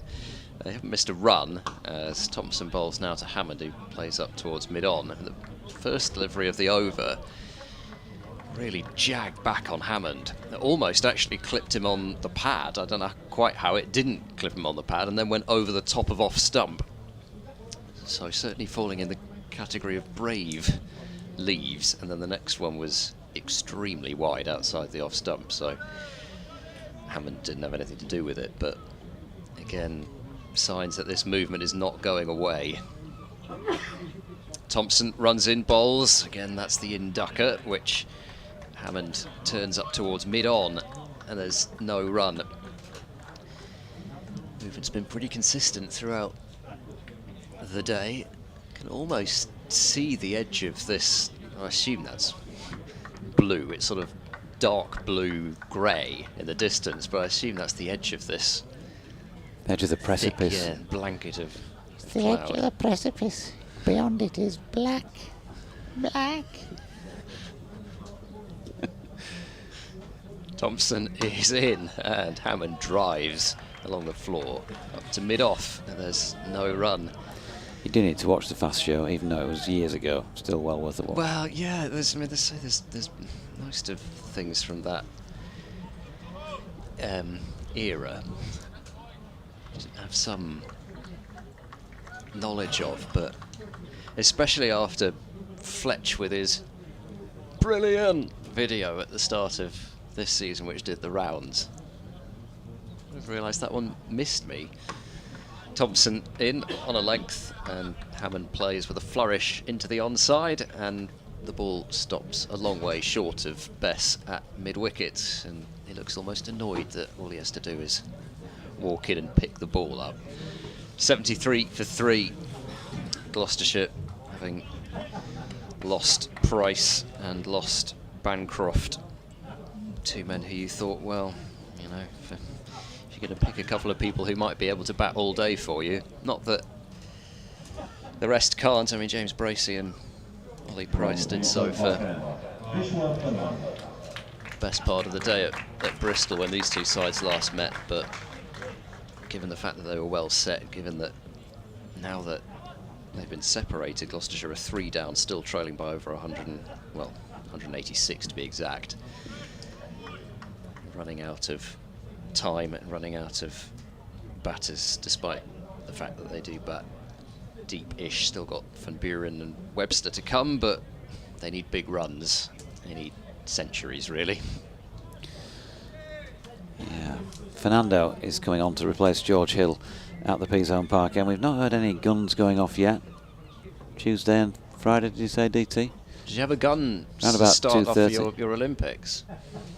How No, did didn't manage a gun. Not even with caps from the local toy shop. But remember toy shops back in the day? As Fernando, first ball, left arm over to the left-handed Hammond, is left. Russell Walker says looks like a competitive wicket, bit for both. Yeah, I think I'd agree. Lily says that she'd also bring back her old Leeds United T-shirt with a smiley face on it from when she was 10. My mum and dad don't understand why I've got a signed Yorkshire shirt. I hope DT hasn't eaten all the rock cakes. Well, DT's memory is short, so he eats one, then thinks, I've not had one of those yet, so I better eat another one. Then thinks, no, I've definitely not had one of them yet today, so then they've all gone. Fernando in, and Hammond pushes out into the offside, no run. FL Spartans has put up a GIF saying DT with his pens are friends in his leaky Swindon Town mug. Anthony Harrison says long jump on the grass verge, distance for 100 metres was always determined between lampposts, long jump over bamboo sticks, marathon was 2 times round the block. So there you go, another Olympian among us. Did you not do the Open too, he says, with airflow balls covered in electric tape? Holes were determined from grass verges, and my mate's dad looked after the green, the front garden. Pars 3, 4s and 5s. Very good. Fernando in. Oh, he's got it. Oh, what a catch. What a catch by Adam Lyth. That is sensational because it got a real toe end on that one on a short ball from Fernando, and the ball just looked for all money like it was died and gone to ground before Lyth could get there, but no, he's stuck out his left hand and he has clung on, and that is the end of James Bracey. That is one of the most bizarre dismissals I've ever seen, but what a catch. It didn't ever look like he could get there. It was dying on him all the time because it was just a cue end from Bracey as he tried to pull the ball from outside the off stump. And it's gone down quickly, looped to Adam Lyth's left, and he has taken a brilliant one-handed catch just off the floor. I don't think I've ever seen a slip catch quite like that before, off the cue end. Never mind to have been taken in that fashion. I thought Bracey had got away with it, but no. It's another fantastic moment for Yorkshire. This is turning into a superb day for them. And, well, you did think it when they lost Bancroft and lost Price in short order, but even more so now. You'd have to say, odds are that we will not be coming back tomorrow. Well, Graham Van Buren might have something to say about that. A left-hand, right-hand combination out there. Huge job for this pair to do, though, to take it as deep as they can. You never know, this is cricket, but they've got a heck of a challenge on their hands. Bracey caught Lyth ball, Fernando for 3 from 7 deliveries. I'm sure Fernando, I say, was bowling for him. It's probably one of the worst, on the face of it, worst deliveries we've seen all day. Very short, very wide. Bracey tried to pull it. Here he comes then to Van Buren. First ball slanted across the right-hander. No run. So to answer your question, Anthony, No, we didn't do the Open. We did do, I remember we made some goalposts out of wood and some discarded net and put nets on the back. It was always better if you had nets on the back of your goals for some reason when you were a lad. You know, if you just had a goalposts, Oh, yeah. that was all right. That was better than just having jumpers. Yeah, well, But that's like bowling at stumps that are just painted on a wall. Yeah, it's not the same. As hitting the stumps, is Yeah. it? So, you know, if you've actually got a net at the back of your goal, so we had that in the cul-de-sac, I remember at one point. We'd built our own sort of stanchion for it. Fernando in bowling and Van Buren leaves. We did do, we see, it's sport preferences, isn't it, Anthony? So we did the Grand National as well, in the field right next to the house. Riding your dogs. We dig the ditches. We dug the ditches for the fences, and at some point somebody came and tipped a load of old conifers in this field because it was like a waste field next to us. And so in the spring when the nettles and brambles weren't too high, you could, and that was obviously springtime when the Grand National is on. We did the National. There had at one point been a dumping of some earth, a mound of earth, and stuff had grown on top of it. So that had an extra little eccentric, exciting part to the course because you had to run up a hill, jump a fence on the top of it, and then jump down, a bit like you're in the Hickstead Derby. Oh, has he got him here, Fernando? Oh, Johnny Tattersall with a dive to his left, and Van Buren looked for a moment like he might have got an inside edge on that. Wasn't to be, but he received warm applause there because that is the end of another wicket taking over in this Gloucestershire second innings. Bracey gone, got Lithe bowl Fernando for 3. Just catch up with a couple more before I disappear and leave it to DT. What else have we got? Andy Lockwood says, now then Jonathan, Seward's Deutsch just finished me shift and tuned in. Enjoyed the chat about the horse for the Olympics. Back to your fish and chip pick. What would FST make of having tartar sauce on fish and chips? Mushy peas rule. Aye, tartar sauce, what's all about? Marvellous. Martin Bentley says, JD, brother Dave is in India. Any chance you can shout out Rev it up Revis out of the commentary box window? Thompson there you go. Bowling to Hammond, who tried to drive that one through the covers, and the ball has gone out to deep square leg. So again, signs of movement. 74 for 4. Hammond does 15. Neil Allison says, what a catch. Adam Newington says, cracking the flags in Hornsey. Hopefully we'll up the road with you shortly. And Rob Bernard, lovely reminiscences about the childhood, which sounds very similar to mine growing up in Scarborough. Tell JT he's got better weather than Thailand while watching the live stream, raining heavily on a relatively cool Sisaket evening, down all the way to 25 degrees. I think we're up to date for now. I'll see you soon. Okay. Van Buren waiting for Thompson, and that is a really nice looking on drive, and then Van Buren thinks he can pinch a single, which he can because the ball was knocked down by McCurr at mid-on. He did very well to stop it initially, but alert stuff from Gloucestershire's red ball skipper, and he gets off the mark. 75 for 4, passes the strike back to Hammond. I did do the Open in the garden. We only had a putter, but he only needed a putter. Said that. But of course, I had to play all the rounds myself as the different players. So then I had a proper leaderboard. Thompson is in over the wicket, bowling to Hammond, who's forward and defending back up the pitch. I don't even know why I did it, because I didn't particularly like golf as a child. I like watching it now, but no. Yeah, I don't know why it think caught my imagination. I don't think either of us would get very far competing with the horse for the Olympics. No. Which sounded great fun, didn't they? I was insanely jealous of it, because I'd have been all over that. Yeah. 3 slips in place. Just going a touch wider as Thompson bowls a good delivery, dug into the pitch, rising up on Hammond, getting up towards the throat area, and he fends it off rather. No short leg. So made slightly easier to play for Hammond, but that was nasty, and he's just making some helpful hand gestures to Graham Van Buren at the non-striker's end. You always think, I mean, yeah, you could see it was a short ball, it bounced. Well, you don't need to tell me that. Thompson running in, bowls on a length, and Hammond works it up to mid-on. The one fielder saving the single on the onside, and then a bit of sleight of hand from Fernando. Make a good name for a magician, actually, the great Fernando.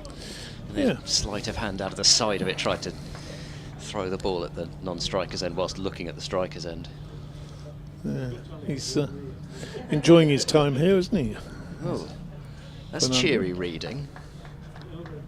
Somebody's reading the paper on the live stream. Loneliness increases the risk of a stroke by 50%.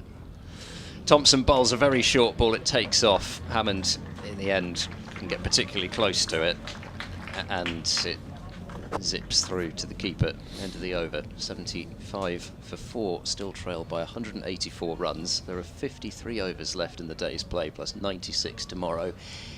It's not looking good. It isn't, no, and it's not as though they're scoring at any great lick either, is it? No, it's quite possible. The ball's got a bit softer now. Yeah, and Lyth and Bean are still on for an innings win. Yeah. They haven't got past that. They're both innings haven't got past that partnership yet. It's going to be Fernando to continue on his way. Angled approach, left arm over bowls, and that's angled between third slip and gully, down towards the or up towards the boundary rather, in front of the tee room for 2 runs. I think Fernando, last time I saw him bowl, he had this very annoying habit of lifting up the back of his trouser leg before he was on the turn of every time he turned. Why was that annoying? Well, it would just like sort of stop doing it. And every time it was like, I didn't know, but he's cut that out now. Comes in, bowls there and beats Van Buren outside the off stump. That's gone across him. He must have been close to that. You like pretend he was just playing the line, but no, he's gone a long way outside his body to try and play that, and he does just look as if he's not enjoying this left arm angle across him at the moment, because he does seem to want to feel bat on ball at every possible opportunity. Fernando again, 3 slips go down, he bowls, Yorker, and looked to be swinging in as well. It was well played, no run, just played into the offside. I think it's a little bit unfair sometimes when the director picks out what various people in the crowd are reading. I know it's a favourite shot for sportscasts all around the world, isn't it? They pick out the reading material or the crossword or whatever's going on. Fernando bowls, and well, how did he not touch that? The ball's gone like a proverbial leg break, isn't it? It's really. Perhaps I'll give him the benefit of the doubt and say he was playing inside that one. What do you reckon? More so than the last one. He didn't quite follow it all the way, like the one earlier in the over, but he certainly did incline the hands towards it at one stage. Fernando again bowls, and just thought about playing that one as it swung back in, and then at the last moment left it. But this has been a testing, probing over from the Sri Lankan.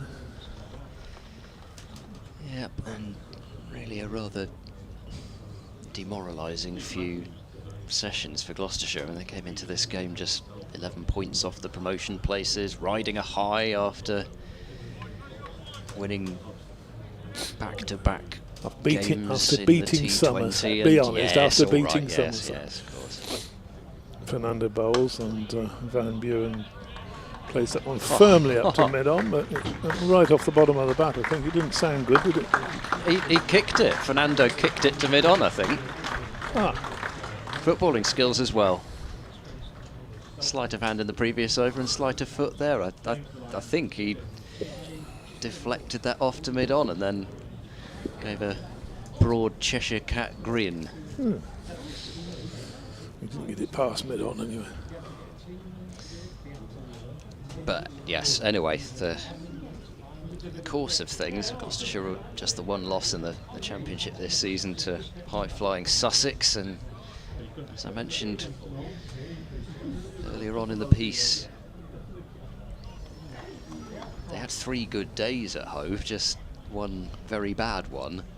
Thompson to Hammond, who I thought was looking to drive through the covers there and ends up having to adjust and play the ball towards wide mid-on. There's no run. This really is the first time that Gloucestershire have just been on the back foot right from the start. And yes, they did hit back in the morning session of day 2, but really it's only been that session and little periods where they've not been being dominated as Thompson bowls. That has spat Hammond off a pretty full length, catches him I think on the gloves, and down towards backward point.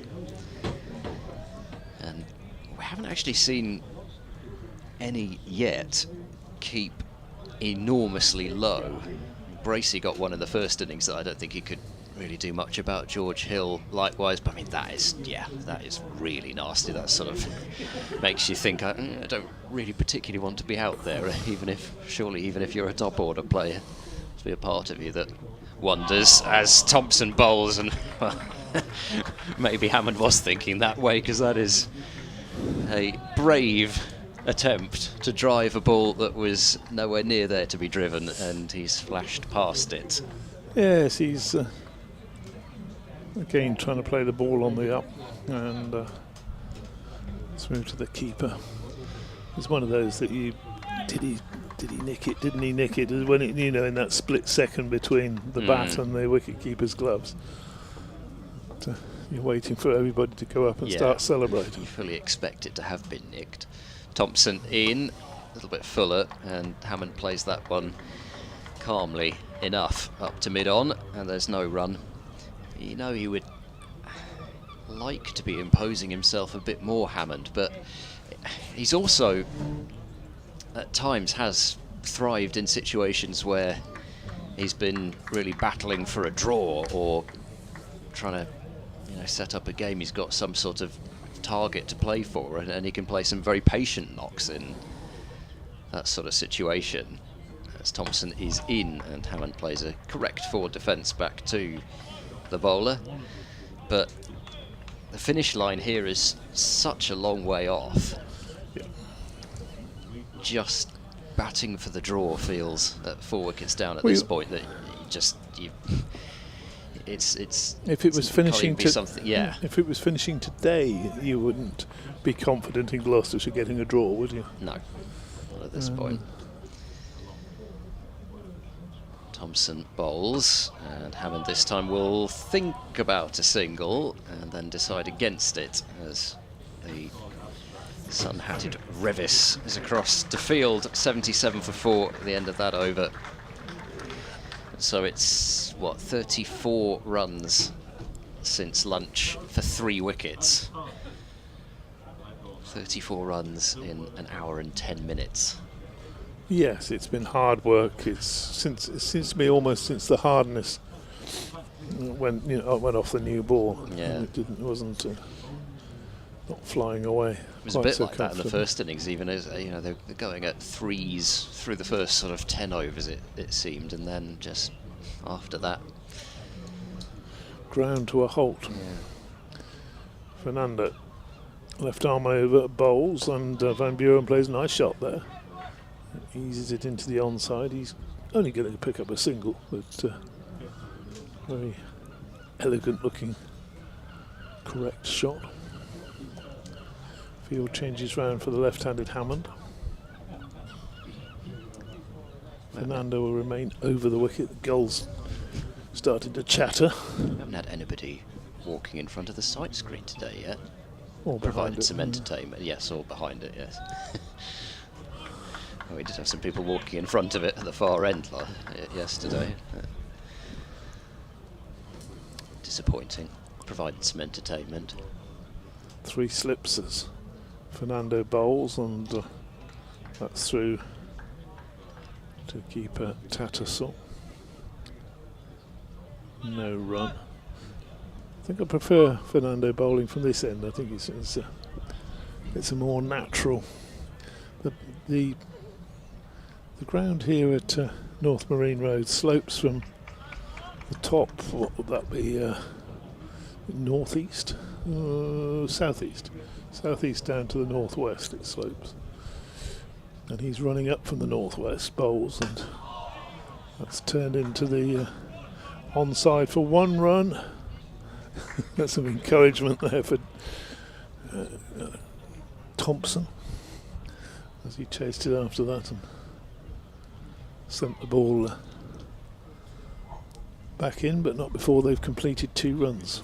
It just does seem to be, I think you mentioned it earlier, that urgency in terms of every run, you know, just sprinting after that. It was always going to be 2, but still, they put it in the batter's minds that he might get there. Fernando bowls again, driven up to mid-off, where Conor McCurr does the fielding. Haven't seen him since lunch, I don't think, have we? Big Conor. Absolutely delighted he was this morning with that first wicket. It's always nice to see a wicket celebrated. Yes, you don't not always when it's against your own team, but too many bigger celebrations for getting a number 10 out, but still. He was delighted. Fernando bowls, and that's turned with the angle down to fine leg for a single. 181. Yeah, Gloucestershire wishing it was 181. 81 for 4. Yes, I'd take that. Van Buren back on strike. It'd still be 78 behind, but even so. It's not as though these 2 plus Webster wouldn't be capable, but they'd have to succeed where others haven't. Fernando bowls, and that's just tempting him there outside the off stump. Van Buren has a swish at it. Don't think he got anywhere near it, actually. It was a very wide delivery, 1 day wide. The end then of that. The 32nd over. That just gives an indication of how difficult it is to score out there at the moment. 81 for 4 off 32 overs. Yeah, it's almost like it needs to be the absolute perfect rank delivery in order for it to be hit. Anything that's even just slightly different to that, if it's just that bit full, it's difficult to dig it out and time it, or a bit shorter, you just can't really quite seem to get hold of it. Yeah, they've been ground down, Gloucestershire. Thompson into Hammond, who is forward defending up to mid-off. And the problem is that, as the supporter from the distance, you look at the highlights of the wickets and you go, "Oh, terrible shot. What was he doing?" But in the context of the constant examination that Gloucestershire have been under, some of those shots are more likely to occur.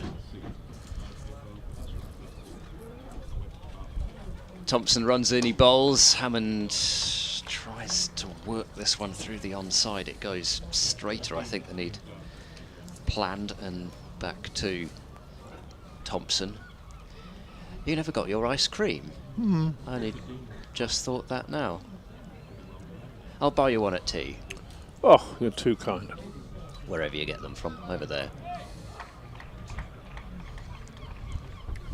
Near the scoreboard, or is there another one round the corner? Poppy Yorkshire ice cream. Thompson bowls, and as if it would be from anywhere else, it's just clipped down to fine leg for 1 run by Hammond. And 82 for 4 the score. Hammond moves to 19. Yorkshire's finest everything. Well, you can't argue with a lot of it, to be fair. No. Well, the ice cream was delicious. Yeah.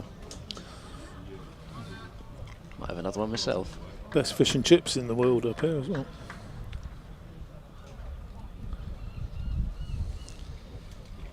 Here is Thompson to Van Buren. This is played respectfully up to mid-on, and there is no run. Yeah, That's more to do with the batter. Yes, It's, I did enjoy mine last night. The batter especially, crispy batter, but not, you know, not so thick that you get the crispiness on the outside and then the undercooked stuff in the middle, which you so often get. Thompson bowls, edged, caught behind. There's number 5 for Yorkshire in this second innings. It has to be said, it was on the cards. Thompson pitching it up, drawing the shot. Van Buren never looked settled. And we heard the nick, didn't we? Yes, it was a thick edge. Probably heard that in your effects mic as well. That was never any doubt about that being the 5th wicket. As you say, he never did look at home out there, did he? He was flashing away outside the off stump. Trundles off, and I think that makes it now. I would respectfully suggest odds on that we won't be coming back tomorrow morning, which will save Lily her train fare from Moulton and back. I thought you were about to say some more rock cake mixture. Oh no. Demanding cake for tomorrow already. Should it get that far? Very good, wasn't it? I've still not had mine actually. Well. I was going to have one at tea, but anyway, yes. Well, if Gloucestershire are to make this last till tomorrow, then this is going to have to be a monumental partnership, I would suggest. Bo Webster, I can actually say his name. He's on a pair, is he not? Is on a pair, yes. He's certainly got the pedigree to do that, but yes. In fact, how many deliveries was his duck in the first innings? Yeah, it was first ball, thought it was. King pair. 4 slips in place.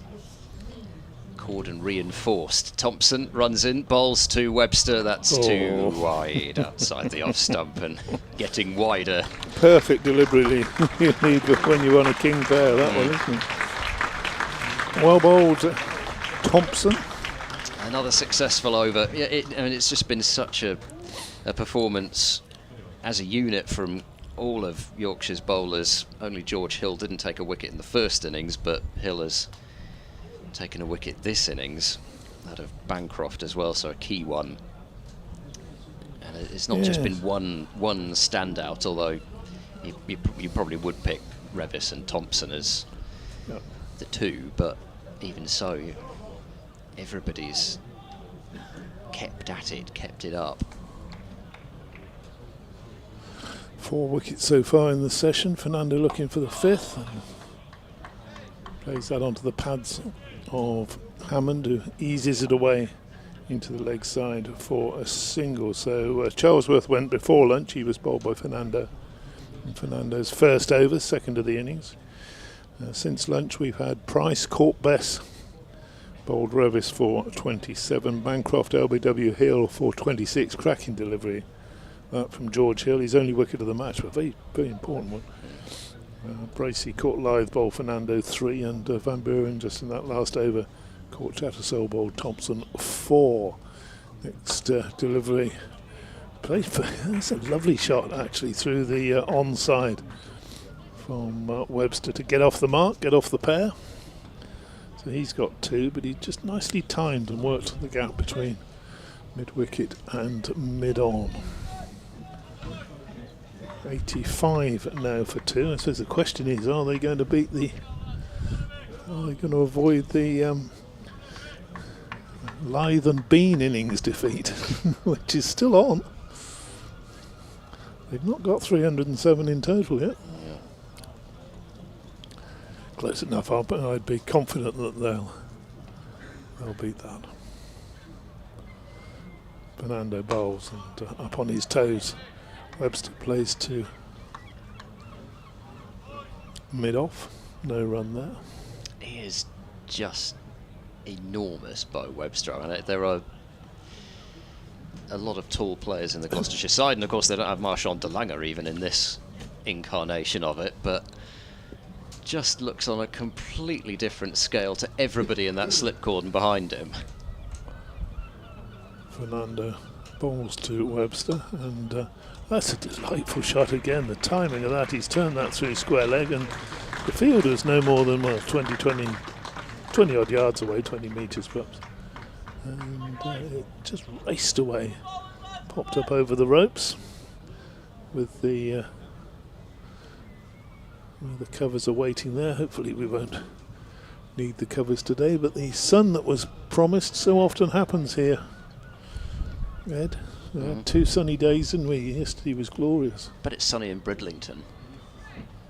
Well, why would you say it's sunny in Bridlington? Well, it looks sunny, you know, you can see the edge of the cloud there. That next delivery goes through, and that's through to the keeper, and there's no run there. So I'm just seen him be so half-hearted about a shot. Yeah, just waved at it almost as it went by. Surprising. He is normally, as I say, a particularly decisive player. You're not. If Webster wants to play a drive, you're not really left sort of wondering whether he maybe played at it or maybe didn't. Or he takes the attitude, I think, of as hard as I can hit the sweeper's hands. Yeah. It's still a single, but just looks to hit every ball, even if it's only but his timing was single. It's timing for that one past square leg was. Oh yeah, yes. He's not just about power, despite being a big man. And it's Conor McCurr coming in from the Trafalgar Square end and bowling one short, and Hammond has played that one down enough into the onside, but another tricky delivery to have to negotiate, and wonder whether Orton might be tempted to put the helmet on for McCurr after seeing a ball like that. And we've seen a couple of times Hammond Absolutely. to rear up and play these balls, try and keep them down as best he can. Just put something else in his mind, and in this situation you almost think, why not? McCurr in to Hammond, who's had a bit of a feel for that one. It was wide enough that he probably didn't have time to get close enough to it, considering it was a quick ball from McCurr, but he did have a bit of a poke at that. It must just be so nice to bowl on this sort of a surface. And I asked Ajit Singh Dale that last night, and you know, a surface that actually gives you back what you're putting in. Yeah.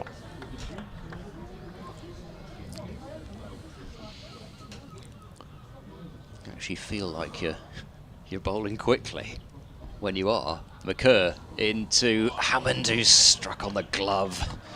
That one hurt as well. Yeah, as he plays it down into the ground, he's just see from his body language. Trying not to show that that's hurt a huge amount, but yeah, just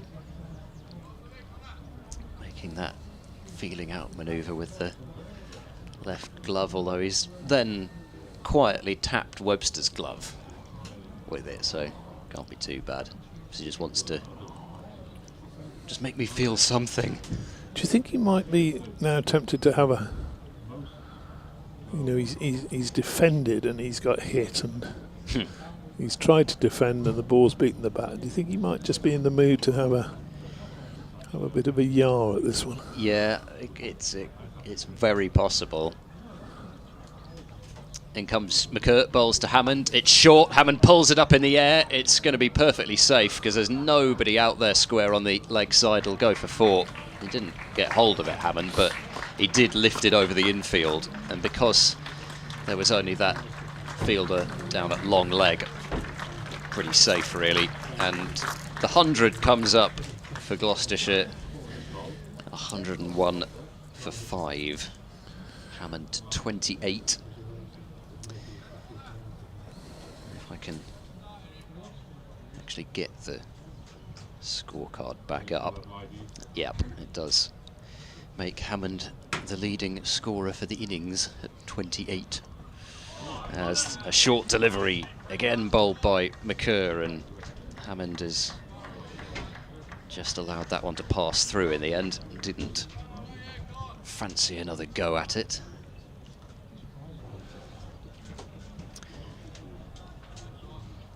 Is this the double swap? It is, isn't it? Yeah, apologies for the tardiness of my return, but I got talking to the president over by the marquee, and Dickie Bird.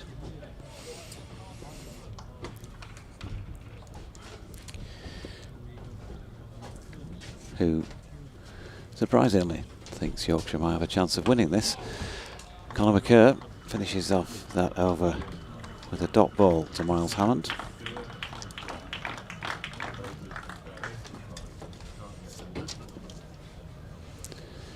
Head takes a breather, and DT is back. And so's the man with the pink Iron fiery mask. shirt, and he's Yeah, I just seen him as I was walking around. Yeah, I'd struggled to pick him out, obviously. yeah. Well, he's going to be noticed ahead of most people here on the ground, isn't he?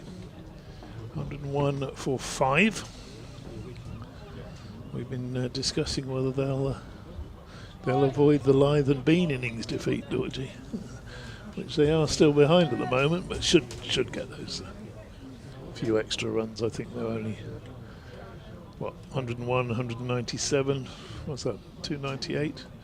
So they only need another 9 runs. Best bowls, tosses up, and that's swung down the ground and through for 4 runs, despairing. Dive in vain. He's a very, very powerful hitter of the ball there.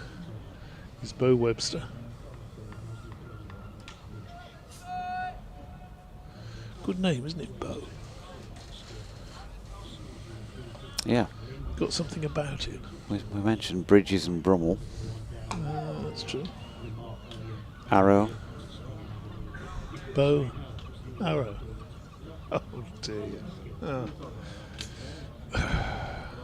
Bo Duke. Oh yeah. This next ball is down the pitch, swings that one away down to deep backwards square. He did him in the flight there. Did best, but the big man got enough of the bat on it away down to deep backwards square leg.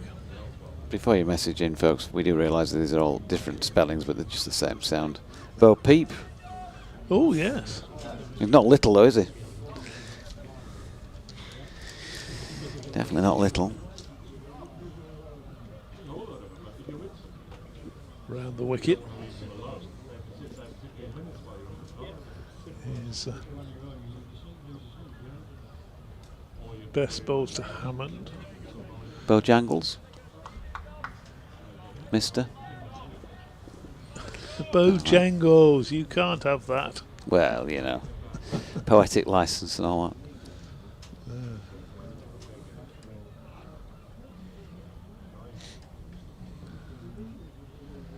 Best to Hammond, tosses it up, and Hammond starts to look to play it on the onside and gets what must be a leading edge into the offside. Phil O'Rourke says Bo Derrick. Oh yes, Bo Derrick. Ed probably wouldn't know who Bo Derrick was. Bess bowls, and that's clipped in the air, and Bess has dropped it. Very difficult chance here to get across in front of Webster, and dived. Oh, nice little bit of drift in the air. The ball's just popped up. Fair play to him. Webster could have stood his ground, couldn't he? But he's got out of the way, and Bess will be annoyed he didn't catch that. Yeah, it was. He will. He gave him a good chance to roll around on the floor a bit more. You can imagine, can't you, at school, he was always, you know, in class, he'd be the one who always did something to get noticed by the teacher. I think we've talked on commentary before about when I'd read about the Magnificent Seven, things that you don't really realise, but because of the rivalry between Brynner and McQueen, when Brynner's in shot and speaking, and McQueen is in the same shot. When you look at the film again, knowing this, and you see it with a different light, that McQueen's always doing something. He's scratching his head or just deflect the attention from Brinner. Here's Conor McCurr. Oh, lovely shot. Cracked away off the back foot, short of length by Bo Webster. Got right over the top of it. And that is 4 down to the west side boundary. Yeah, so just be something. It be, stroke his hair, anything. It was fiddling about with his hat, if you remember the film, in a couple of the scenes. And you just think that's all part of the act, don't you? But you can imagine when they come off and Yull says to him, I'll try not to do Yull's accent. What were you doing there exactly? That was my shot. It's my scene. So there, McCurr delivers, and that's played down nicely wide of the cordon. Got over the top of the bounce and just deflected it. Webster, 1 run. Behind the clouds, it's lovely. Says, I went to Dickie's quiz in that pub once, and what a great night it was too. Dizzy, Callie, and lots of players were there, really open and friendly and chatting with everybody and anybody. By 9 p.m, Dickie looked like he was ready for bed, mind. Fond memories. I think it sort of looks like he might be ready for bed now. He has moved from his chair since I was over there. Looks like he's having a chat with John Helm, who's also here. He's had a brief hello with the great man. It's Conor McCurr down the incline from the Trafalgar Square end, gets the ball once again, bounces up to chest height really. Hammond had to get right over the top of that and play a proper, correct backward defensive push. You know who was the original Dickie Bird, don't you? No. Or it was the lead horse in the charge of the Light Brigade. It's Dickie Bird. Into the Valley of Death. Rode the 600. Short ball, he's got underneath this one, easy catch for Finlay Bean and gone, and Conor McCurr celebrates again. Miles Hammond loops one up in the air, and Gloucestershire's chances are up in the air with it. 111 for 6, Hammond gone for 28. Yeah, straightforward catch for Bean, wasn't it? He's softened him up a bit with those few short deliveries, and in the end, well, we had one the previous over where Hammond went for a big shot and he was safe, but that time didn't get any distance on it. It just looped in the air and Conor I don't think I've ever seen wicket celebrations quite as enthusiastic as Conor McCurr. He's almost hugging Bean before Bean had taken the catch there. 111 for 6. So out comes Ed Middleton at number 8. He didn't find anybody to stay with him, did he, in the first innings? He was batting there at the start of the day, ended up on 24 not out. Gloucestershire bowled out for 197. They're now 111 for 6, and they have avoided the Lythe and Bean innings defeat, but only by 1 run at the moment. Hammond 28 off, I'm waiting for confirmation. I think it was 57 deliveries, which included 5 fours.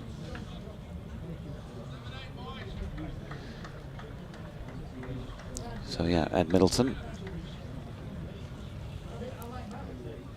has taken guard. 3 slips. Got a long leg, Fernando. James Wharton's got his shin pads on under his whites, but it's come out of any close in position at the moment. It's on the wicket ends at mid-on. Big gap square on the leg side. And ring field in the offside as McCurr is in for this first ball to Middleton. Gone straight away. First ball, Conor McCurr's on a hat-trick straight to Adam Lythe. 111 for 7. Gloucestershire. Well, they are teetering on the brink of an innings defeat at this moment in time with just 3 second innings wickets left. And Conor McCurr, he's got it right, and for the second time in a day, he's on a hat-trick. That's true, isn't it? Yeah. He took the last 2 wickets to fall. But I bet he wishes that Singdale was walking out to bat now. I'm looking forward to Singdale's second innings, actually. It's an extraordinary first effort. So, well, is it going to be a case of over by tea? Never mind over by stumps, Doidgy, because we've still got how many overs to go before tea? You're out for you in a always sec. the one who's good at that. Yep, there are in the day 43.2 remaining, so still 11.2 before tea, so could be. Could be. Hat-trick ball. Got to have a leg slip, surely. Akhtar's out there. Are you ready, Jonathan? So 4 slips and a gully, and Conor McCurr coming into bowl to Akhtar. Short ball gets over the top of it, and for the second time in a day, Conor McCurr can't quite manage the hat-trick, but well, do his confidence no harm, saying he'd taken, it was around about 50 wickets in his 22 previous first-class matches, got in on the act in the Gloucestershire first innings towards the end with 2 for 28, and so far in this one he now has 2 for 24. Yeah, and I think Don Bess will fancy a chance of picking up a couple as well, because I'm not sure the tail enders are going to stick around and prod and defend. I'm sure Bo Webster's eyeing the boundary out down there to the west stand. Maybe the straight boundary, maybe the press box even. I don't think he'll get over to us, Doidgy, but I think he's going to be opening those big shoulders of his. Let's see what happens. Don Best bowls to him, and a nice little paddle sweep round the corner. Picks up a couple of runs. Well, that's all they'll settle for 2 runs. Throw comes in. Score moves on to 113 for 7. With, Webster very quickly onto 22. Best bowls a quicker delivery that he treats with respect, plays it back down the pitch. He's going to have to tempt him in a minute, isn't he? He's going to have to just flight one up, see what happens. That one is not flighted up, pushed through, and it's spun. Not taken cleanly by Johnny Tattlesall. Will be Yorkshire skipper be delighted with this situation. Next ball outside the off stump, pushed firmly square of the wicket. Vishwa Fernando does the fielding. The batsman crossed for 1 run. 114 for 7.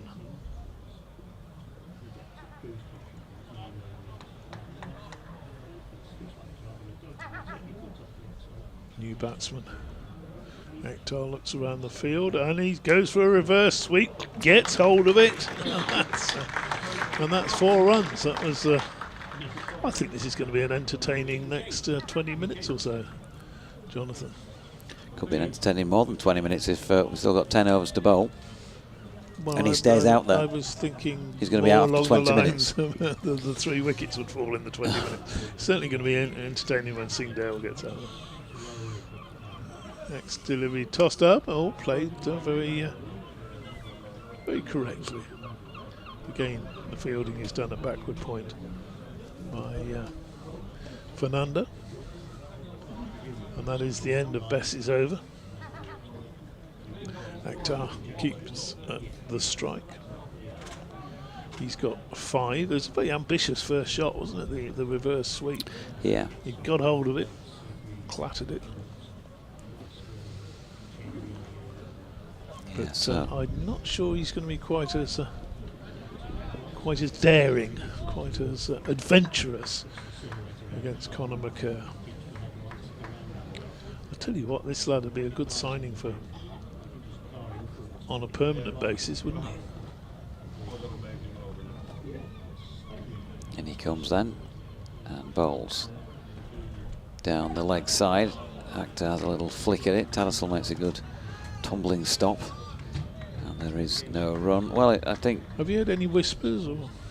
No, not at all. I think just by the fact that he was signed for those 5 T20 matches, and they've extended. They've almost been forced to, in some ways, extend it to this match. I know you can argue if you want that why would they be forced, and they could have used all the lads they've already got. He turns and comes in again, and Actor pushes into the offside, no run. So that there is, of course, already Jordan Thompson, George Hill and Matthew Revis bowling seam within the ranks. And of that trio, Jordan Thompson has taken the new ball on numerous occasions, but his coach has also taken the new ball from him when Fisher and Code have both been available. So he's not first pick new ball bowler. And so if you can get another one, just for the short term to help you out in the absence of Messrs Code and Fisher, then every bit helps. Here he is again. That's straight, clipped off the legs by Actor. Square on the leg side. Fernando goes round to field. I think I'm right in saying Fernando plays just next week at Chesterfield, and then he's done from his loan spell. McCurr, they may ask if they can extend that to next week. We'll try and find out, of course, after the match. It might just be for this one-off match, because, of course, the hope is that Ben Code gets through that second team game unscathed today, and then maybe fit at Chesterfield. In comes McCurr once again. Straight delivery, solidly blocked. So there's a few things at play there, and they might choose that one of those other 3 seamers I mentioned. They might say, well, you have a rest. We'll have another look at McCurr. So there's kind of a chance for them to look at what he's got to offer in 2 formats at least. They've already seen what he's got to offer in the 50 over format, which I know is the lesser of the trio these days. In terms of its prestige and all of that, but he bowled well in that format against them for Surrey last year. Turns and comes in now. Bowls to Actor, withdrawing the bat as he ends up running it along the deck into the slip cordon. No run. But if you look at the way he's interacting with the other players in the team, and the delight that he's showing and the enthusiasm, it's he's not carrying out a job interview or something, but the actual the communication between the players, well, he may be carrying out a job interview of sorts, possibly. You don't know. Yeah, I guess. Yeah, I get what you're saying, and I do like what I've seen from him with the ball so far, as he's in and bowling again, and Actor has to defend. He's certainly been, I think, very consistent, I would say, in terms of his lines and lengths. There's not been loads of them sprayed down the leg side. He's not thrown up numerous half volleys in the middle of some good stuff, has he? He's been pretty disciplined, is what I'd say about him. He has. That was a very quiet over. I don't think it'll be so quite so quiet now that Don Bess is about to. He also has that extra bit of oomph. Yes. It feels like he bowls a heavy ball, doesn't it? Yes, certainly does. So Don Bess starts a new over, and he's driven firmly to extra cover. One of 3 men, saving one really in a line on the offside. There's a slip as well. Short leg. So next delivery again. It's almost as though Gloucestershire gone into their shell a little bit. I mean, we saw Actor, his first delivery was his first shot was a reverse sweep. We got Webster, who's been smacking it all around, and now all of a sudden the drawbridge has come down or whatever, or gone up, or whatever drawbridges do. And oh, surely he can't go through a hole over blocking. Come on, Bo. Oh, lovely drive there. That's a classic drive. He's just waited for that, picked his spot, hit it to the right of extra cover, away to the boundary for 4 runs. But again, it wasn't a yahoo, it was a controlled shot.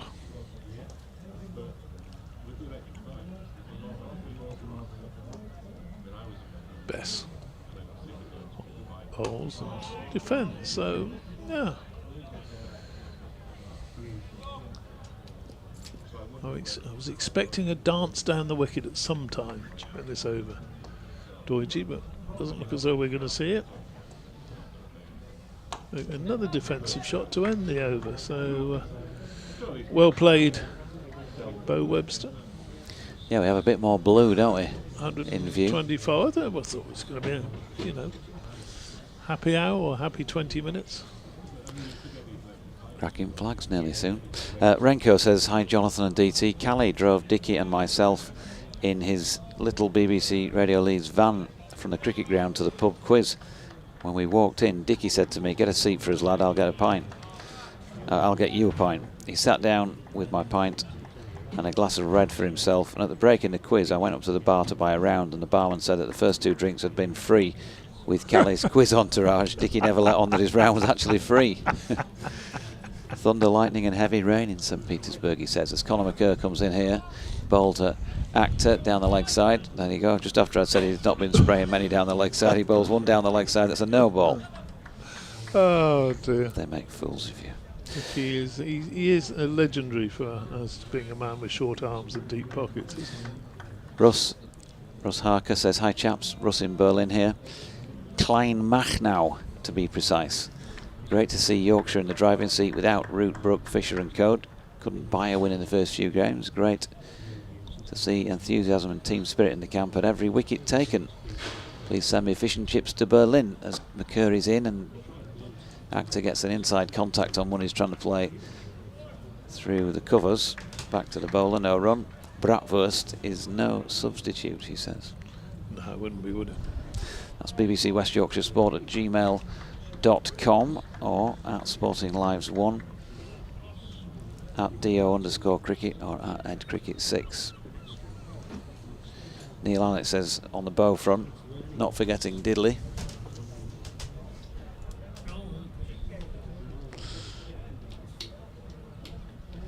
Phil O'Rourke says Bo Hamburg, a Danish cyclist of the 1990s. Who knew? Actor solidly behind this latest McCurr delivery. That's the problem with Google, isn't it? All this artificial intelligence that's coming around now. How many famous Bows are there? And there's Bo Actor and Bo this and Bo that, and Bo somebody else. And there's that famous Danish cyclist. There we go. Mighty Mariner says, afternoon all, looking like a Yorkshire first win. I wonder if that bloke still thinks it's rubbish. McCurr, short ball, Actor's underneath it. It's aerial for a little while, but he's got it in a yawning gap between long leg and mid-on and gets back for 2. Cricket Mad says, what a catch by Lythy. Ed Dyson says, you didn't eat on your rabbit food. Didn't eat on rabbit food. It's probably relevant, but it's, as I can't. Yes.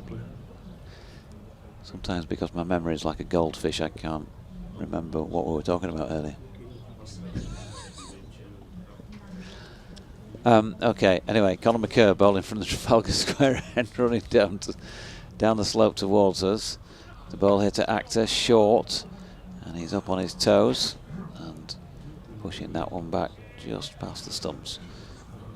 At the bowler's end, no run. Well, there's plenty staying around to see if Yorkshire can apply the coup de grace. Indeed. Thought I'd let you come out with the flash line, seeing as you like to be flash. Really? I'm the man for the cliche. 1-2-9 for 7. 3 wickets needed then. And McCurr in, goes full, driven by Actor. Can't get it past Revis. And mid-off. No run. Still got plenty of hats on. I think today might be just to keep the head a little bit warmer. It's not like you really need it for the brightness, because it's not super bright. It's a bit brighter than it has been, because there'll still be UV rays. Yeah. That as well. Changing the field. James Wharton has now been sent to a backward square leg, probably 15 metres in from the boundary, and Bess has gone to leg slip, so no mid-on. And round the wicket. I think we know what's going to happen. Here he comes then, bang, short, Actor, back and across, drops it into the leg side. Wharton covers some ground to field at mid-wicket, and they get a run to finish the over. 130 for 7 then, Actor on 10, and Bow, Diddley, Webster, Derrick is still there on 27, and Yorkshire have still got 130 runs to play with here, just in case things do take a bit of time. 39 overs remaining on day 3, which means 7 before the scheduled tea break. Unless 2 wickets fall, and then we carry on. Jonathan Law, Boadicea. Oh, I suppose I think we can allow that. And Russ Harker, what about Bo E. Cott? Oh, dear. No. I'll be the adjudicator as I was last year, Dodgy, for your quiz. That went well. Start of a new over from Don Bess. And the first ball is defended by Actor. Back to the bowler. I wonder whether he's going to unfurl his reverse sweep again. Bess over the wicket, bowls, and again defends. So a little bit more circumspect. So when you come in and you play an extravagant reverse sweep and it goes for 4 first ball, you didn't really set the tone for this innings. But time to go, yeah. Toss it up, and he's swung that high and mighty. That's more like it's coming to us, Doidgy. Oh! Yep, just short. 3 rows back. Bit further, and that would have been through the window. I'd have been able to hold it up, and you could have taken a picture of it. And we could have talked about it for the next 10 years. 136 for 7. 15. 15, is it, did you say?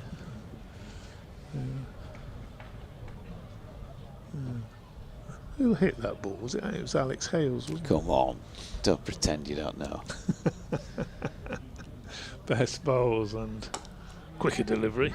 That wasn't going to be hit straight for another. I have to say that is, when you think about how high you are from where it would have been hit, that's a fair old hit. Definitely. Tosses another one up, and that's just turned around the corner. He wants a single. Bow is having nothing to do with it. Possibly the most famous skid mark in cricketing history, you would have said. Can't be that many famous ones, apart from maybe on some of those walking out to bat against the 1970s West Indies. 80s West Indies. Next ball, which is the final one of the over, is played with a thickish inside edge all the way out to deep mid-wicket for 1 run. Big hit, that 6. I mean, he's cleared the sight screen. I was more concerned it was going to land in my lap. I mean, if that was cricket tennis, that's good, isn't it? He's served it just inside the area. He's probably got you on the backhand. Yeah. Conor McCurr takes a well-earned blow, and George Hill, who bowled that banana ball earlier in the day to dismiss Cameron Bancroft. Gets another go. This time, the first time he's, I think I'm right in saying, in this innings, bowled down the incline.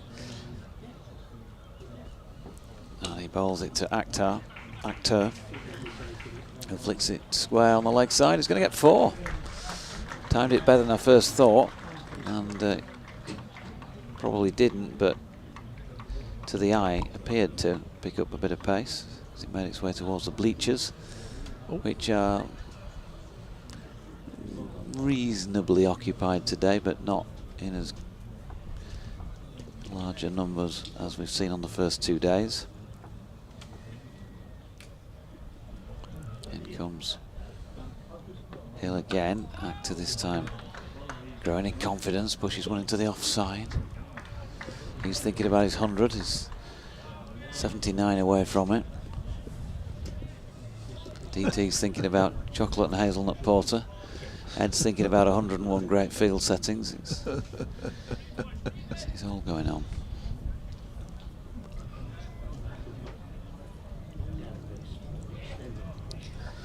George Hill, sun breaking through for the first time, I think I'm right in saying, on day 3.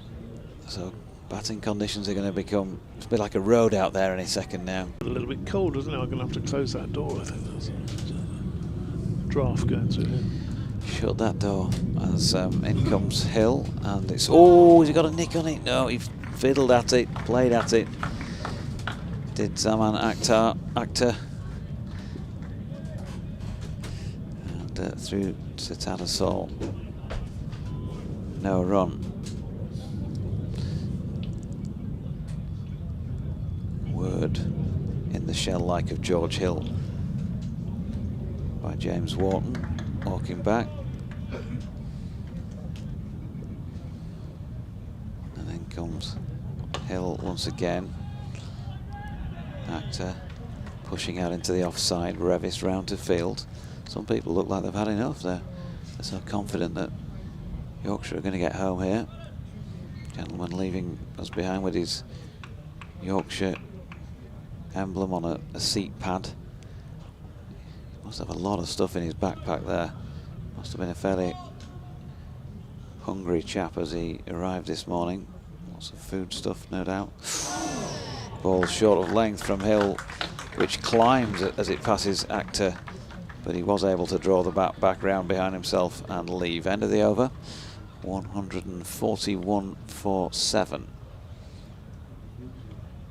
Yeah, the sun out now and shining down on the bleachers on the far side. And the righteous. You definitely need your cushion over there. I tried sitting there for 20 minutes. Did you? The old bones. Yeah. A little bit painful doing it. Uncomfortable. Few people sitting out on the hotel terrace as well, away to the left. Best bowls, and just for a minute, but Webster thought about coming down the pitch there and dispatching that. He's more an onside man, isn't he? Akhtar managed to get it to just to the offside of straight. So back goes Webster this time, plays that one defensively. Bit of cat and mouse going on out there.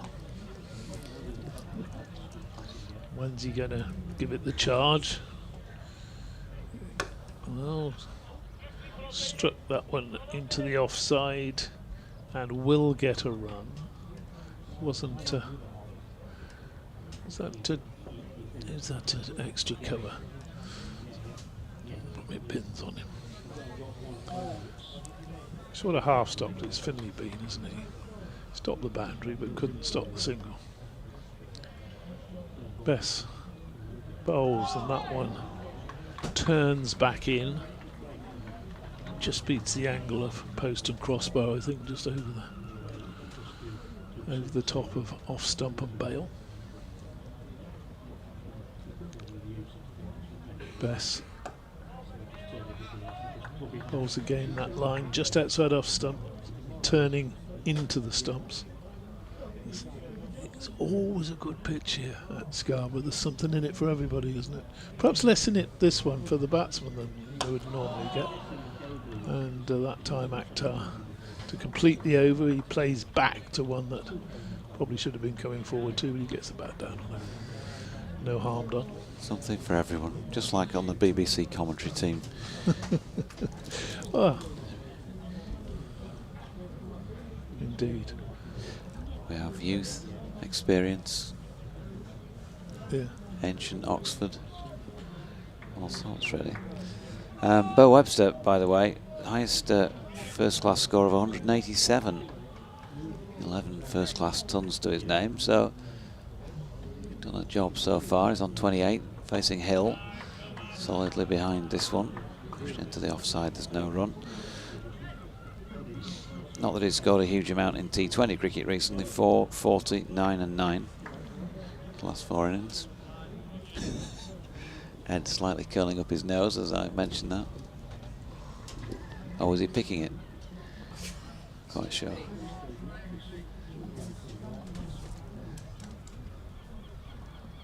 In comes Hill, right behind it. Bo Webster as a goal gives us a bit of a fly past.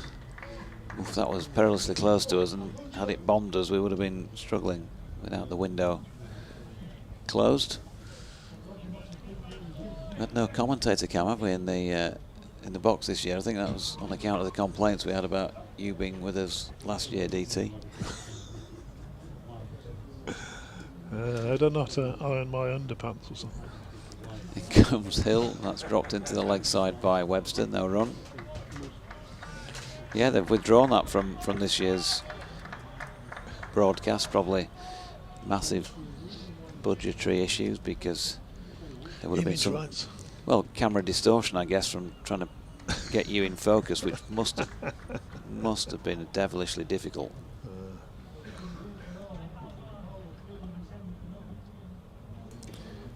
Here comes George once again, and Bo turns that one into the leg side for James Wharton, that is, to do the fielding. 142 for 7 means that Gloucestershire are still 117 behind with these 3 second innings wickets remaining. There are what remains of this over plus 3 more to come before the tea break, unless 2 wickets are taken between now and then. Hill trying to get one of them for starters. Webster gets the ball wide of off stump and just pushes it square. Will Luxton has returned the ball and they've got back for 2. Poor old Will. He might get to the end of this match feeling like he's just been what he's probably been on previous occasions, 12th man out there to field. He's not been running the drinks on, but he's been out in the field a long time. Didn't really get a fair crack at it with the bat, did he? No, and he probably sat with his pads on for most of the first day as well. So. Webster waits, in comes Hill. Pulls him a ball short of length. He tries to hammer that away down towards Dickie Bird, John Helm, Bill Mustoe and the marquee, but cloths it into the deck, no run. So that's the end of the over. There's 3 more before the tea break. 144 for 7 is the score. Otis Gibson and Ali Maiden are visible in walking by down to our left. He'll be pleased with himself, Otis. Somebody's just asked him a question or something. He's coming over to have a word with the spectators. Was he coming to have a word with us, JD? Maybe. No, he's sitting down next to a Yorkshire member. I think it's Mrs. Gibson. Possibly. I know she, well, no, she has been here on a previous day. Can't tell from this angle, but it could be. Well, start of Bess's over. We were talking about the Akhtar reverse sweep, and he's sort of reverse slogged to that one. And Bess has round the wicket to it and started the new over, and he's hit it into the bleachers for 6. Cracking shot. It was. Very well executed. Edward Harland says, JD, has anyone mentioned Bo Jest. Oh, true. It's a good name, Bo. Next delivery on the stumps around the wicket, and this is treated more traditionally with a defensive shot to mid-wicket. Number 47 on his back, and Bess tosses that one up, gets helped around the corner by Akhtar, who's now moving into the 30s, is he? He's the board beating us with that one. It's 152 for 7. Tossed up, played to mid or wicket. 29 to Akhtar, 30 to Bo Webster. Bowls again, and another attempted reverse sweep. That one spin. What's he spin? It spins and beats the leg stump, which had become the off stump. If that makes sense. Not too many reverse sweeps in your day, Fred. Bess. None of me. Bowls, and there's a slogged out to cow corner, and that's gone all the way as well. So 6 more. Akhtar's in the lead. He's moved up to 35 now, top score of the innings. 30 to Webster, and the two of them having a little natter, saying, "No, it's not so hard, this, is it?" So, well, they have put on 47 since the most recent wicket fell. That was at 28 minutes past 3. And we're now at 3:58, so less than half an hour. Nearly a 50 partnership. Dermot says that surely George, who is just coming on to bowl again from the Trafalgar Square end, is now running down that hill. well, whereas he was running up that hill. It was that Kate Bush, wasn't it? Running up that hill.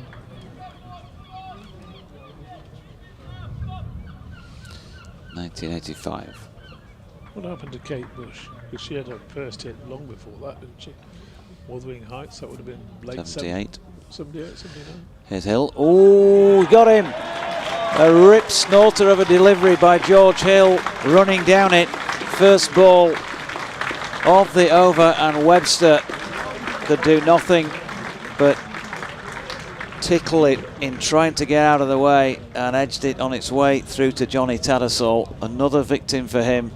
An 8th Gloucestershire second innings wicket falls. I mean, that's extraordinary, the bounce he's got. That was a view, wasn't it? He was almost playing forward to that. 158 for 8. Webster was called the wicket by Johnny Tattersall after bowling at George Hill for 30. So Bo departs for the number he's got on his back, number 30. Which is whether it'll be before tea or after. With the score 158 for 8. That was a brute of a delivery, wasn't it? I mean, it wasn't that short. No, it really did take off, and it was one of those. If it had been shorter, it might have managed to avoid it, but being tall, it's sort of rising up to that level where it's difficult for him to get those hands once he's thought about playing at it out of the way. Just glances it through to Tattersall. So 30 off 37. Cue great delight behind the stumps. 5 fours included in that knock, and here's Hill again, and he I'll tell you what, that's it. hits That's Goodman bat, first up. it? I think so. Might have been the bat handle by the field sound of it. How's he? What's he giving? Oh, him on the helmet, he says. Helmet. Yeah, so it won't count as runs, will it? Because it's a dead ball, as we've just been talking about after last week's issue at Headingley. Oh, it was, yeah. Didn't know much about that, so we're going to have a delay. I thought it was bat handle as well. Hopefully. He's actually dropped his hands. Hopefully he's okay, because that was at pace with a bit of a clunk. All of a sudden, He's turned into Bob Willis, hasn't he? It's George Hill. Bob Willis circa 1981. Steaming in, getting the ball up there, gloves.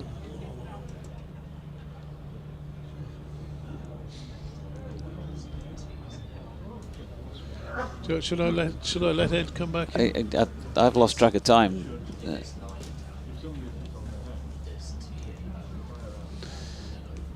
Yeah, just hang on. We've got tea to come fairly shortly.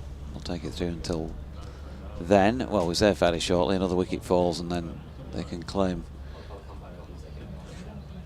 Yeah. Well, we don't. Just been checked over here.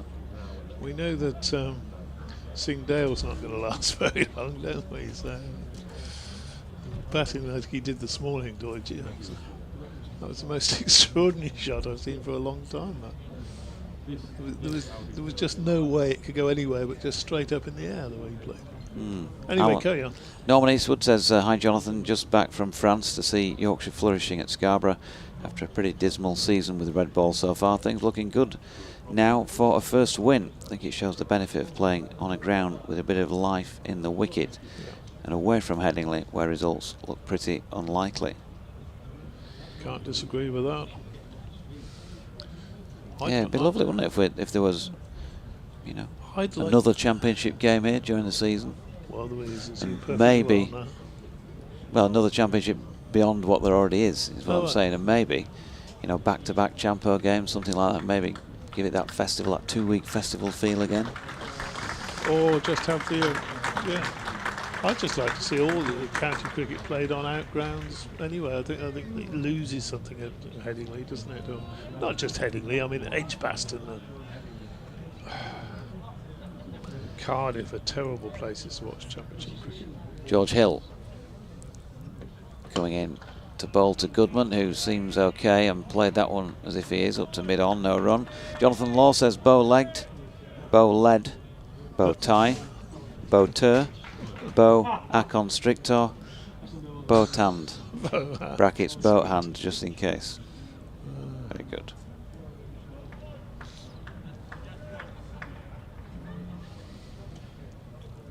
And David Wilford says bow, Niem.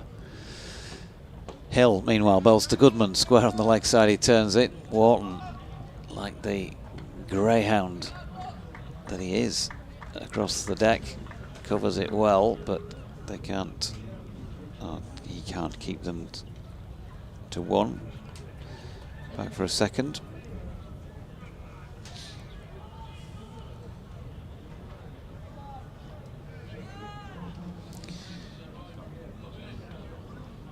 Still getting the odd person on the way out and you're wondering what's going on, unless they've got to catch a train somewhere into the distance.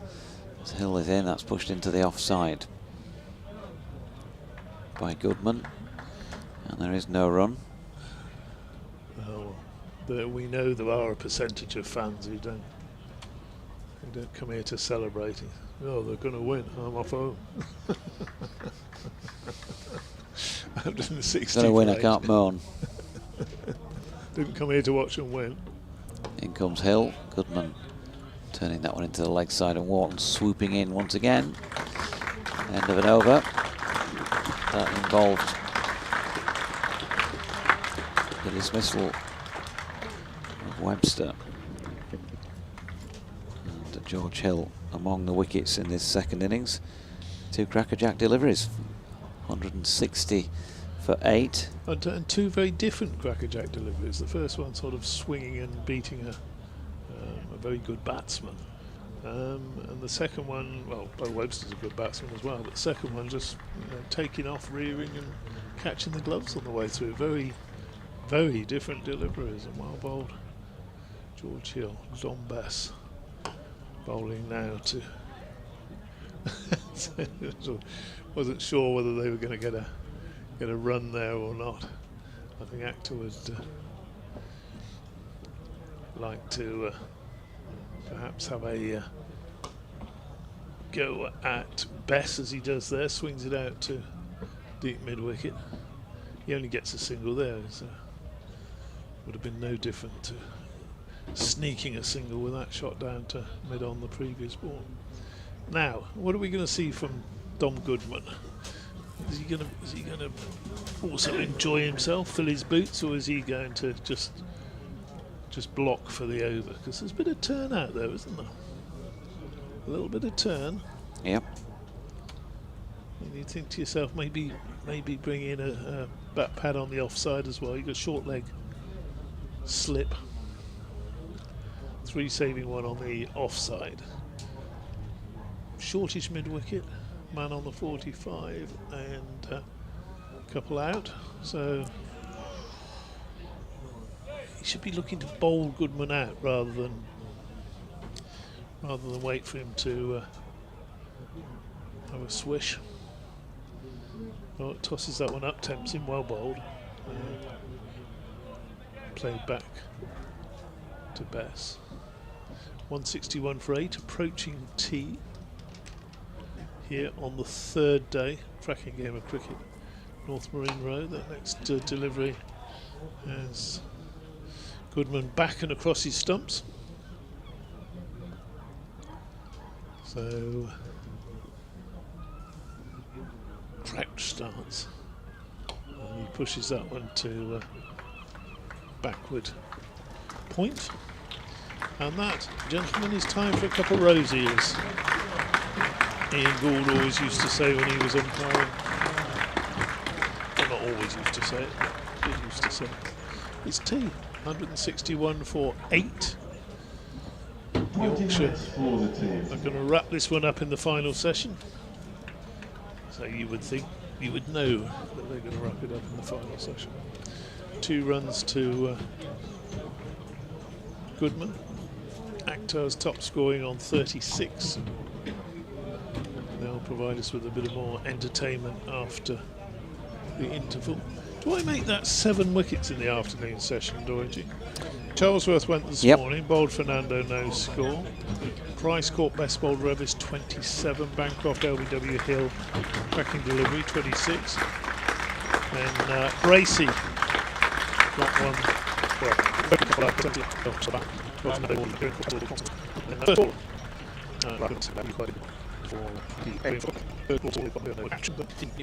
happy with second. What we strongly will be the final knockers. We'll see final that. rights, the last rights. My last rights if you don't get on with it and finish this little section. It's 10 minutes for the next one.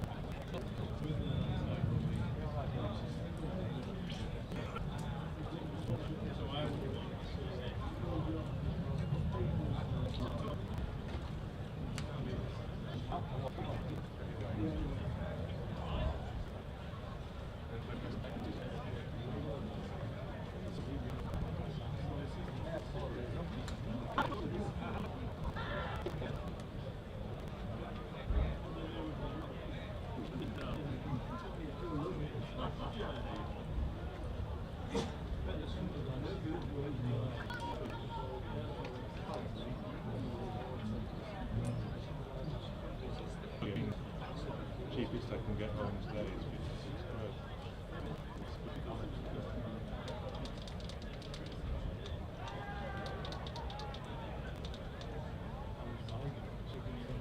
Well, that's the sum I'm doing in my head. It's not, well, there's a few of them.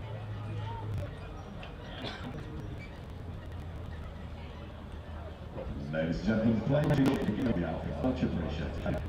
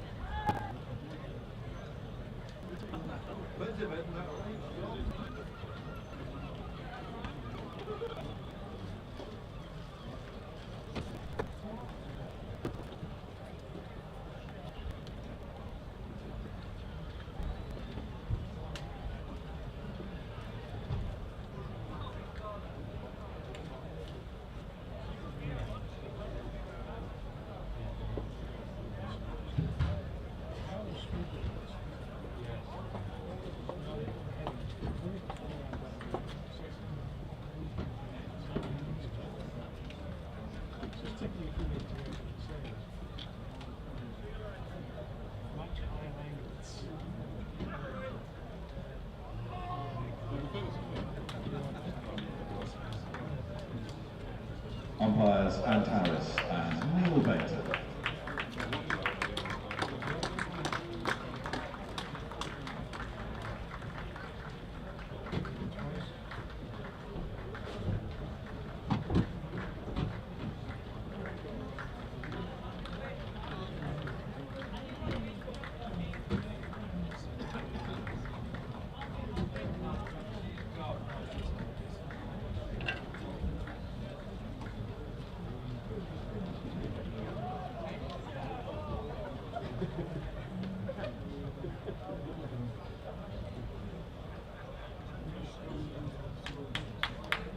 Johnny Tattersall leading out Yorkshire.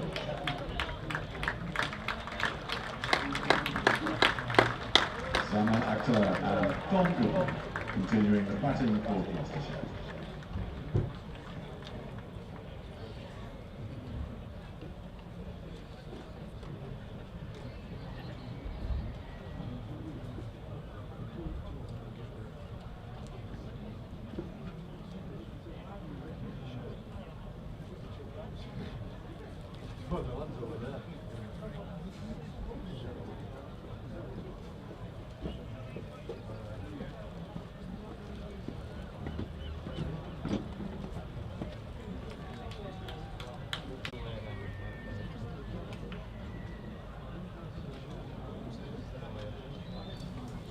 Welcome back then for what well, some people are confident will be the final session of this match. We'll see. Still 2 wickets remaining, and this pair have gone about their business pretty well in the closing stages of that most recent session. Akhtar 36 not out, Goodman not out on 2. 50 overs into Gloucestershire's second innings, 161 for 8. So Yorkshire still have runs to play with in the form of 98. That is what Gloucestershire are behind in their second innings. Ed Seaborn and myself, Jonathan Doige, to start off things for you in this session. And down the incline comes Revis. A good start to the session as well. Akhtar playing and missing at 1 on its way through to Tattersall. Sun shining brightly now, completely different feel to what we've had for much of the day, but that cloud has finally burned off between 4 o'clock and past. At which point, by the way, I'll have an update for BBC Radio Sheffield and Leeds to do in a few minutes' time, so do not be alarmed, Ed Seaborn, if you get a 2-second cue. I was alarmed earlier. In he comes again, and he's got some bat on that, down to second slip. Well fielded by Finley Bean, and there is no run. Well, Zaman Akhtar is looking for a career best, a potential maiden first-class half-century, 14 runs. In order to get there, that would be a milestone for him, something he could take away from it. It certainly looks as if it's coming at some point, the maiden 50. Revis in, Akhtar solidly behind it, no run. Showing plenty of ability with the bat and has ended up not out in the 40s twice already in his career.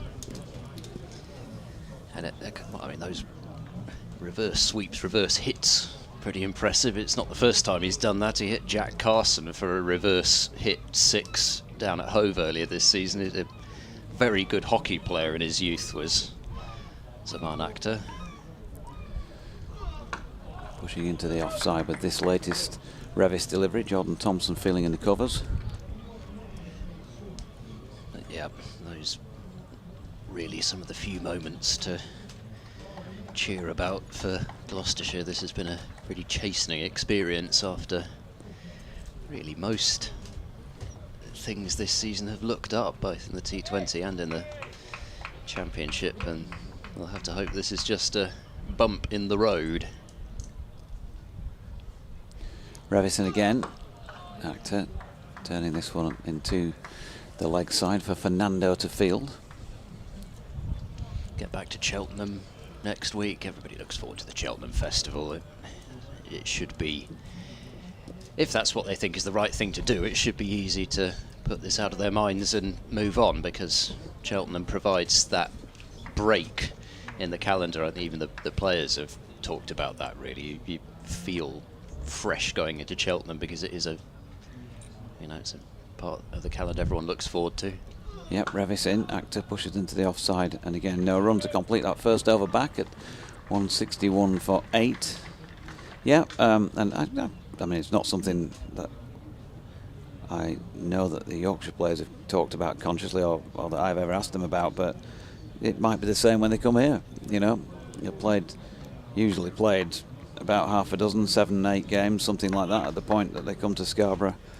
So it's a bit of a marker, generally around the half-season mark for the first game, and maybe if things have not been going so well, it is a nice change and all of that. Change is good as the rest, and maybe if things are going well, it's a chance to come and sort of build on that and celebrate it, if you like. Yeah, and also, as we've been saying earlier, you know that you're going to get something out of the pitch at Scarborough for the bowlers, and that'll make them feel fresher in their legs as they're running in. And actually, Cheltenham, in the past, as Thompson is in, bowls on the pads of Goodman, and that's flicked away behind square on the onside, and they should be able to come back for a pretty comfortable 2. It's not very many strides for Dom Goodman to get from end to end, 163 for 8. And Cheltenham, well, certainly compared with Bristol, but I guess it's another one of those things, you're going into it mid-season, a square that hasn't been used at all in Cheltenham's case, because it's a completely separate square that they use for the county matches. As forward goes, Goodman plays this back up the surface. But in the past, although it has to be said the last couple of years, the pitches have been a bit slower and a bit flatter, but normally Cheltenham was viewed as somewhere that was a bit quicker and usually really good cricket wickets, something in it for everyone, and the results in recent times for the most part would bear that out. Thompson bowls, and a bit of a away shape, but no shot from Goodman. So, yeah, very much looking forward to the festival. Glamorgan, the opponents for just the one 4-day match this year. Because of the T20 World Cup, there are only these 2 rounds of championship cricket, so there could only be one 4-day match, but that plus lots of crucial T20 cricket for Gloucestershire. They've got 3 home games at Cheltenham against the bottom 3 sides in the South Group. Thompson in, and a good length ball is played back to the bowler, who kicks it around, and to be honest, they probably could have run there because he's kicked it off towards mid-on, and I'm not sure the ball ever really stopped, but yeah, I don't think they need any of that stuff going off out there. What is going off out there? We've seen Fred kicking the ball about of his own bowling. Thompson is in and angling towards the pads. Goodman turns it to mid-wicket. A couple of Western Storm 50 over games, finishes with that under-19 test match. England versus India. It's a long festival. Ooh. Yeah, cricket update time, folks. 163 for 8, Gloucestershire in their second innings. So the headline, really, Toby, is Yorkshire closing in on victory. What would be their first championship victory of 2024. So it could be a fairly big moment coming up in the next whatever it takes. Maybe a few minutes, maybe an hour or so, something like that. Jordan Thompson just bowling from the P-zone park end. We've got the 2 men out there. Zaman Akhtar is not out on 36 at this moment in time, and Dom Goodman not out on 4. And since you were last with me, wickets taken by Fernando, who had Bracey caught by Adam Lyth for 3. The Gloucestershire skipper Graham Van Buren was caught behind by Johnny Tattersall off Jordan Thompson for 4. Miles Hammond went for 28. One of 2 wickets in successive balls for Conor McKerr, who's been on a hat-trick twice in the day but not managed to ram home that advantage on either occasion, but has still bowled really well. And then most recently, just before the tea break, Bo Webster caught Tattersall, bowled George Hill with a rip snorter of a delivery. He was out for 30. Just seen 4 runs stroked through the offside by Zaman Akhtar to take his score to 40, but 167 for 8 Gloucestershire, so they still need a further 92 runs to ask Yorkshire to bat for a second time, which looks improbable.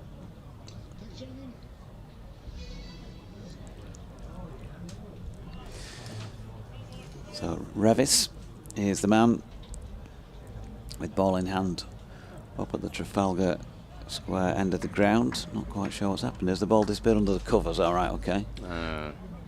And the man to fetch it was, of course, Dominic Bess. All the mud he could get. Well, in fact, you never know what might be lurking underneath those covers. Yeah. What animals might have spent the night under there. I wonder if that does happen. Yeah. Probably does at some point. So here's Revison and bowling. Actor pushing back to the bowler. And there is no run. I think I've gone off mint ice cream, actually, I've decided over the Really? tea break. Yeah, it used to be one of my favourites, but as delicious as the ice cream was earlier, I know that it's not the ice cream's fault. It's nothing to do with that. It was a wonderful ice cream I had earlier, but it just, I had it then for the first time in a while, and it just made me think of toothpaste. Are you getting to be ice creamist? Here's a short ball from Revis, nicely played by Actor, because he's going to get 4 runs here. Even James Wharton, who doesn't miss many, and is quick, as I keep saying, around or over the ground, can't quite reel that one in. So Actor on to 44, 171 for 8, and as I said before, Yorkshire sometimes do find it tough just getting rid of 1 or maybe 2 of the last 3 wickets. It can drag a bit occasionally. We'll see how things go, because without the clouds overhead as well, may not swing as much out there. Revis in, it's full and straight. There's an appeal for LBW. Not quite sure. Was there a slight inside tickle on it? It was a stifled appeal anyway. And umpire Harris was not going to give that one out. Possibly just sliding. Still plenty of activity, and I think things have, well, they were cheery enough from the Yorkshire fans, of course, because they've been going well here, but feels like there's a bit more cheeriness in the atmosphere with the sun shining, and there might be a bit more cheeriness from Gloucestershire, well, just for a moment at least, with Zaman Akhtar's lovely shot through the covers there that takes him to 48. Matthew Revis pitching it up as he's got to do, try and get the nicks, try and encourage the drive, and he encouraged a good one there, 175 for 8. Yeah, rather a magnificent way to bring up your new first-class best score. And he's done it in double quick time as well. I mean, the struggle that it's been for everybody else to score today. Actors going at nearly a run a ball. Revis to him again. He's turned one into the leg side, takes on Fernando, gets through for 1 on the brink of a half century at 49 at the end of the over. He'll keep the strike as well, which I think was part of the plan there, by the looks of the way they raced through. So 176 for 8. So there is a, if they've got that mentality, that's clearly they're at least attempting to resist. Otherwise he would have just left his number 10 out there and said, you play it next. Like I say, he's been stranded a couple of times near a 50, so perhaps he's thinking, well, I did see that shot, which earlier on from Singh Dale was, I've never seen him play a shot like that before. No. I'm not quite sure what the thinking was, if there was any. But having seen that, you're then thinking, well, if Goodman goes, then there's a chance I might just not get back on strike. So he's done well, at least to give himself the chance on 49. Thompson to Actor, full driven. Thompson's dived past it in the end, or well, falling over in his follow through more accurately, I think, in the end. And he probably could have got a single, but because he just hesitated as it went past Thompson, mid-off able to get round, and they won't take that run. Certainly not a shot of a nervous man. As in goes Thompson past umpire Bainton. Bowls as is steered down towards backward point. It's fielded there for no run. He'll have to wait at least another delivery. Career best with the ball ball against Yorkshire earlier this season, Zaman Akhtar, and now a career best with the bat, so at least he will take fond memories from the 2 Yorkshire fixtures this year.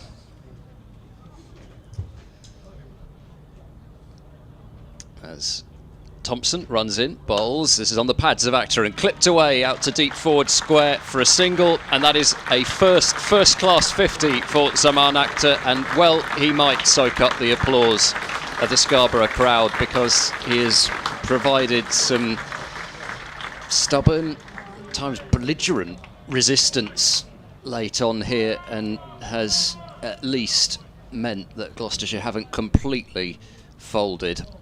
And the 50 has come, I think, in just 54 balls, with 5 4s and 3 6s, including a reverse hit 6. Well batted, Zaman Akhtar. In goes Thompson and bowls to Goodman, and Goodman is forward playing an immaculate defence out into the covers. Yeah, he's played well. He's deserved it. I mean, Goodman now, wonder what going through his mind, really. As I said in the first innings, he's somebody whose reputation is for a stout forward defence, but his scoring repertoire isn't as large as some. Thompson is in, and a forward block from Goodman. He kind of made his name in his early career back in 2021, when he, in his second first-class game, batted for 17 and a half overs with Josh Shaw to save a game at the Aegeus Bowl, both of them coming in one of those situations they were just behind Hampshire and mostly Shaw doing the scoring, but just got themselves ahead, and you thought, well, maybe they might actually save this after all. Thompson into Goodman. It's a short ball. It doesn't get up very much. It's clattered away and clattered for 4, just past a diving Dom Bess out at backward square. He's making a motion as if to say, I had that. And it went sideways on him. Well executed, really. He waited. It was on his way. He was leaning, falling slightly, but he waited and short arm jabber a pull, really. Played it nicely. So 181 for 8 on the end of that 54th. And are we going to get a change? Nope. Thought Fernando was going to bowl for a moment, but it looks as though Revis is going to continue. Wherever Dave Townsend is on the ground, he'll be relieved about that, yeah. Greater love hath no man for one cricketer, it seems. Indeed. Russ Harker also came up with more bows. Bo Willis. Bo Woolmer. No. Oh, the builder. Revis to Akhtar. Opens the face, runs it out into the covers. And there is no run. There probably is a few complaints, won't there, that if they do finish this early, some people will have been cheated of a fourth day's play. Well, there's always got to be something to moan about, hasn't there? Would have stretched it out to tomorrow. Wherever it is, there's always got to be something to moan about. Gloucestershire, what were they doing? Should have stretched it out to tomorrow. Booked me holidays for this week. What am I going to do now? Here's Revis, short ball, and Akhtar hit. He was trying to play a shot at it, then he was almost trying to duck and nearly ducked into it. It felt like, he took evasive action. Then he had no idea where the ball was going either, which was starting to trickle back towards the stumps. Survived it. And Revis. It's the ball flicked back to him by the willing Dom Bess. Down the incline, bowls it now. Akhtar waits, takes the ball just short of length from the crease and just bumps it away square on the leg side. 1 run. There's been a few making their way out, but not so many. There'll be plenty in here who just want to see a Yorkshire win. Doesn't matter who against, whether they missed the train or not, whether they've booked tonight's hotel already. They just want to be here because there ain't been so many in recent years, and having started this season as favourites to win Division 2 and get promotion, clearly they haven't arrived here in an ideal situation at Scarborough a few days ago. So it'd be great to leave with a win. Revis's latest delivery left by Goodman. He does make a slightly disturbing noise as he's releasing the ball, does Matthew Revis. It's less of a grunt and more a sort of a, well, it sounds as though he's projecting something else forwards rather than just the ball. Just the sheer effort. Here he comes in. Nice even paced run up. Bowles pushed back to him by Goodman. Puff of dust at the point at which Revis feels the ball. I think I heard a few noises like that on my way back last night in the pub. As long as they went, well, yeah, I think there had been a noise like that in the pub as well. Okay. Oh gosh. 182 for 8. Number 83, Dom Goodman, is on 8. Zaman Akhtar at the non-striking end, 51, as Revis bowls to the former. And this could be out, is it? Ooh. Now then, was that helmet or was it bat? No, it was helmet, so immediately they've called for the helmet, the physio, I should say, to check him and take the helmet off. Matthew Revis, that was the final ball of his over. He's walked off. 182 for 8, but the physiotherapist comes on. Goodman removes the helmet. He was trying to get the ball away with a pull shot. Don't know if he got any part of the batting or glove equipment on it, or if it was simply straight clatter onto the helmet. It was hard to tell from out because we were behind him. I wasn't sure either. They weren't screaming catch, right, sort of a cry of catch, but then they might not have been able to tell either. Well, he's certainly getting through some helmets is Dom Goodman. Hopefully he's okay. He certainly still looks to be okay, but you just don't like to see it. Somebody getting struck twice, but yeah, Chris Powell, one of the Gloucestershire physio team out there, just motioning to the dressing room for another helmet, I think. It's so difficult when you're a tall man as well, and you probably have gone through most of your young career without somebody really being able to get it up to that height. Yeah. So alternative helmets come out, 2 of them. Choice of helmets. Might be onto somebody else's by now. I don't know how many helmets, especially a specialist, well, at the moment a specialist bowler, Dom Goodman, would take around. You'd have thought they'd take a couple, but might be on to somebody else's at this stage. But yeah, always have an advantage as a shorter player with that short ball. Tall, fast bowlers trying to play short pitch bowling doesn't tend to go amazingly well, and it is a pitch which is quick, and you do have to judge what the bounce is doing, and you don't have very long to make your decisions. Sort of less than half a second usually between the time that you've got to make that decision. Sort of think about it in those terms, you wonder how anybody scores any runs. Yeah. Yeah, not a lot of time for reaction. Still trying to sort out the helmet situation here. So look at the, you're missing no action. If you're listening only, you'll be able to see otherwise what's going on. Just having a look at the other scores. This was the main headline from this division. Sussex declaring on 296 for 6, so setting Leicestershire. Ooh, that's a good one.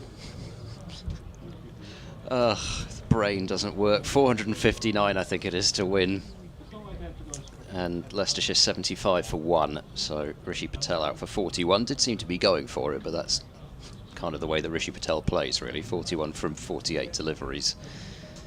Sussex hunting another win there. Middlesex 178 for 4 against Derbyshire, lead of 273, so setting up possibly some sort of a declaration. Northamptonshire 169 for 2 against Glamorgan, trailing by 42. Vasconcelos 72 not out, joined by Luke Proctor on 37. So I guess looking at the other results, there's a chance Yorkshire could be gaining ground really on everybody other than Sussex. As in goes Thompson, start of a new over, bowling to Actor, who short-arm jabs this one out through mid-wicket and is able to turn back for a second run, 184 for 8. Actor to 53. In Division 1, Durham 108 for 5 in their second innings, lead Essex by 357 after having bowled Essex out for 339. 4 wickets for Matthew Potts, century for Paul Walter. As Thompson bowls, Actor plays a dismissive swatting on drive, and that will go for 4 as it beats Vishwa Fernando at wide mid-on. He's pulling out all sorts of shots now as Zaman Actor. That was in his half. Foot down the pitch and gave it a good wallop. 188 for 8. Kent are subsiding against Lancashire, 67 for 5 in their second innings, still trailing by 238 as Actor flicks this one to mid-wicket, and there's no run. A couple of wickets each to Bailey and Williams, and Lancashire themselves declared 549 for 9, Josh Bohannon making 205. Nottinghamshire 96 for no wicket, trailing Somerset by 14 runs after bowling Somerset out for 470. Michael Pretorius from number 9 making 95 not out for Somerset as Thompson bowls, and a firm forward defence won't bring Actor a run. But a Trent Bridge pitch that, at least looking at the scores, appears to be flattening out. Hampshire building their lead at Edgbaston, 392 for 5. They are leading by 436. Tons for James Vince and another one for Liam Dawson. He just churns out the runs, churns out the wickets. Actor drives a square drive, and that's a terrific piece of fielding at backward point. Luxton to his left. Ball that I thought was going to be at least a couple of runs, but Luxton had other ideas. And Worcestershire, having followed on against Surrey, are 163 for 1 in their second innings, now trailing by 115. Gareth Roderick and Kashif Ali both not out in the 60s, so Surrey not having it all their own way.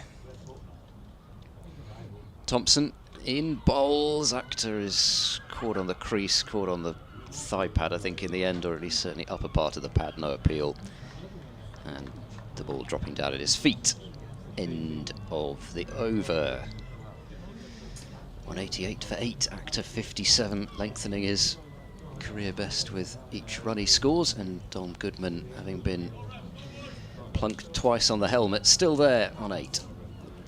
Andy Walker says, hope to goodness I'm not tempting fate, but thank you so much for the wonderful comms over the last 3 days. Top team at work at the best ground, Al City. Marvellous. Al City too. Thank you, Andy. With my thumb up. 5. Revis. Down the slope. Bowling to Goodman, who gets behind one. Pushes into the onside, no run. Keith Bruce says, sat at home watching Yorkshire, well on the way to a win. Just over a week ago, was sat on our balcony on a cruise ship with a glass of wine watching the Durham 2020 live on the phone. Isn't technology wonderful to be able to watch Yorkshire from anywhere? If it was the Yorkshire Durham T20, that wasn't not just over a week ago, that was Friday. but it could have been Durham against somebody else, I suppose. Short ball. Goodman has a flash at it for a moment, up periscope, but misses out. Derek Daniels asking for details of the crowd over the 3 days. Nothing for today, no idea, I'm afraid. It'll be upwards of 1,000, I would imagine. But day 1 was 2,300, Derek, and day 2 was 2,000. That was what I was told earlier on today by one of the Yorkshire staff. As Goodman flexes at the knee and waits, and Revis bowls him one wide of off stump, and he misses out. Carolus Kane says, "Tell the boys to get on with it. Jonathan, I can't make tomorrow, and I've got a train to catch." See, never happy. We haven't had a single "get on with it" here. That usually tends to be in that sort of draw syndrome, doesn't it? Somebody's playing for time. Dragging a game out on purpose. We did definitely get plenty of that, as that was a dot ball pushed into the offside when Surrey came a couple of years back. Right. And Craig Overton was cast as the Jamie Overton, yeah. sorry, was cast as the pantomime baddie, really. The crowd gave him some, he'd give him some back. Yes, I can well imagine.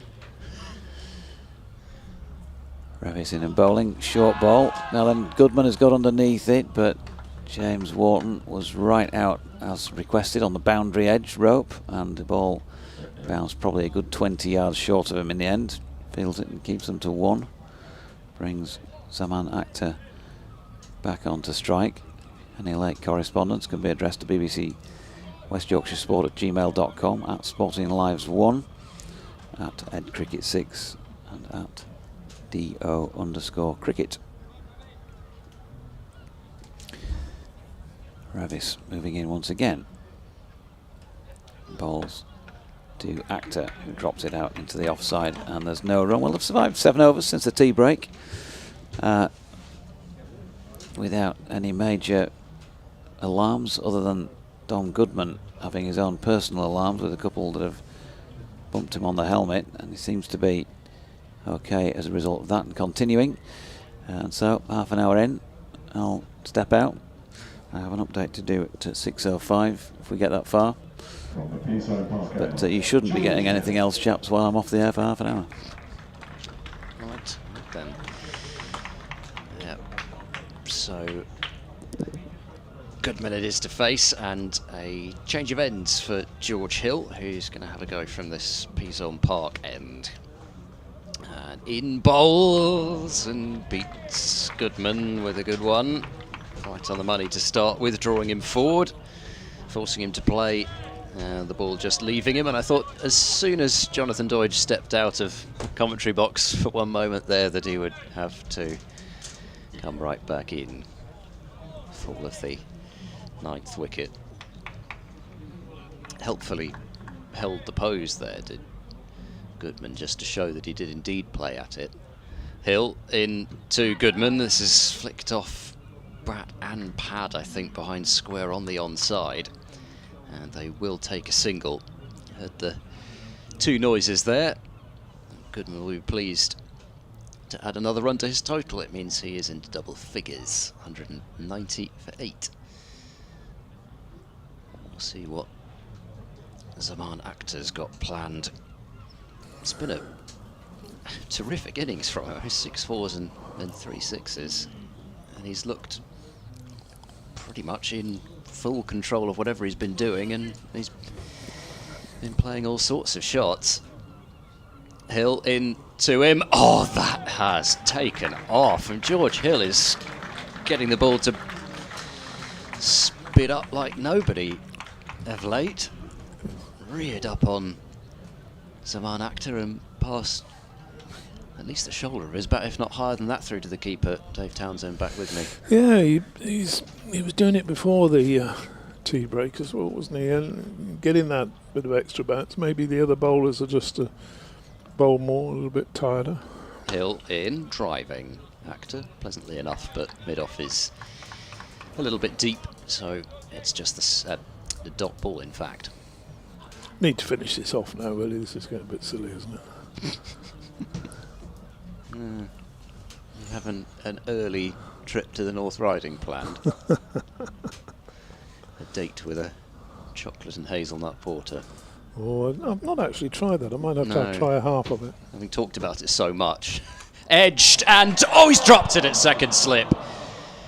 Having taken a blinder earlier on, Adam Lythe has dropped one that looked as if it was right into the bread basket.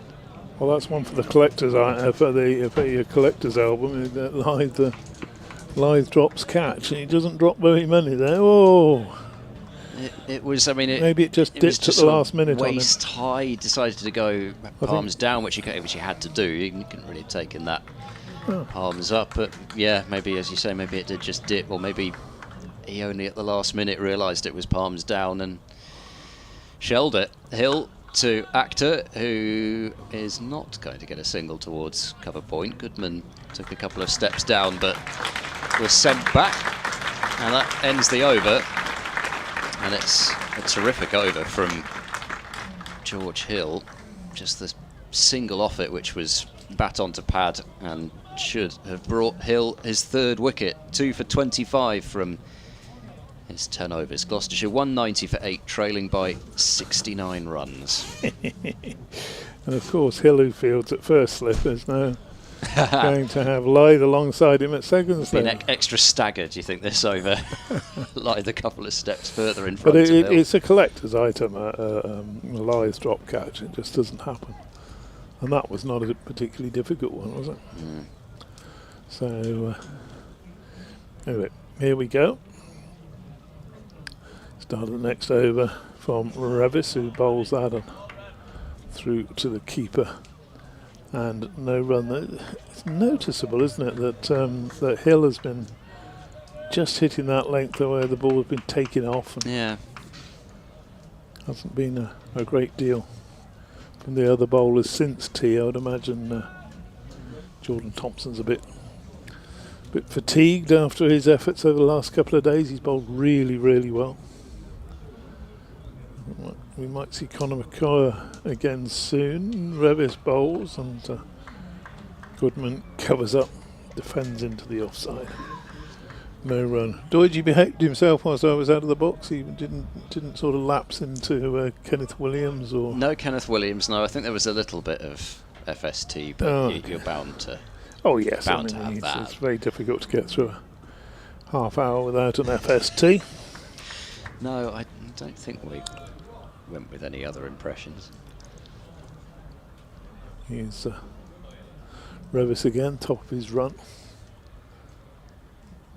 Bowls, and he's got in a bit of a mess, hasn't he?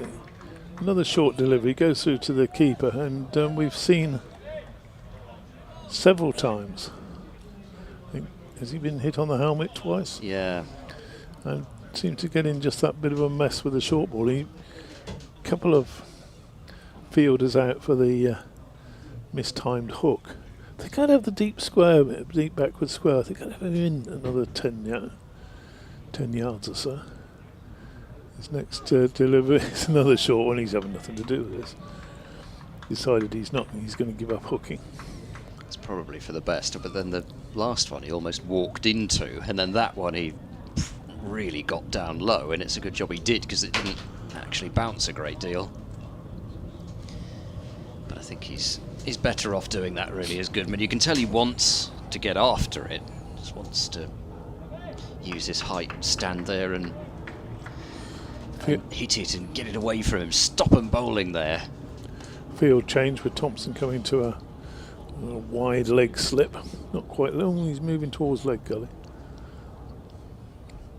Next delivery from Revis is swung away for 4 runs. Good shot. That was quite controlled. It wasn't perhaps the most aesthetically pleasing of shots, but got the bat to it, kept it down, and bisected the deep backward square and long leg, and gets 4 runs for it. So an annoying little partnership from the Yorkshire point of view.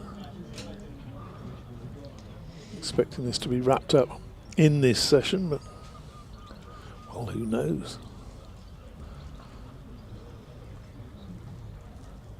Around the wicket now, Revis bowls and Goodman across his stumps defence. Pushes it into the onside, no run, and that's the end of another good over from Revis, but you just think you might bring Conor McCurr on with that little bit of extra pace now. Yeah. And I know I've been bigging Revis up all match, and he's lived up to it. Your love affair is over. Well, I think he's... Get him off. Not get him off, just he's bowled well, but anyway, let's see what Hill can do. Hill running into Actor, and he gets the ball on the stumps, which Actor plays rather nonchalantly in defence up to mid-off.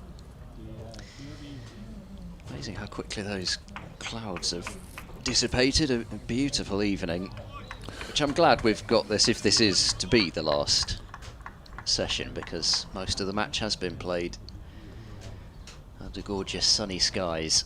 Hill in, down the pitch, Actor hacking away behind square on the leg side, and will take a single to deep backward square. He's hit one mighty six over mid-wicket. That was supposed to be another, but yeah. It very much didn't come off, that one. 195 for 8. He's still there on 58. Hill's temperature continue to rise. Tell you what else disappeared quickly, and there was that ice cream you bought me. Very nice. I was saying to Dodgy actually, I got mint chopped chip, and I think I've just had enough of mint ice cream now. Hill in, and a bit of movement away, but it starts too wide. Goodman has not had anything to do with it. There is an age when you do get to the point of mint chopped chip. It's you just move on from it, really. It's around the same age you start to appreciate olives. Oh, I always liked olives. Oh, you're ahead of your time. Hill in, and Actor's, pardon me, Goodman this time. I assumed it was Actor, because so far Goodman has stayed fairly still, at least forwards and backwards in his crease, but that time Goodman with a little walk towards Hill and then turning it to mid-wicket for no run. Yeah, just, to say it can't be the ice cream, because the ice cream was superb earlier. Just, yeah, it's just like just reminded me too much of eating toothpaste. As that's left by Goodman. Can you pass one of those waters down, please? Yes. Thank you very much.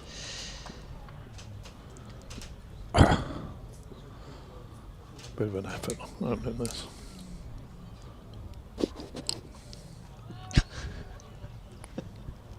Excellent sound effects. I mean, it wasn't. It wasn't. Just starting to feel the effects of the evening pollen, and put an end to that. Hill bowls wide and crashed off the back foot by Goodman, but it's fielded at cover, so missed out a fraction there. End of the over, 195 for 8. I did enjoy the sound effect of the bottle cap being opened. It'll probably have made a lot of people quite thirsty now, so they'll have to go and get a drink themselves. Long queue at the back of the pavilion for the free water at tea times. People are keeping themselves hydrated. Good. You need your sun cream today, probably even when the cloud was over. I'd certainly have burned out there. Dear me. Start of a new over from Revis. It's continuing. You'd probably burn in a frost, you would. You're not you're one of the palest people around, aren't you? Yes. There's Bill Muster, the president, just wandering along. He'll I wished he'd have had another day out of this for the club's funds, but again a good game has been put on. Next delivery from Revis is hammered back past it by Akhtar, who's really enjoying his time out there, isn't he? He's unfurled some. Well, he started off with a reverse sweep off Don Best. The first ball he faced, he just and middled it and whacked it to the boundary. And has batted. He's getting a little bit of a swagger about his batting as well now. So, as well he might, I suppose, on 58. Yeah, I mean, this innings has certainly been coming. Next ball is eased wide, timed nicely wide of mid-on. He's got one. He's coming back for 2. He just gets there. More accurate throw might have had him scurrying a bit. The only difficulty is that it looks very likely Gloucestershire will still lose the game by an innings, and whilst it's obviously great personally for Zaman Akhtar, it still doesn't sort of change the tone of it, unfortunately. Not to take anything away from what he's done.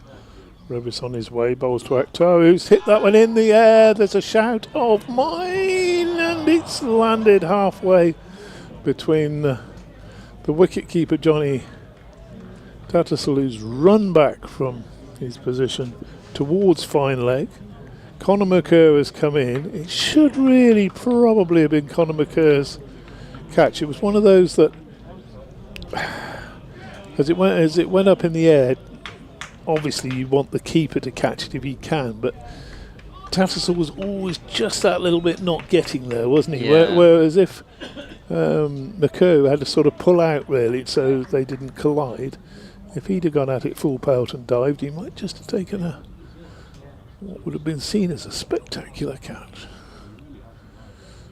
Revis bowls again and up on his toes. Akhtar plays into the offside, no run there. He's moved on to 62.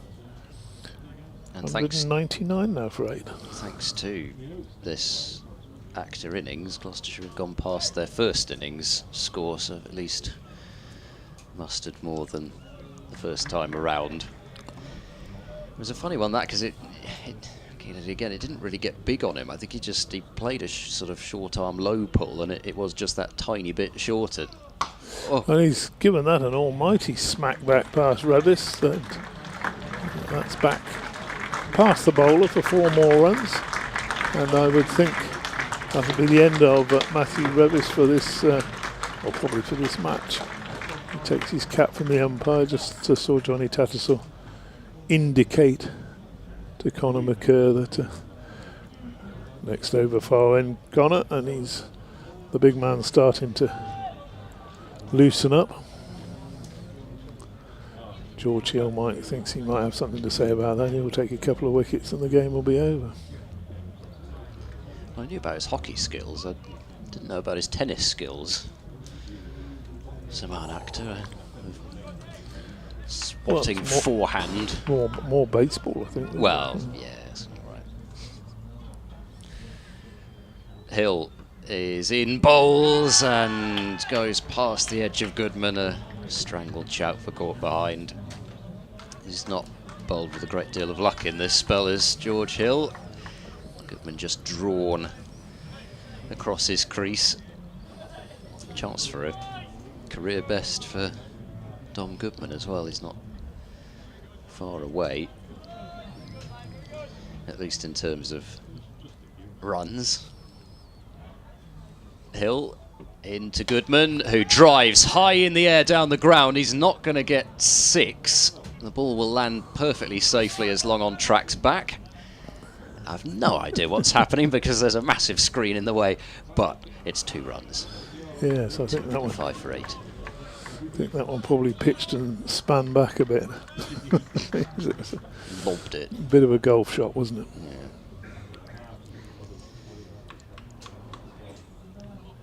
Imagine he could drive the ball a fair distance, Dom Goodman. You'd have thought so. Golf tee. In goes Hill, bowls. Hill watches that one as Goodman defends up to mid-on, and there is no run. Phil O'Rourke says Goodman batting like Rahul Dravid today. I'm not sure that was sent after that particular shot from Goodman, I don't particularly remember the sort of lofted straight lob being in the Rahul Dravid repertoire, but Well, yes. Goodman is facing again, and Hill puts one on the stumps, which is blocked to mid-off again. umpire Bainton signals to his mate and Harris. 2 left for the overs. The umpires seem to all do these days. Yes. It's only come in relatively recently, hasn't it? You used to do 1 and now you do 2 because Yeah. there's more time to work out what you've got wrong. This is full from Hill and hit beautifully over the leg side and just must have bounced in front of the rope for 4. It's a long way as you get more towards a wide long on, but it was a really clean shot from Dom Goodman, who has now passed his previous first-class best. He's on to 20, and it's 209 for 8. Gloucestershire trail by 50. It's just possible they might make Yorkshire bad again, isn't it? And it is also the 50 partnership between Zaman Akhtar and Dom Goodman. Hill bowls full, it's clipped away through square leg. There should be a couple of runs here as well. There's Hill just straying in line and length. And Goodman turns it back, moves on to 22, 211 for 8. There was a thought when I mentioned that start of Goodman's career when him and Shaw batted out 17.5 overs at Southampton to, well, I say Southampton, I don't like calling it Southampton because it's not Southampton, but near Southampton anyway. Batted 17.5 overs to save that game, and there were thoughts that he was very young at that stage, sort of see his future more as a number 7, but hasn't quite shown that perhaps until today. Who knows? I think we're going to see a bit of short stuff here from change of bowler. Big Conor McCurr coming back on, and leg slip. 2 men out on the leg side, long leg and deep square. He is pretty square though, in a mid on. So just the 2 slips and 3 saving, 1 on the offside.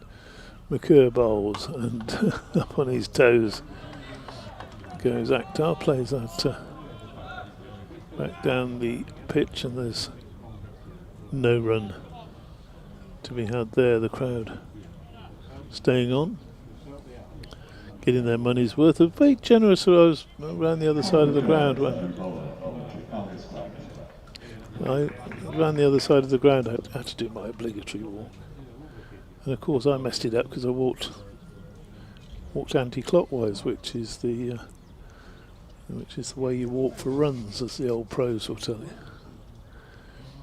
Next delivery beats Akhtar outside the off stump, goes through to Tatterson.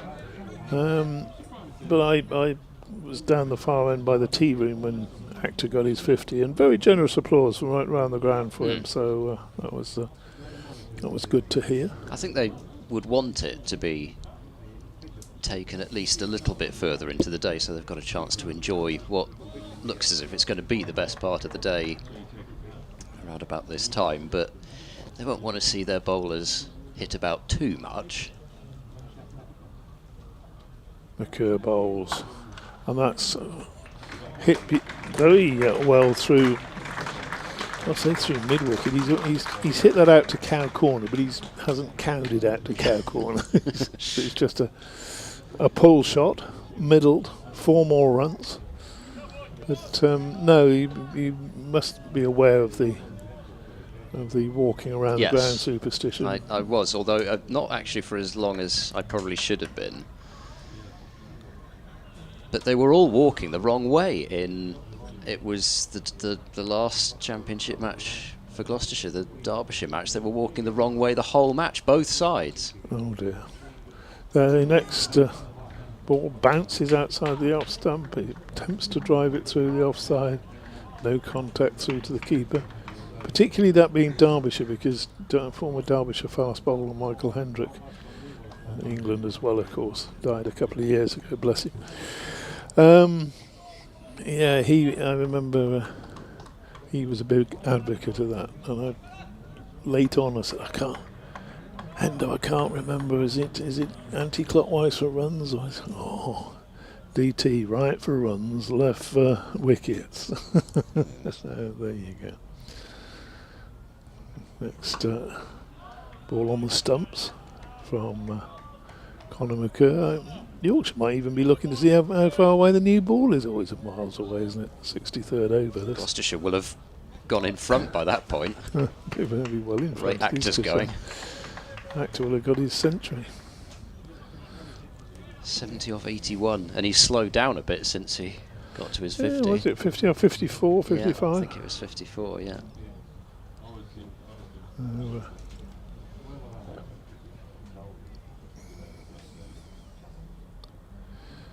McCurr bowls, that keeps low, and wouldn't have carried to second slip. Yeah, he saved runs there. Saved runs, but that delivery kept a little bit low, and edge to second slip. Lithe, who probably with every passing over is ruining that soft drop at second slip. Well, certainly because of his standards that he would have there, he would be, but as you say, he has put potentially a few more overs in the legs of the Yorkshire bowlers. Try and pick up the man without whose century they wouldn't be in such a strong position. And of course, he did take that spectacular catch off James Bracey. Hill starts a new over, and this is edged, a thick edge along the floor from Goodman to backward point. Luxton does the fielding there.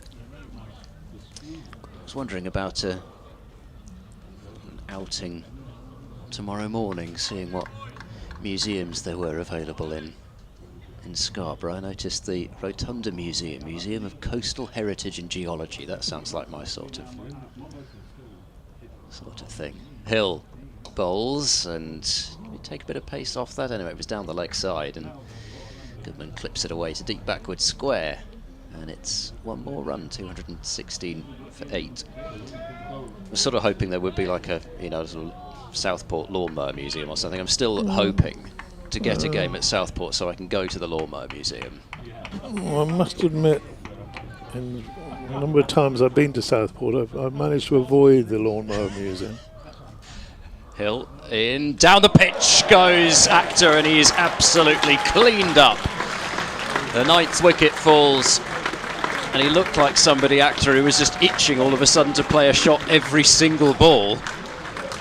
And there would have been an absolutely majestic hit had he made contact, but I think he's ended up missing that by quite a distance, and Hill bowled it at middle stump, and it smashes into it. Yes, I think that would have ended up in Peasholm Park if he'd have got hold of that. And here he comes. Edged Singdale. So, applause. Yeah, there are a few people on their feet next to us. Oh yeah, good innings. And he played some really good shots along with his, along with his more adventurous, shall we say, shots.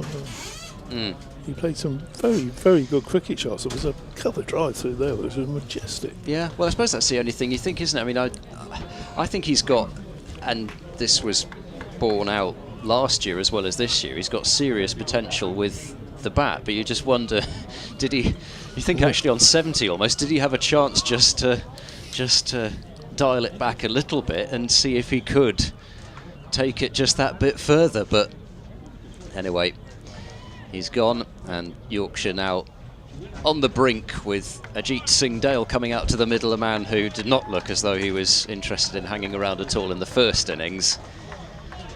How will he go this time around? Jonathan Doidge is settling himself back in alongside me to describe. So Hill to Singdale, who fiddles at one wide of off stump. And there is no run. Good delivery, wasn't it? He certainly fancied freeing his arms. Zaman Akhtar did a good job. For a moment when he got to 70, he thought, could he? Yeah. Make his first class half century into a full one. Not quite. Here's George Hill in again. Singdale. Oh, look at that. Super forward defensive push into the offside. Not got a great deal of runs this year, Singdale, but as I did say earlier, he does have a 50 to his name, which he made last year against Leicestershire. So it's not as though he is an absolute rabbit, it's just that he does look a little unorthodox. Hill in again. Oh, good delivery. Too good for Singdale to complete that wicket taking over for George Hill, who, when my Tinternet returns, I will tell you, has got 3 for 35 from 13 second innings overs. Gloucestershire, well, they're still 43 runs behind with just this one second innings wicket standing. Will they ask Yorkshire to bat again? Not beyond the realms, but unlikely. Yeah, and as sturdy as Goodman was looking at the other end, despite getting struck a couple of times, do you just think it seemed as if it might have been the return of McCurr. Akhtar just, he hit him for a boundary through mid-wicket, but he just looked a bit more on edge facing McCurr compared with the other bowlers. In comes McCurr. He's got underneath this one. This could be it. Is it? Oh no, just short of Will Luxton coming in off the boundary edge. Had to go for it. I think Fernando has actually managed to stop it before it went for 4. It was Goodman with the pull shot, and he's got back, I think, for 2.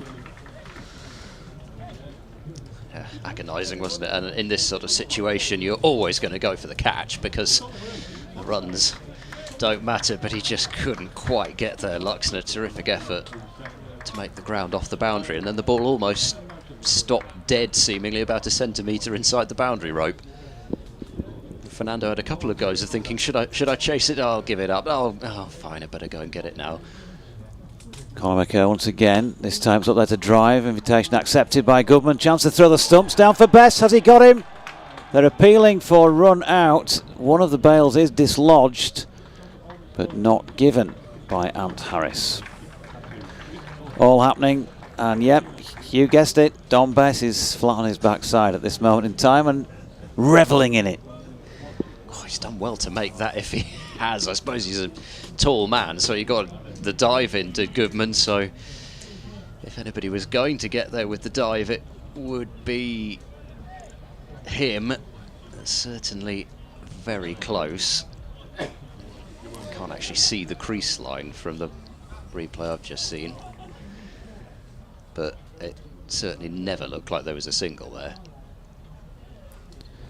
Akhtar, by the way, 70 off 83, in case that hadn't been mentioned. Apologies if it has. 8 4s and 3 6s. And Conor McCurr from the Trafalgar Square end. Oh, I thought for a moment he'd missed that one. Now he might get run out here if it's a direct hit. Oh dear me, comical. This is junior cricket at that stage. He's hit the ball quite nicely and thought, yeah, I'm going to run. James Wharton threw it back at the stumps and just happened to miss. Play the Benny Hill theme, somebody. Good grief. Yeah, slightly farcical end to this game, really, as the ball was lobbed towards the stumps, and it just thought that throw's never hitting, or at least, you know, there's every chance if you lob the ball on that edge there that it's just going to loop over the top of the stumps anyway. Expectant crowd waits. Conor McCurr in. Pushing forward at this delivery was Ajit Singh Dale. Managed to get some bat on it. Didn't feel like it bounced as much as a number have. George Hill's really got 2 or 3, hasn't he, to take off. wicket with one of them.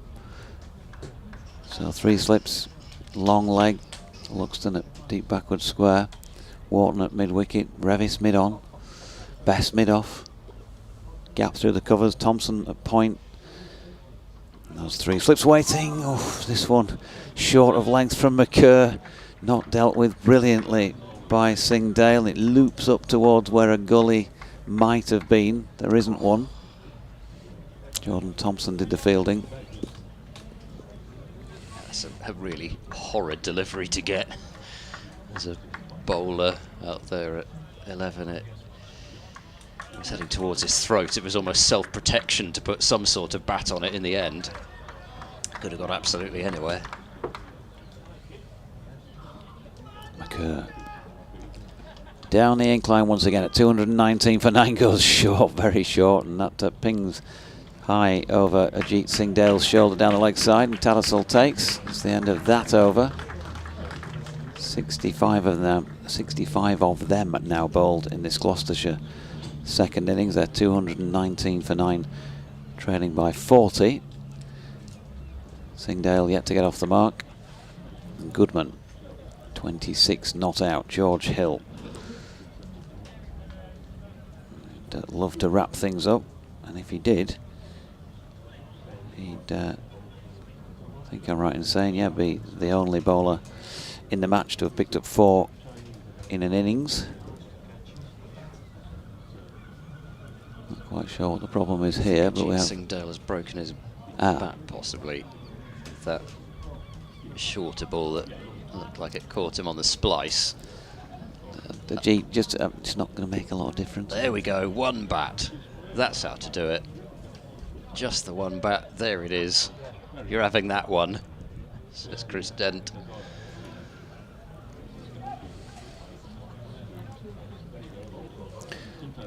So having waited patiently, George Hill to bowl to Dom Goodman, short. Ooh, he goes into the pull shot and then pulls out of the pull shot.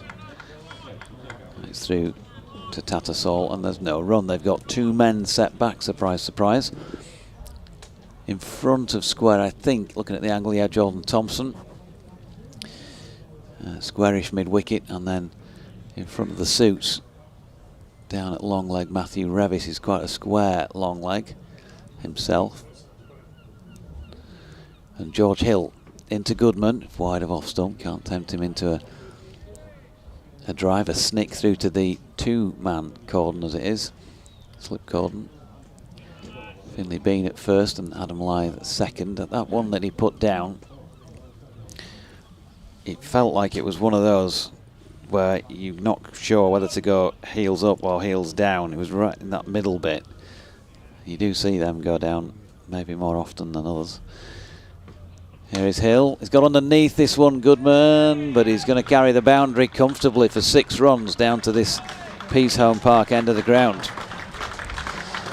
So he's having a bit of fun. 32 to his name now, 225 for 9. So many times we see teams following on score more second time around than they did first. That's his first class 6 as well for Dom Goodman. He had a couple, I think, in the T20 match that was declassified against New Zealand, so I guess his first professional 6 officially. Here's Hill, and that with an angled bat is run down to second slip where Lyth does the fielding. 225 for 9. Sun shining, back end of day 3, Yorkshire on the brink. And I think a fairly happy crowd, but there's just a hush of anticipation around, waiting for a final wicket. In comes Hill from the Peace Home Park end, pushed back down the pitch, this delivery by Goodman. Conor McCurr coming round to field that from mid-off to mid-on, 1 run. It's almost like there was that gradual clear out of those who decided that they'd seen enough, they were going to win anyway, want to go home, and the rest who can't possibly leave until they've seen the end of the contest. And Hill, in once again, and Singdale just having a little flick at that and survives it. Another good over by George Hill. The 6, just one of those things really, this time of a match. He's having a bit of fun out there, is Dom Goodman. Yep. Bit of revenge for having taken a couple of blows himself. Time to deal one back. I guess it's either that or there's a sort of half-hourly train to Leeds or something. We've just had those who've left for one, and then we'll see another load leave in a few minutes' time. But no, I think that's right. We haven't seen anybody leave in a while. A few people just hanging around nearish to the exit, thinking it might come at any moment. McCurr to Goodman. He's got underneath this one. It's 5 yards short maybe of Will Luxton, backward of square leg. Very good at landing the ball in that particular spot. One run. That brings Singdale back onto strike. Thanks for excellent work over the last couple of days, says Russell Walker. The sun shone in every which way in Scarborough. Let's hope Yorkshire's light will shine brightly for the rest of the season. Talk about premature celebration.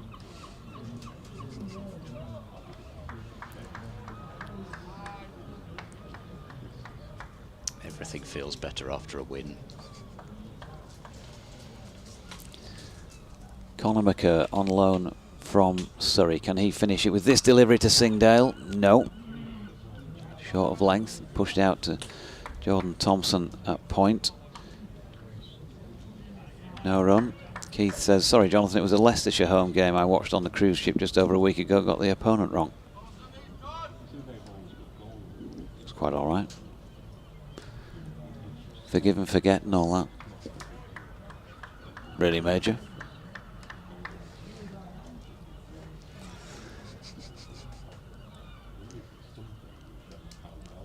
Conor McCurr in again. Ooh, short ball. Singdale's going in there to play a shot, and in the end manages just to get the helmet out of the way. That was fairly sharp. Run out of helmets. What happens if a side runs out of spare helmets and the opposition won't lend them any? Do the umpires then instruct the fielding side not to bowl pace, or are the batsmen forcibly retired hurt as they don't have the protective gear? Well, I wonder if there is provision for that in the laws. I don't know. Well, you certainly can tell. You know, you certainly can tell the bowling side that they can't bowl it short. You warn them for dangerous or unfair bowling, and if they do it again, then that bowler's removed from the attack. McCurr in and bowling. Singdale, look at this, he's forward, he's pushed into the offside. Don Bess giving chase and keeps his feet with this turn and throw, and they get back for 2.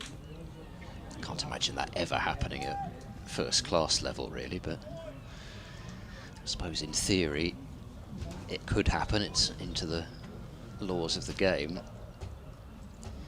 First and final warning, and then you're off. Here comes McCurr again.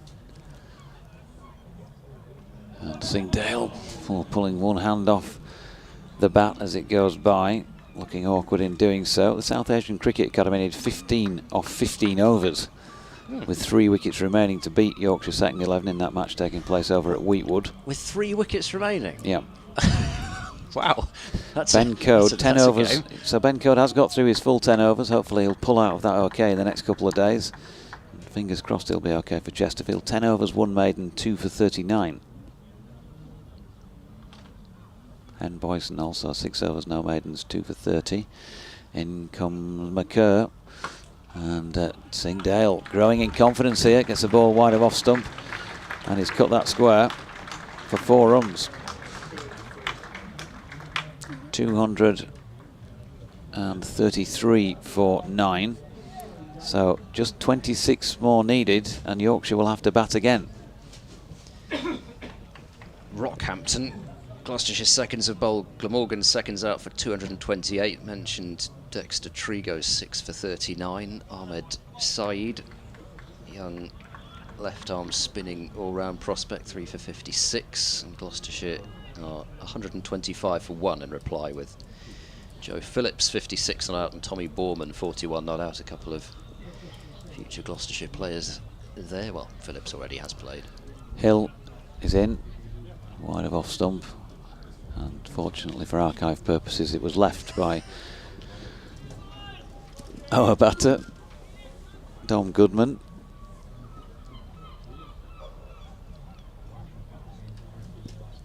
George Hill, shirt out of his cricket trousers, flapping a little in the, it's a little bit more of a breeze this afternoon than there was this morning. He comes in now, balls to Goodman, dropped into the offside, and James Wharton will field and then grab hold of his already baggy sweater and give the ball a polish, trying to look after that. It is into its 68th over now.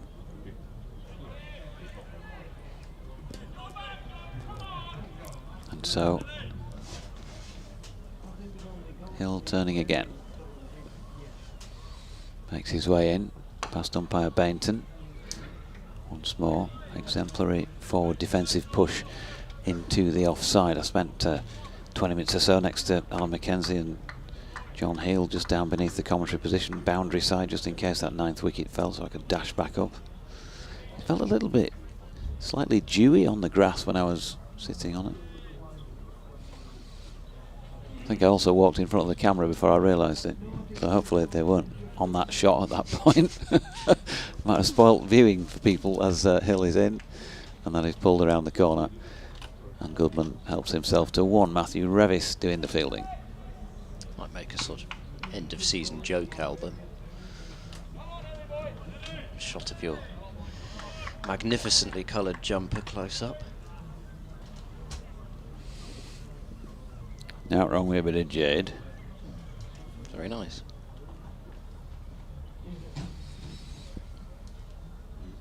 Here comes George Hill to Ajit Singh Dale. Not entirely sure it was the textbook for defensive push, but it was okay. It never is. Into the offside. It never is. Did the job. Got some bat behind it and defended his wicket. 234 for 9. He's on 6 with his partner out there, Dom Goodman, on 35. Last pair standing between Yorkshire and victory. Hill in. Ooh, he nearly has a little peck at that one. Singdale, but yes, inside it. End of the over, 234 for 9. Still 25 more runs, and Yorkshire will have to just knock one off if they are to win this. At the moment, still looking at an innings victory. Zamanak has done his best to postpone that with the 70 he made. 35 now for Goodman, as I say. Bo Webster with 30 earlier on. And in comes Conor McCurr from the Trafalgar Square end. Goodman solidly behind it, pushes it back past the bowler.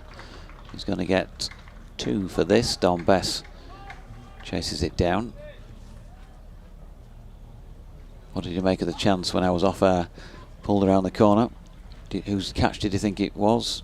Conor McCurr's or Jonathan Tattersalls? Well, I think DT mentioned, I don't think Tattersall was ever getting there. I think if anybody was getting there, it was McCurr, and you just wondered if Tattersall hadn't been there, how close he would have got to it. There's a chance it still would have been very low down, I think, but I think it was McCurr's catch.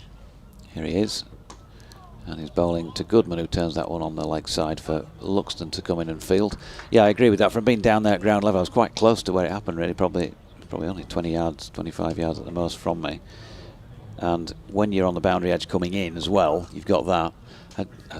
Maybe he didn't quite pick it up first of all, because he felt like he was a stride slower moving in than would have been ideal. Right. And then when you, like you say, when you see the keeper coming towards it with the gloves, you naturally then want to let the keeper have a go. But it must have been 4 feet from Johnny's hands as he dived full length for it. McCurr in again and bowling here to Singdale. Everything behind that. They've brought in short leg here. It is Wharton under the lid. Arms folded. It's almost like they've relaxed here out there in waiting for this final wicket. Finley Bean now being moved across to leg slip. Conor McCurr He's going to come round the wicket with a short leg. Adam Lythe's been moved into gully really, and George Hill as a lone slip. McCurr round the wicket to Singdale, who's got a nick on that one, and that will be that. Yorkshire win their first match of 2024, their first match by an innings since here in September of 2021, and just their 5th win in the county championship under Otis Gibson. It will give them a real boost after some close run things, some near misses, some missed opportunities during that time since their most recent win against Worcestershire at Headingley at the back end of last season. They're up and running for 2024. Well, congratulations to Yorkshire. They have bossed this game from the start. Incredible partnership between Adam Lythe and Finlay Bean, which lasted for 2 and a bit sessions, 2.5 really. 307 run opening partnership, and really off the back of that volume of runs, they put the pressure on Gloucestershire. They bowled so tightly, they gave Gloucestershire so little through the first innings and through the majority of the second innings. And yes, Gloucestershire a bit of face of resistance, however, they got the fact still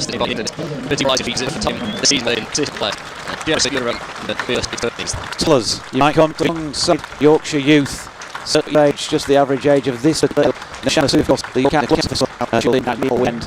but that is all of this waiting, hanging around for on day 3, and in glorious sunshine the Tykes have got home in front. An innings and 22 runs, the official margin, and those bowling figures. George Hill, I'll give you the full rundown if I can, was as follows. Conor McCurr finished 4 overs, 3 for 48, well, 1 over 2, 5, 3 and 7, Matthew 7, 3, and went up to Mike on 68.4 overs. Yorkshire to bowl Gloucestershire second time around for 207 off 17, including 1-4, and Dom Goodman not out 38 from 60 balls, 3-4,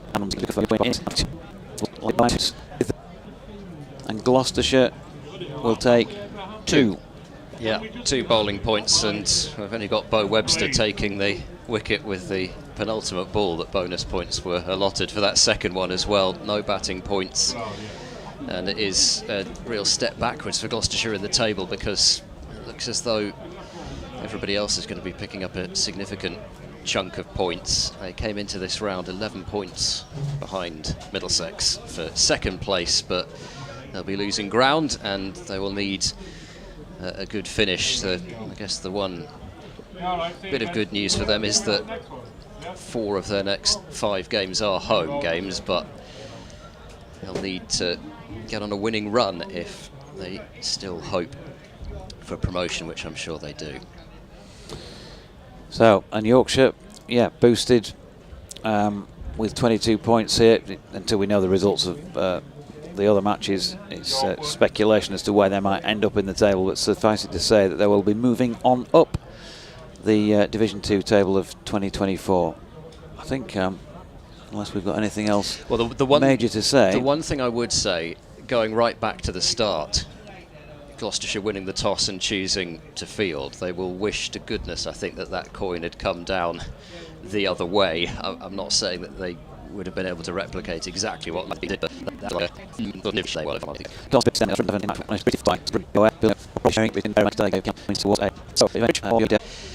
will be a fantastic occasion starting on Sunday against Glamorgan. Can't wait to get that going. As I say, an inexperienced side. When we look down that card at the start of this match, Adam Lythe is oldest in the team. Fernando lone with the club, 30. Everybody else comes in under that, and 3, 4, 5, 6, 20 has got him across the line in a way. From North Marine Road, Scarborough, thanks for your company. Thanks DT. From me, that's and London.